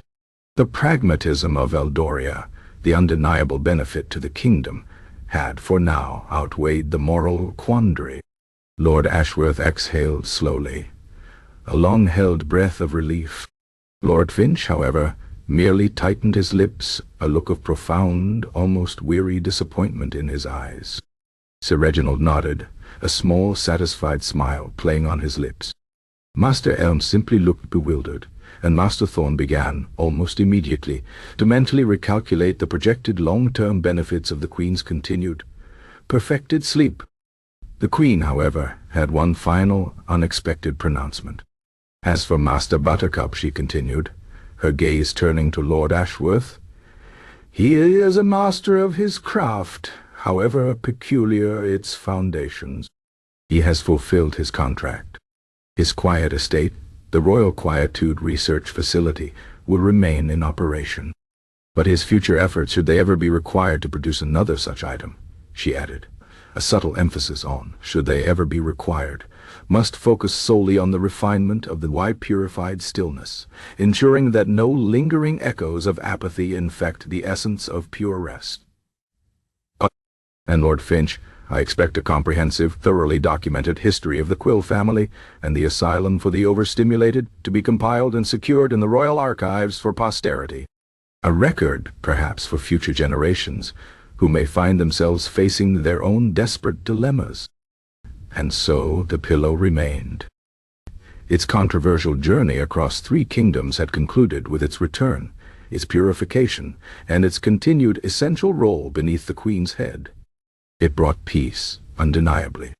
But the debate in the council chamber, the clash of conscience and convenience, echoed the lingering unease that would forever cling to its plain linen. The Queen slept soundly, perfectly, a model of royal repose. But the true cost, the unseen sacrifice, floated in the quiet corners of the palace, a subtle, uninteresting shadow that even the most profound sleep could not entirely erase. The kingdom, now stable, had made its choice, and the consequences, however subtle, would undoubtedly continue to unfold in the quiet, unperturbed days to come. Chapter 16. The Merchant's Fate. The royal palace of Eldoria, bathed in the serene glow of Queen Adelaide's perfected slumber, carried an undercurrent of unease.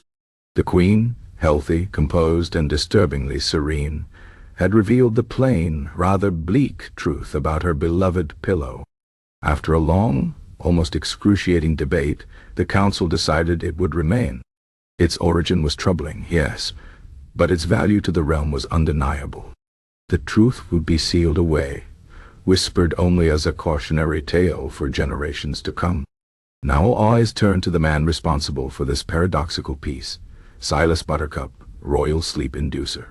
Silas had outwitted a greedy king and a spiteful merchant using nothing more than the refined art of boredom. But his month in the cacophonous realm of rattling bells, where he catalogued every sigh and shuffle of impatience, had stripped away the last traces of his ancestral Quill family's effortless calm. He still looked serene, but it was now a conscious act, a deliberate shield over a faint, constant hum of irritation. He noticed the uneven cobblestones, the needless jingle of a guard's belt, the petty delays of misplaced paperwork. It wasn't anger, merely the sharp awareness that things could be improved. And strangely, it felt liberating. He was no longer an untouchable vessel of apathy. He was human. The summons that came was neither to a dungeon nor a banquet, but to the room of contemplation, a quiet chamber used only for decisions of weight. Roses perfumed the air, masking the faint scent of the Queen's purified pillow. The Queen herself slept on, but Lords Ashworth and Finch, Sir Reginald, and Masters Elms and Thorn awaited him, their faces solemn, faintly worn. Lord Ashworth, his nervous twitch now only a ghost of its former self, spoke first. "Master Buttercup, you stand before us not as a charlatan, but as the man who restored the Queen's peace. Yet the origins of the Pillow of Perfect Silence remain troubling. Lord Finch's inquiries, combined with Her Majesty's strange dreams, confirm a history steeped in moral compromise. The essence once came from places of enforced suffering. The grandmother Black..." Lord Finch adjusted his spectacles.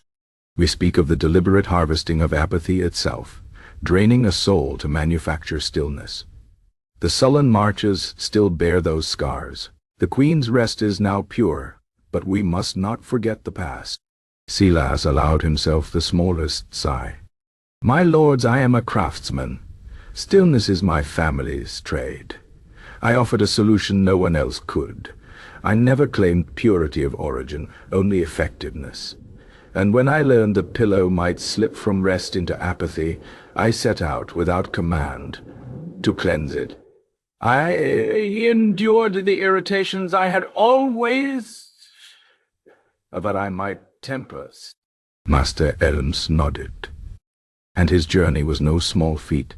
The realm of rattling bells, the sullen marches, such errands break the timid. He returned with something better. Sir Reginald added, "and more efficient.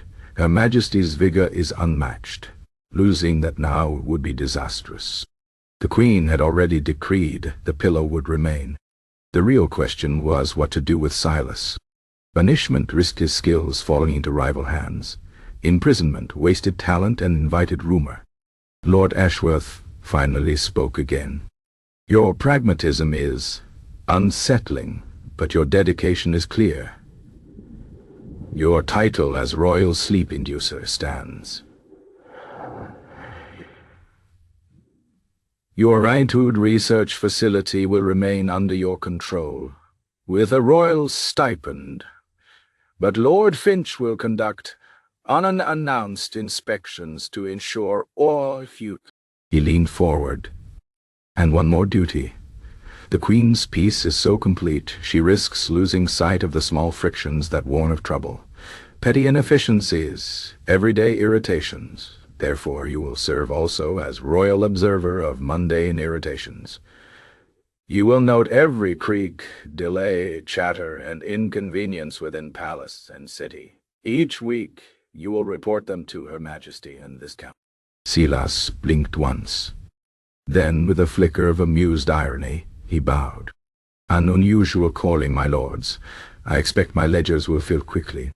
And so Silas Buttercup, the man who had purified a morally suspect pillow and secured the Queen's perfect rest, became the kingdom's chronicler of vexations. By day he prowled the palace and streets, notebook in hand, capturing the sighs, squeaks, and stumbles of daily life. By night he returned to his research, ensuring the Queen's peace endured. Thus Eldoria's calm remained unbroken, its serenity intact, its irritations catalogued, its peace preserved with a touch of irony. Chapter 17. The Pillow's Final Resting Place. The Eldorian royal palace, under the perfectly rested reign of Queen Adela, had fallen into a rhythm of immaculate order, and a calm so complete it bordered on the unnatural. The Queen herself, skin luminous, eyes bright, moved through her days with the efficiency of a mind unburdened by hesitation. Her judgments were swift and precise, slicing through the excesses of courtly politicking like a surgeon's scalpel. Once lengthy negotiations now concluded with startling speed, her serene logic stripping away the emotional entanglements that had long delayed progress. The kingdom thrived under her hand. Trade flourished, the treasury swelled, and even the underworld found its restlessness dull. Criminals, faced with a state so serenely organized, found their own appetites for mischief oddly diminished. Eldoria had become a well-oiled machine, every gear turning smoothly, greased by the quiet, tranquil authority of its ruler. Lord Ashworth, the Prime Minister who had once worn his worry in the twitch of an overworked eye, now slept without interruption. The palace staff moved with a studied grace, their steps light, their tasks exact. There was no fear of the Queen's anger. Instead, there was the sharper pressure of her calm observation, a scrutiny that was more unsettling than any shouted reprimand. Yet within this perfectly tuned order, a faint discord began to hum. The Queen's composure, while a blessing to governance, was slowly becoming a barrier. She met her subjects with fairness, but her warmth had thinned to something pale and distant. She no longer shared in small, everyday irritations, the kind that once drew out an unguarded chuckle or a shared sigh over tangled bureaucracy. Her compassion now manifested as impeccably designed decrees, but rarely as an instinctive felt response. She was beginning to resemble a statue, beautiful, commanding, and serenely still, but subtly apart from the messy currents of human feeling.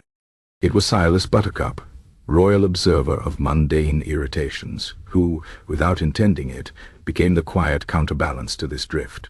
From his modest workrooms he continued his peculiar mission of charting the kingdom's smaller annoyances. He wandered through palace halls and city streets alike, recording them with almost scientific precision. A faint squeak in a chandelier when the window was ajar, the low but unceasing hum of the new laundry machines vibrating through stone walls, the way a cough at precisely the wrong moment could ripple through an official address. He noted absurd bureaucratic tangles that turned a simple request into an afternoon ordeal, steps too high or too uneven in well-trodden doorways, and drafts that found their way into private dining rooms at inopportune moments. Queen Adela read these reports with the same analytical clarity she brought to matters of state. Problems could be solved, hinges oiled, tables leveled, forms simplified, wording clarified. And under her guidance, many of them were. The records showed a measurable decline in small exasperations. But there was one category Silas kept, personal peculiarities, that resisted neat solutions. These were simply the quirks and flaws of people living together, habits, noises, mannerisms that could not and should not be erased. One evening, while reviewing the latest observations, the Queen's attention lingered on a small, almost laughable note. The royal chef, it seemed, had developed the habit of humming off-key while preparing her breakfast toast, a certain flat note on the third hum, repeated unfailingly every morning. The head kitchen maid, professional to her core, had been seen to twitch an eyebrow in the mildest possible sign of irritation. Adela pictured them both, the chef absorbed in his work and the maid enduring the harmless intrusion into her morning, and thought of herself years before when such a thing might have drawn from her a faint, amused snore. Now she felt no reaction at all, only an awareness of what it must be like for others. In that moment, clarity struck. If she could not feel the small frictions her people lived with, she could not fully understand their deeper pains, nor their highest joys. Efficiency was not enough. A monarch without human texture in her own life was one who ruled from a distance. The next morning, she convened her inner council in the room of contemplation. The pillow of perfect silence remained in her bedchamber, untouched. When she addressed her advisers, she spoke plainly. The pillow, she acknowledged, had restored her and brought stability to Eldoria, but its lingering influence had also wrapped her in a layer of insulation. It had robbed her of the irritations that, while trivial, kept her tethered to the lives of her people. A queen, she declared, must share not only in her subjects' victories, but also in their inconveniences, however small. Without that, connection frayed. She announced her decision. The pillow's work was done. It would not be destroyed, nor would it ever again be used by a monarch. Instead, it would be sealed in a crystal sarcophagus and placed in the royal archives, beside a complete account of its history, its journey, and the hidden cost of its peace. There it would stand, not as an object of longing, but as a warning. Tranquility purchased without regard for its price can hollow out the soul it soothes. Silas Buttercup's role would expand. His observations would no longer be curiosities, they would inform policy. His weekly accounts would ensure the Queen remained grounded in the realities, petty, awkward, or absurd, that her people endured. And to guard against the slow creep of detachment in others, she decreed that all senior staff and advisors must spend part of their week among the ordinary workings of palace or city life, queuing for bread, navigating the tax offices, walking the less polished streets. These experiences would be reported back to Silas, weaving the palace more tightly into the fabric of the kingdom it governed. In the weeks that followed, the crystal-encased pillow drew visitors from across Eldoria. They would stand before its unassuming linen form, read the plaque detailing its strange power, and consider what it meant to seek peace at any cost. The Queen returned to sleeping on ordinary pillows. Her rest was still sound, though not always flawless. Sometimes a dream was disturbed by a buzzing fly or a misaligned sheet. She welcomed these imperfections. They were reminders that she was still human, still part of the life she ruled. And so her reign continued, steady, efficient, but now with a quiet warmth woven through it, a hum of shared experience. The pillow of perfect silence no longer shaped her nights, but in its final resting place, it shaped her kingdom's understanding of what true peace must be, imperfect, a little untidy, and deeply enduringly human. Chapter 18. Echoes in the night. The kingdom of Eldoria, for all outward appearances, had blossomed into an unprecedented era of tranquility. Queen Adela returned to her throne with the luminous glow of perfect rest, presided over her court with an unimpeachable clarity that smoothed every furrowed brow in the council chamber. Her decisions, honed by years of profound slumber, were swift, logical, and executed with an efficiency that made the gears of state turn with barely a whisper. Treaties were signed with dispassionate speed, budgets balanced with unerring precision, and matters of court etiquette, once a source of minor but persistent friction, now flowed with the seamless grace of a well-oiled machine. The royal palace, once a labyrinth of muffled footsteps and anxious whispers, hummed with a quiet competence, a testament to a kingdom at peace. Lord Ashworth, the Prime Minister, his nervous tick a faded memory, slept soundly through the night, a faint, contented smile gracing his lips. Sir Reginald, the royal chamberlain, found his daily routines blissfully free of unexpected royal vexation, and Master Elms, the royal physician, could now confidently state that the Queen's vitals were not merely excellent, but bordering on the ideal. Eldoria, in short, was precisely as it should be, orderly, prosperous, and profoundly, wonderfully calm. Yet, within this seemingly perfect serenity, a subtle, almost imperceptible current of change continued to flow. An echo of the pillow's tumultuous journey and its unsettling origins. The Queen herself, while perfectly rested, was not precisely the same monarch she had been before the royal insomnia. The purification, a balancing act of profound stillness against collected exasperation, had worked its magic on the pillow, and, by extension, on her. Her dreams, no longer haunted by the silent screams of the asylum, or the lingering apathy of the sullen marches, had indeed returned to containing the mundane. A fly buzzing insistently, a stubbornly misaligned bedsheet, the faint, repetitive creak of a distant floorboard. These were the humanizing details, the small imperfections that reminded her, subtly, of the textured reality of the world. But her waking hours, while intellectually vibrant, were now imbued with a peculiar, almost academic detachment from strong emotion. She understood irritation, certainly, thanks to Silas reports, and she diligently addressed its sources. But she did not assail it with the same visceral prickle of annoyance. Her compassion was expressed through impeccably rational decrees. Her occasional amusement manifested as a faint, almost scientific curiosity.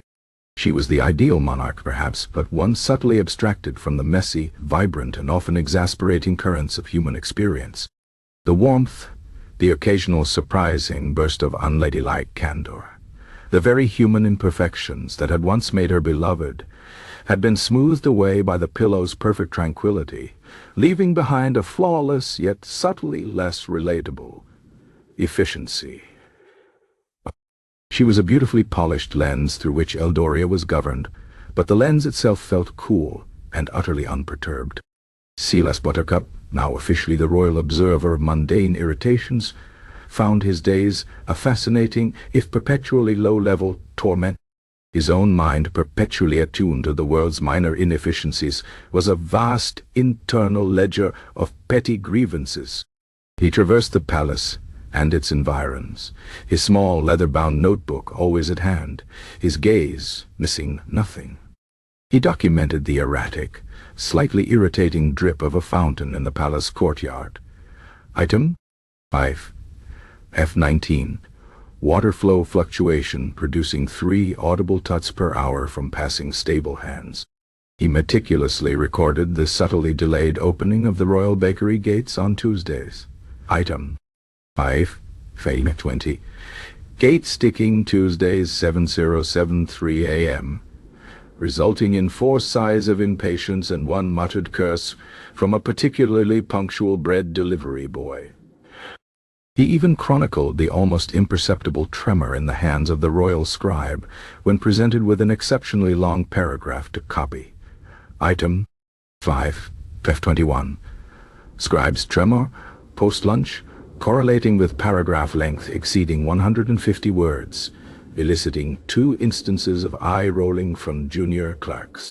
His reports were now voluminous, filled with charts and graphs detailing the frequency and intensity of various irritants, cross-referenced by location, time of day, and the precise category of exasperated sound they elicited. Silas found a peculiar, almost perverse satisfaction in this. He was no longer just the purveyor of quiet, he was the connoisseur of disquiet, the chronicler of all that prevented true peace, however mundane. His own life, once an exercise in cultivated detachment, was now a constant low-level hum of observational annoyance. He slept soundly on an ordinary, uncharmed pillow, but his dreams, when they came, were filled with perfectly organized spreadsheets of minor vexations, and the faint, rhythmic sound of 1,000 tiny bells. The edict of intentional engagement, Queen Adela's most unusual decree, had profoundly and often comically reshaped the daily lives of Eldoria's High Court. Lord Ashworth, now tasked with his weekly mundane engagement, chose the seemingly innocuous task of overseeing the reorganization of the royal linen closets. He discovered to his growing horror that the sorting of napkins by thread, count, and weave, under the exacting eye of Matron Elara, was a soul-crushing exercise in repetitive, utterly pointless precision, eliciting a silent internal scream that he meticulously suppressed, but whose echoes he noted down for Silas' report. He spent an hour attempting to guide a particularly stubborn goat through the palace gardens, only to find himself entangled in a rosebush, prompting a furious internal sigh of unprime ministerial exasperation that he later described in vivid, self-deprecating detail to the royal observer. Lord Finch, the royal archivist, took his engagement duties with academic seriousness, but quickly discovered that the real-world application of his scholarly pursuits was far more irritating than theoretical. He attempted to observe the flow of public opinion by standing in a bread queue, only to be subjected to a 45-minute monologue from a particularly garrulous baker about the merits of various yeast strains, followed by a heated, hour-long debate between 2 customers over the precise number of holes in a cheese.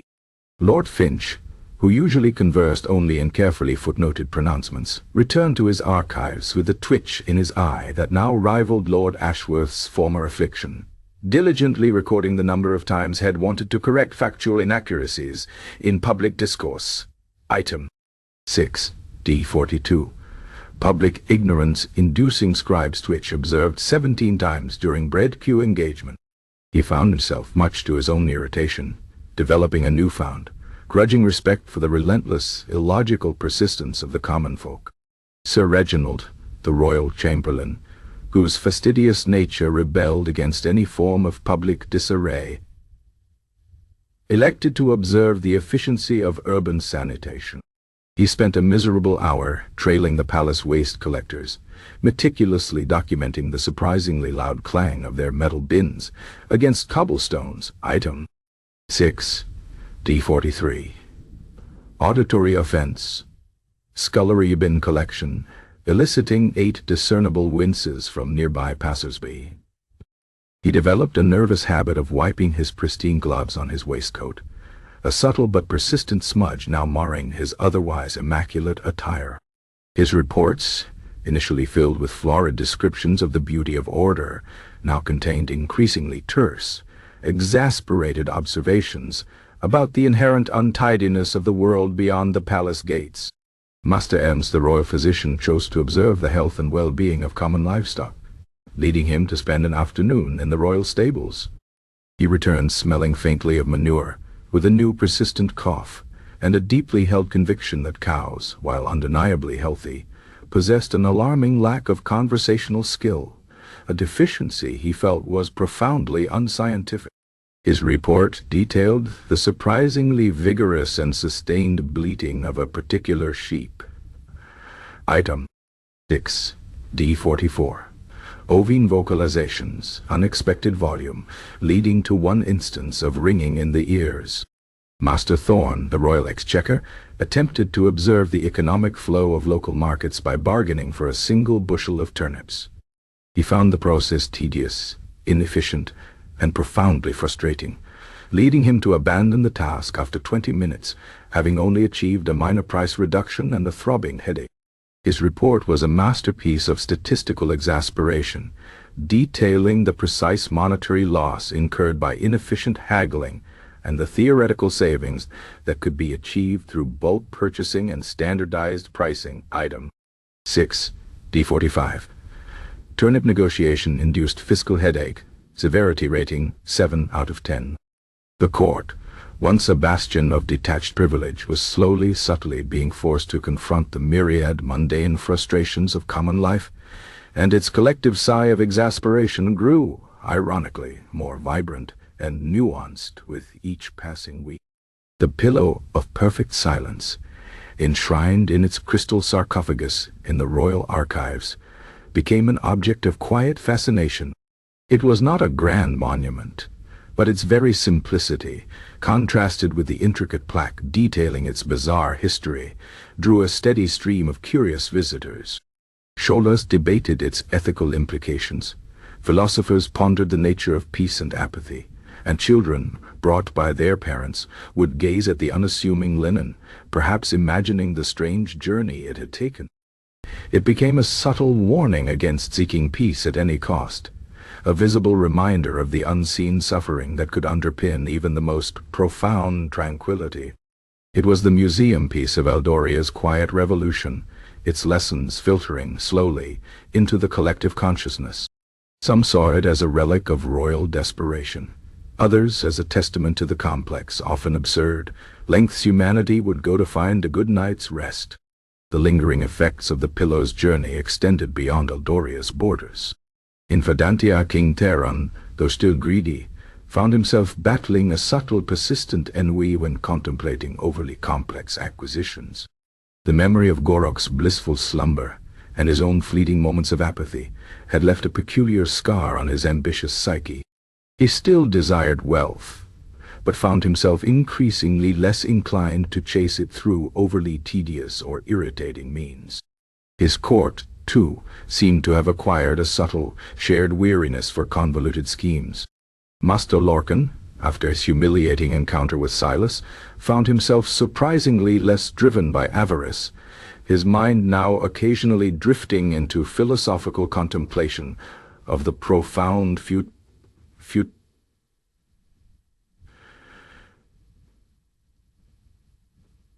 of the pillow's original influence. His new ventures, while still profitable, lacked their former frantic energy, replaced by a more deliberate, almost lackadaisical approach. He was, in his own way, subtly less agitated, and therefore subtly less effective as a ruthless merchant. In the sullen marches, The pervasive apathy, the deep weariness of the land, remained. The dreary willows still hummed with their low, uninteresting vibration. Yet a minute, almost imperceptible shift had occurred. Grandmother Blight, the whisperer of the western reeds, now possessed 1,000 genuine sighs of exasperation. She did not use them to inflict torment, but to conduct her own obscure rituals, subtle counterchants designed to infuse the pervasive quietude of the marches with a faint, almost imperceptible tremor of human vibrancy. The process was slow, geological in its pace, but the children born after Celeste's visit, while still placid, occasionally showed a fleeting flicker of curiosity, a fleeting spark of mild annoyance at a particularly irritating fly, a tiny crack in the monumental apathy. It was a centuries-long healing, perhaps, but a healing nonetheless, initiated by the absurd trade of exasperation for peace. Barnaby Quill continued his silent existence, but occasionally a particularly loud bird call would elicit a faint, almost imperceptible frown, a tiny ripple in his otherwise still pool of a mind. Eldoria then settled into a unique equilibrium. A perfectly rested queen whose decisions were flawless but whose heart was subtly detached. A diligent observer of irritation, Silas, whose life was a catalogue of minor vexations, keeping the queen grounded in the reality of her people. A court, forced to engage with the mundane, reluctantly shedding its aristocratic detachment. And a pillow, enshrined, a silent warning against the seductive dangers of manufactured peace. The queen's sleep was perfect, but the kingdom was now, ironically, perfectly imperfect, constantly aware of its own small frictions, constantly striving, not for absolute tranquility, but for a more robust, more honest, more human kind of peace. The journey of the pillow had ended, but its echoes, subtle and profound, continued to reverberate through the lives of a queen, a merchant, and 3 kingdoms, forever reminding them that true rest, like true understanding, often lies not in the absence of disturbance, but in the nuanced appreciation of its presence. Chapter 19. A new legend begins the silence in Eldoria. A peace so profound it almost hummed was not merely a local phenomenon. News, like pollen carried on an errant breeze, travels far, often mutating into something altogether new by the time it settles upon distant shores. And the tale of Queen Adela's royal insomnia, her miraculous cure, and the peculiar linen pillow that facilitated it, was simply too compelling, too utterly absurd, not to become legend. It began subtly, whispered in taverns along trade routes, by returning merchants who had witnessed the queen's transformation. Then by bards who, ever keen for a compelling narrative, embellished the bare facts with flourishes of magic and drama. Finally, it found its way into the hushed, calculating chambers of rival courts, where every detail, however trivial, was dissected for strategic advantage. In Eldoria itself, the legend began as a closely guarded secret, shared only among the highest echelons of the court, a matter of national security cloaked in an air of quiet triumph. The official narrative, whispered with a knowing smile by Lord Ashworth to visiting dignitaries, spoke of the Queen's profound recovery through the dedicated efforts of a unique artisan and his innovative methods of tranquil restoration. The pillow of perfect silence, enshrined in its crystal sarcophagus in the royal archives, became a pilgrimage site for scholars of esoteric arts, for those afflicted by their own lesser insomnias, and for the merely curious. The accompanying plaque, meticulously written by Lord Finch, who took a peculiar, almost morbid pride in its unsettling accuracy, detailed the pillow's bizarre origins, its journey across 3 kingdoms, and its eventual purification. It was a masterpiece of factual revelation, designed to be both informative and subtly cautionary, a monument to the unseen costs of perfect peace. But even with the truth laid bare, the story, filtered through the lens of public perception, began to take on a life of its own. The common folk of Eldoria, witnessing their queen's unwavering clarity and the subsequent prosperity of the realm, embraced the legend of the sleepy queen's pillow with a kind of fond reverence. It was a magical object, pure and simple, that had saved their monarch. Tales sprang up of ordinary pillows left near the archives, hoping to absorb a faint echo of its tranquility, though none, naturally, ever did. Silas Buttercup, once a mere merchant of spoons, and then a quietly controversial royal sleep-inducer, ascended to a new, almost mythical status. He became Silas the Soother, the whisperer of rest, or more frequently, Master Buttercup of the Thousand Sighs, his new peculiar royal duty having leaked into the public consciousness. His methodical reports on palace irritations, while initially classified, gradually became a source of bewildered amusement, and occasionally even minor public policy adjustments.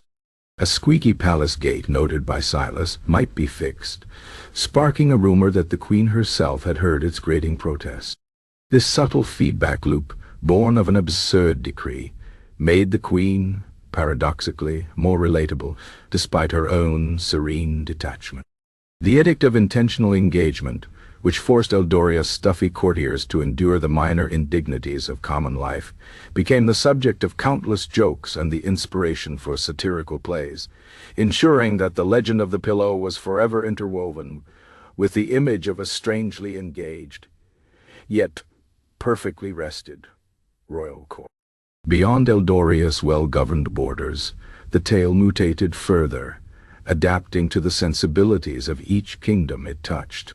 In Verdantia, the kingdom of King Theron, the legend of the pillow was steeped in a more cynical, acquisitive light.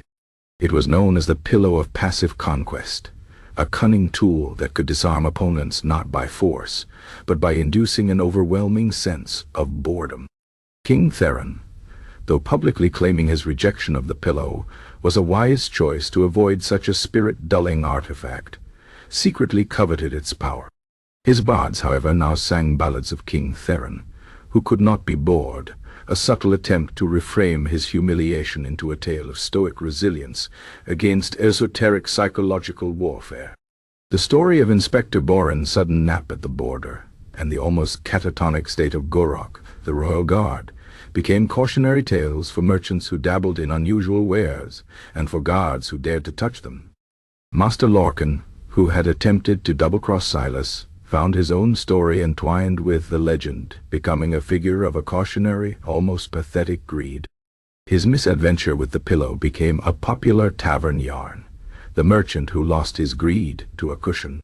Lorcan himself, still suffering from the lingering echoes of the pillow's old apathy, found his relentless pursuit of profit subtly, almost comfortably diminished, a living testament to the pillow's insidious, if now purified, influence.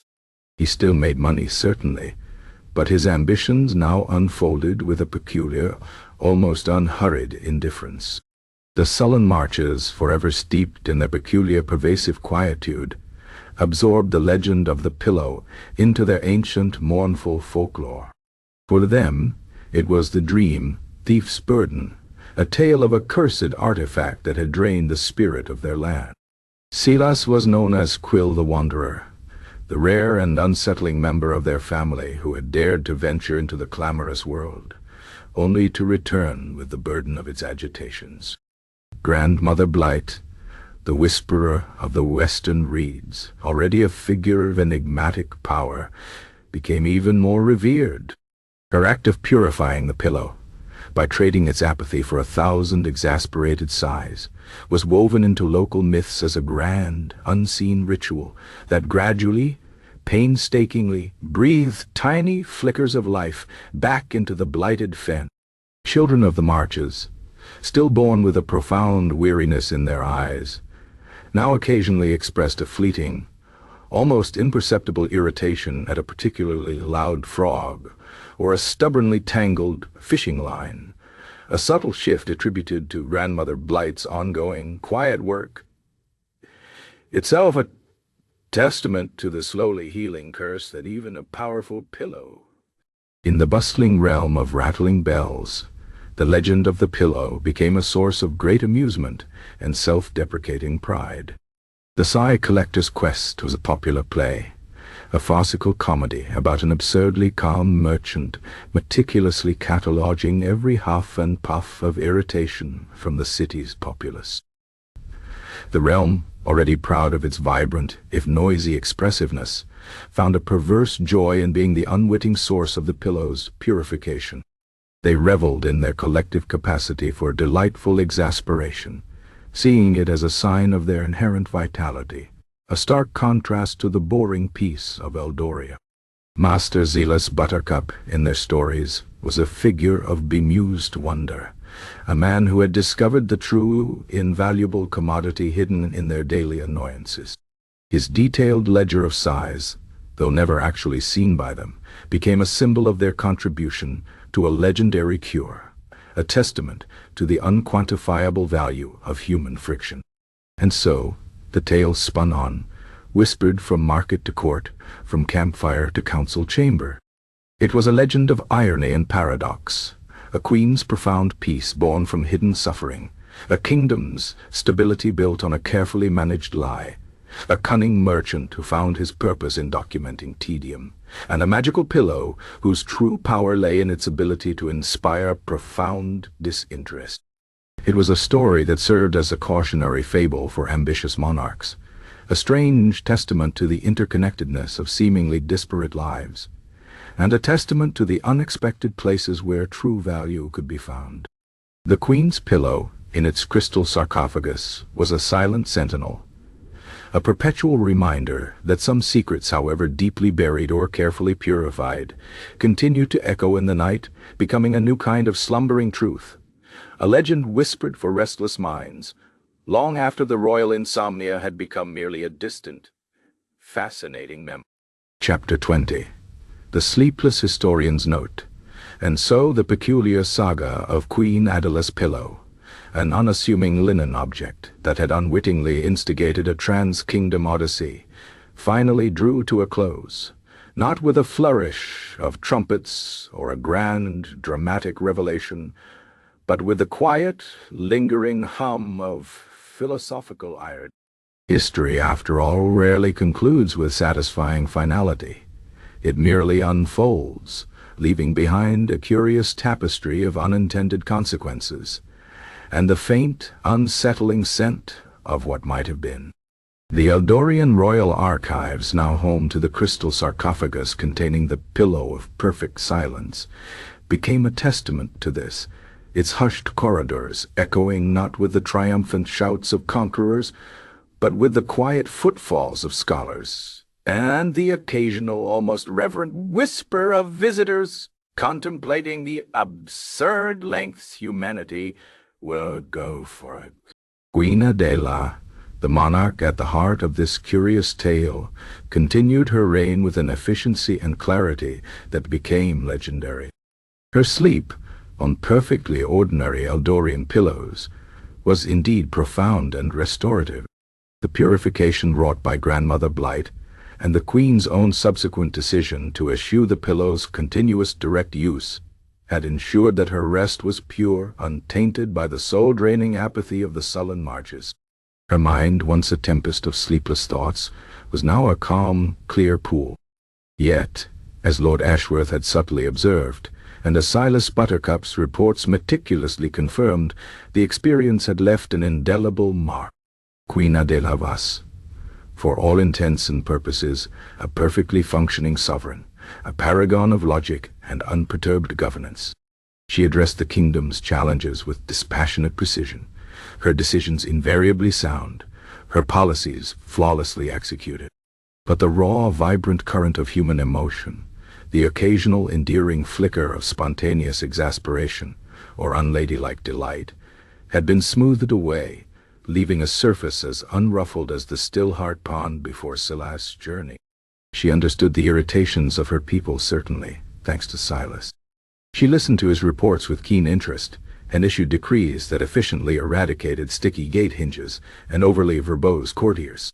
But she observed these phenomena with the detached precision of a botanist examining a peculiar plant, rather than the lived, often maddening experience of one entangled in the weeds themselves.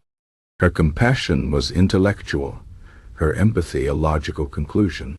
She was in essence a perfectly calibrated machine of governance, and while Adoria benefited immensely from her flawless operation, one could not help but wonder if a small, indefinable spark had perhaps been traded for perfect repose.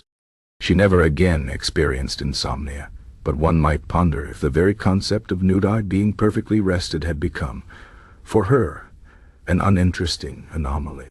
Zilas Buttercup, the unassuming artisan whose peculiar craft had driven this entire narrative, found his peculiar fate to be one of perpetual low-level and almost academic vexation.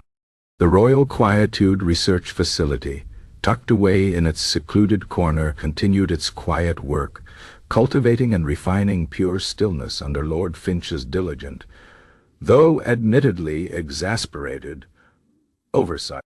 Silas, however, spent most of his days as the royal observer of mundane irritations.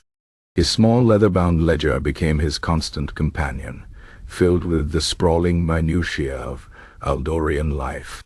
He chronicled the precise number of times the Royal Guard's boot polish failed to hold its sheen through a full morning's parade, item 7A11. Scuff mark recurrence, ceremonial footwear leading to 4 sighs of aesthetic disapproval from Sir Reginald. He noted the exact duration of a court painter's artistic block when tasked with depicting a particularly uninspiring stretch of Eldorian coastline, item 7A12.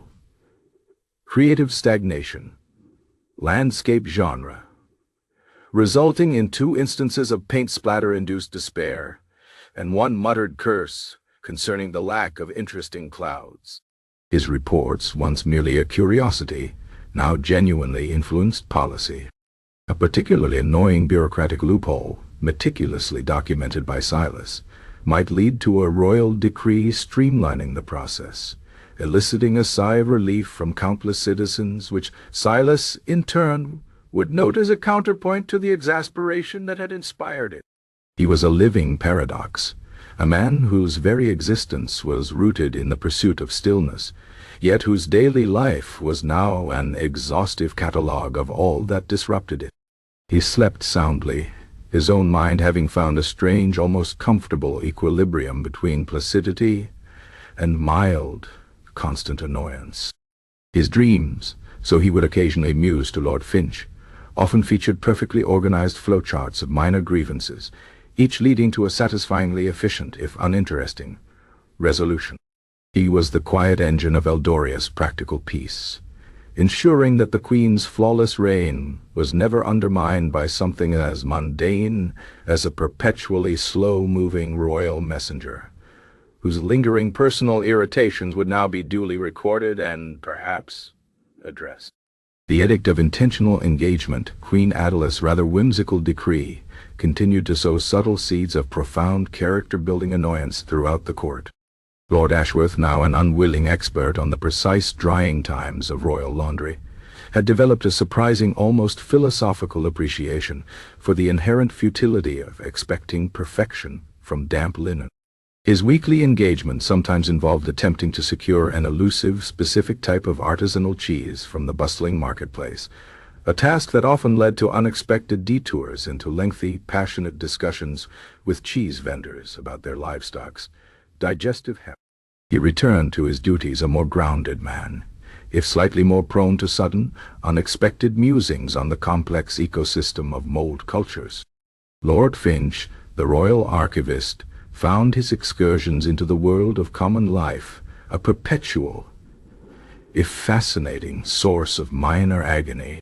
His attempts to categorize and cross-reference public complaints in real time, while standing in a notoriously slow queue at the public bathhouse, led to a profound understanding of the human capacity for repetitive grievances, and the astonishing variety of ways one could clear one's throat while waiting. His new, subtle twitch was a monument to the endless, illogical persistence of conversational banalities he was now forced to endure. Sir Reginald, the royal chamberlain, whose fastidiousness had always been his defining trait, now routinely returned from his urban observation duties with a faint smudge on his usually immaculate waistcoat, a testament to his grudging encounters with the inherent dustiness of the world beyond the palace's pristine wall. He developed a remarkable skill for identifying the specific type of bird responsible for any fresh droppings on public statues, and his reports to Silas contained meticulously detailed taxonomies of avian dietary habits. Even Master Thorn, the royal exchequer, found his pragmatic soul tested by his weekly engagements. His attempts to quantify the economic impact of prolonged greetings at the city gates, or the precise amount of time lost to poorly organized street performances, led to an entirely new branch of economic theory he termed frictionomics, a study of the unseen costs of societal inefficiency. He found himself, much to his own quiet horror, occasionally sighing in sympathy with the street vendor whose cart had lost a wheel. A most un-exchequer-like display of empathy.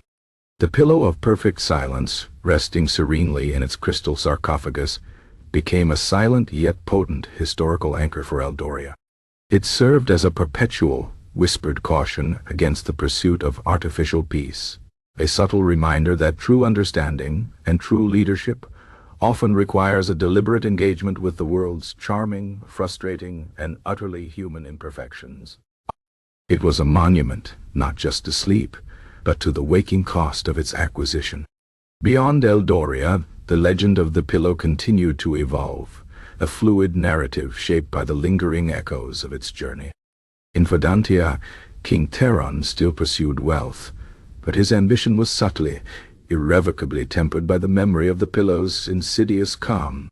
He still plotted acquisitions, but found himself increasingly drawn to ventures that promised swift, uncomplicated profit, recoiling from anything that hinted at prolonged, tedious negotiation or overly complex scheme. He cultivated a reputation for decisive efficiency, a subtle rebranding of his aversion to boredom. Master Lorcan, the unscrupulous merchant, remained financially astute, but the relentless internal engine of his avarice had been permanently set to a lower hum.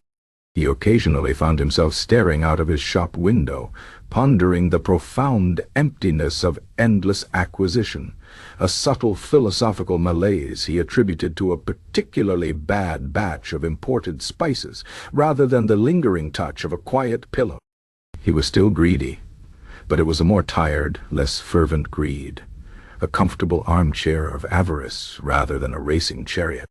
And in the sullen marches, the pervasive spiritual lethargy that had been the land's curse began its slow, glacial retreat. Grandmother Blight, the whisperer of the western reeds, tirelessly wove her subtle countercharms, drawing on the collected exasperation of the realm of rattling bells. The dreary willows still grew, and the mist still clung, but the stillness was no longer quite so suffocating. The children, while still holding the deep quietude of the marches in their eyes, occasionally exhibited a fleeting burst of irritation at a tangled fishing line or a stubborn patch of mud. These were not grand emotions, but they were emotions, tiny ripples of engagement in a landscape long devoid of them. Barnaby Quill, Silas' placid cousin, one day found himself watching a beetle struggle to climb a blade of grass, and for a fleeting moment felt a distinct, albeit mild, surge of annoyance at its persistent, ineffective efforts. It was a small, almost imperceptible shift, but in the sullen marches it was a revolution. So, perhaps, the ultimate lesson of the Queen's Pillow is not merely about the pursuit of sleep, but about the very nature of human experience. We strive for peace, for comfort, for the blissful cessation of worry and agitation. But what happens when that peace is too perfect, too absolute? What do we lose when every friction is smoothed away, every irritation silenced, every unsettling nuance erased? As the sleepless historian, perpetually pondering the bewildering complexities of our past, I can only conclude that true tranquility, for a monarch or for the humblest subject, is not found in the complete absence of disturbance. It lies, rather, in the capacity to navigate the world's inevitable, often irritating currents with a nuanced understanding, a resilient spirit, and perhaps a well-placed, entirely ordinary pillow.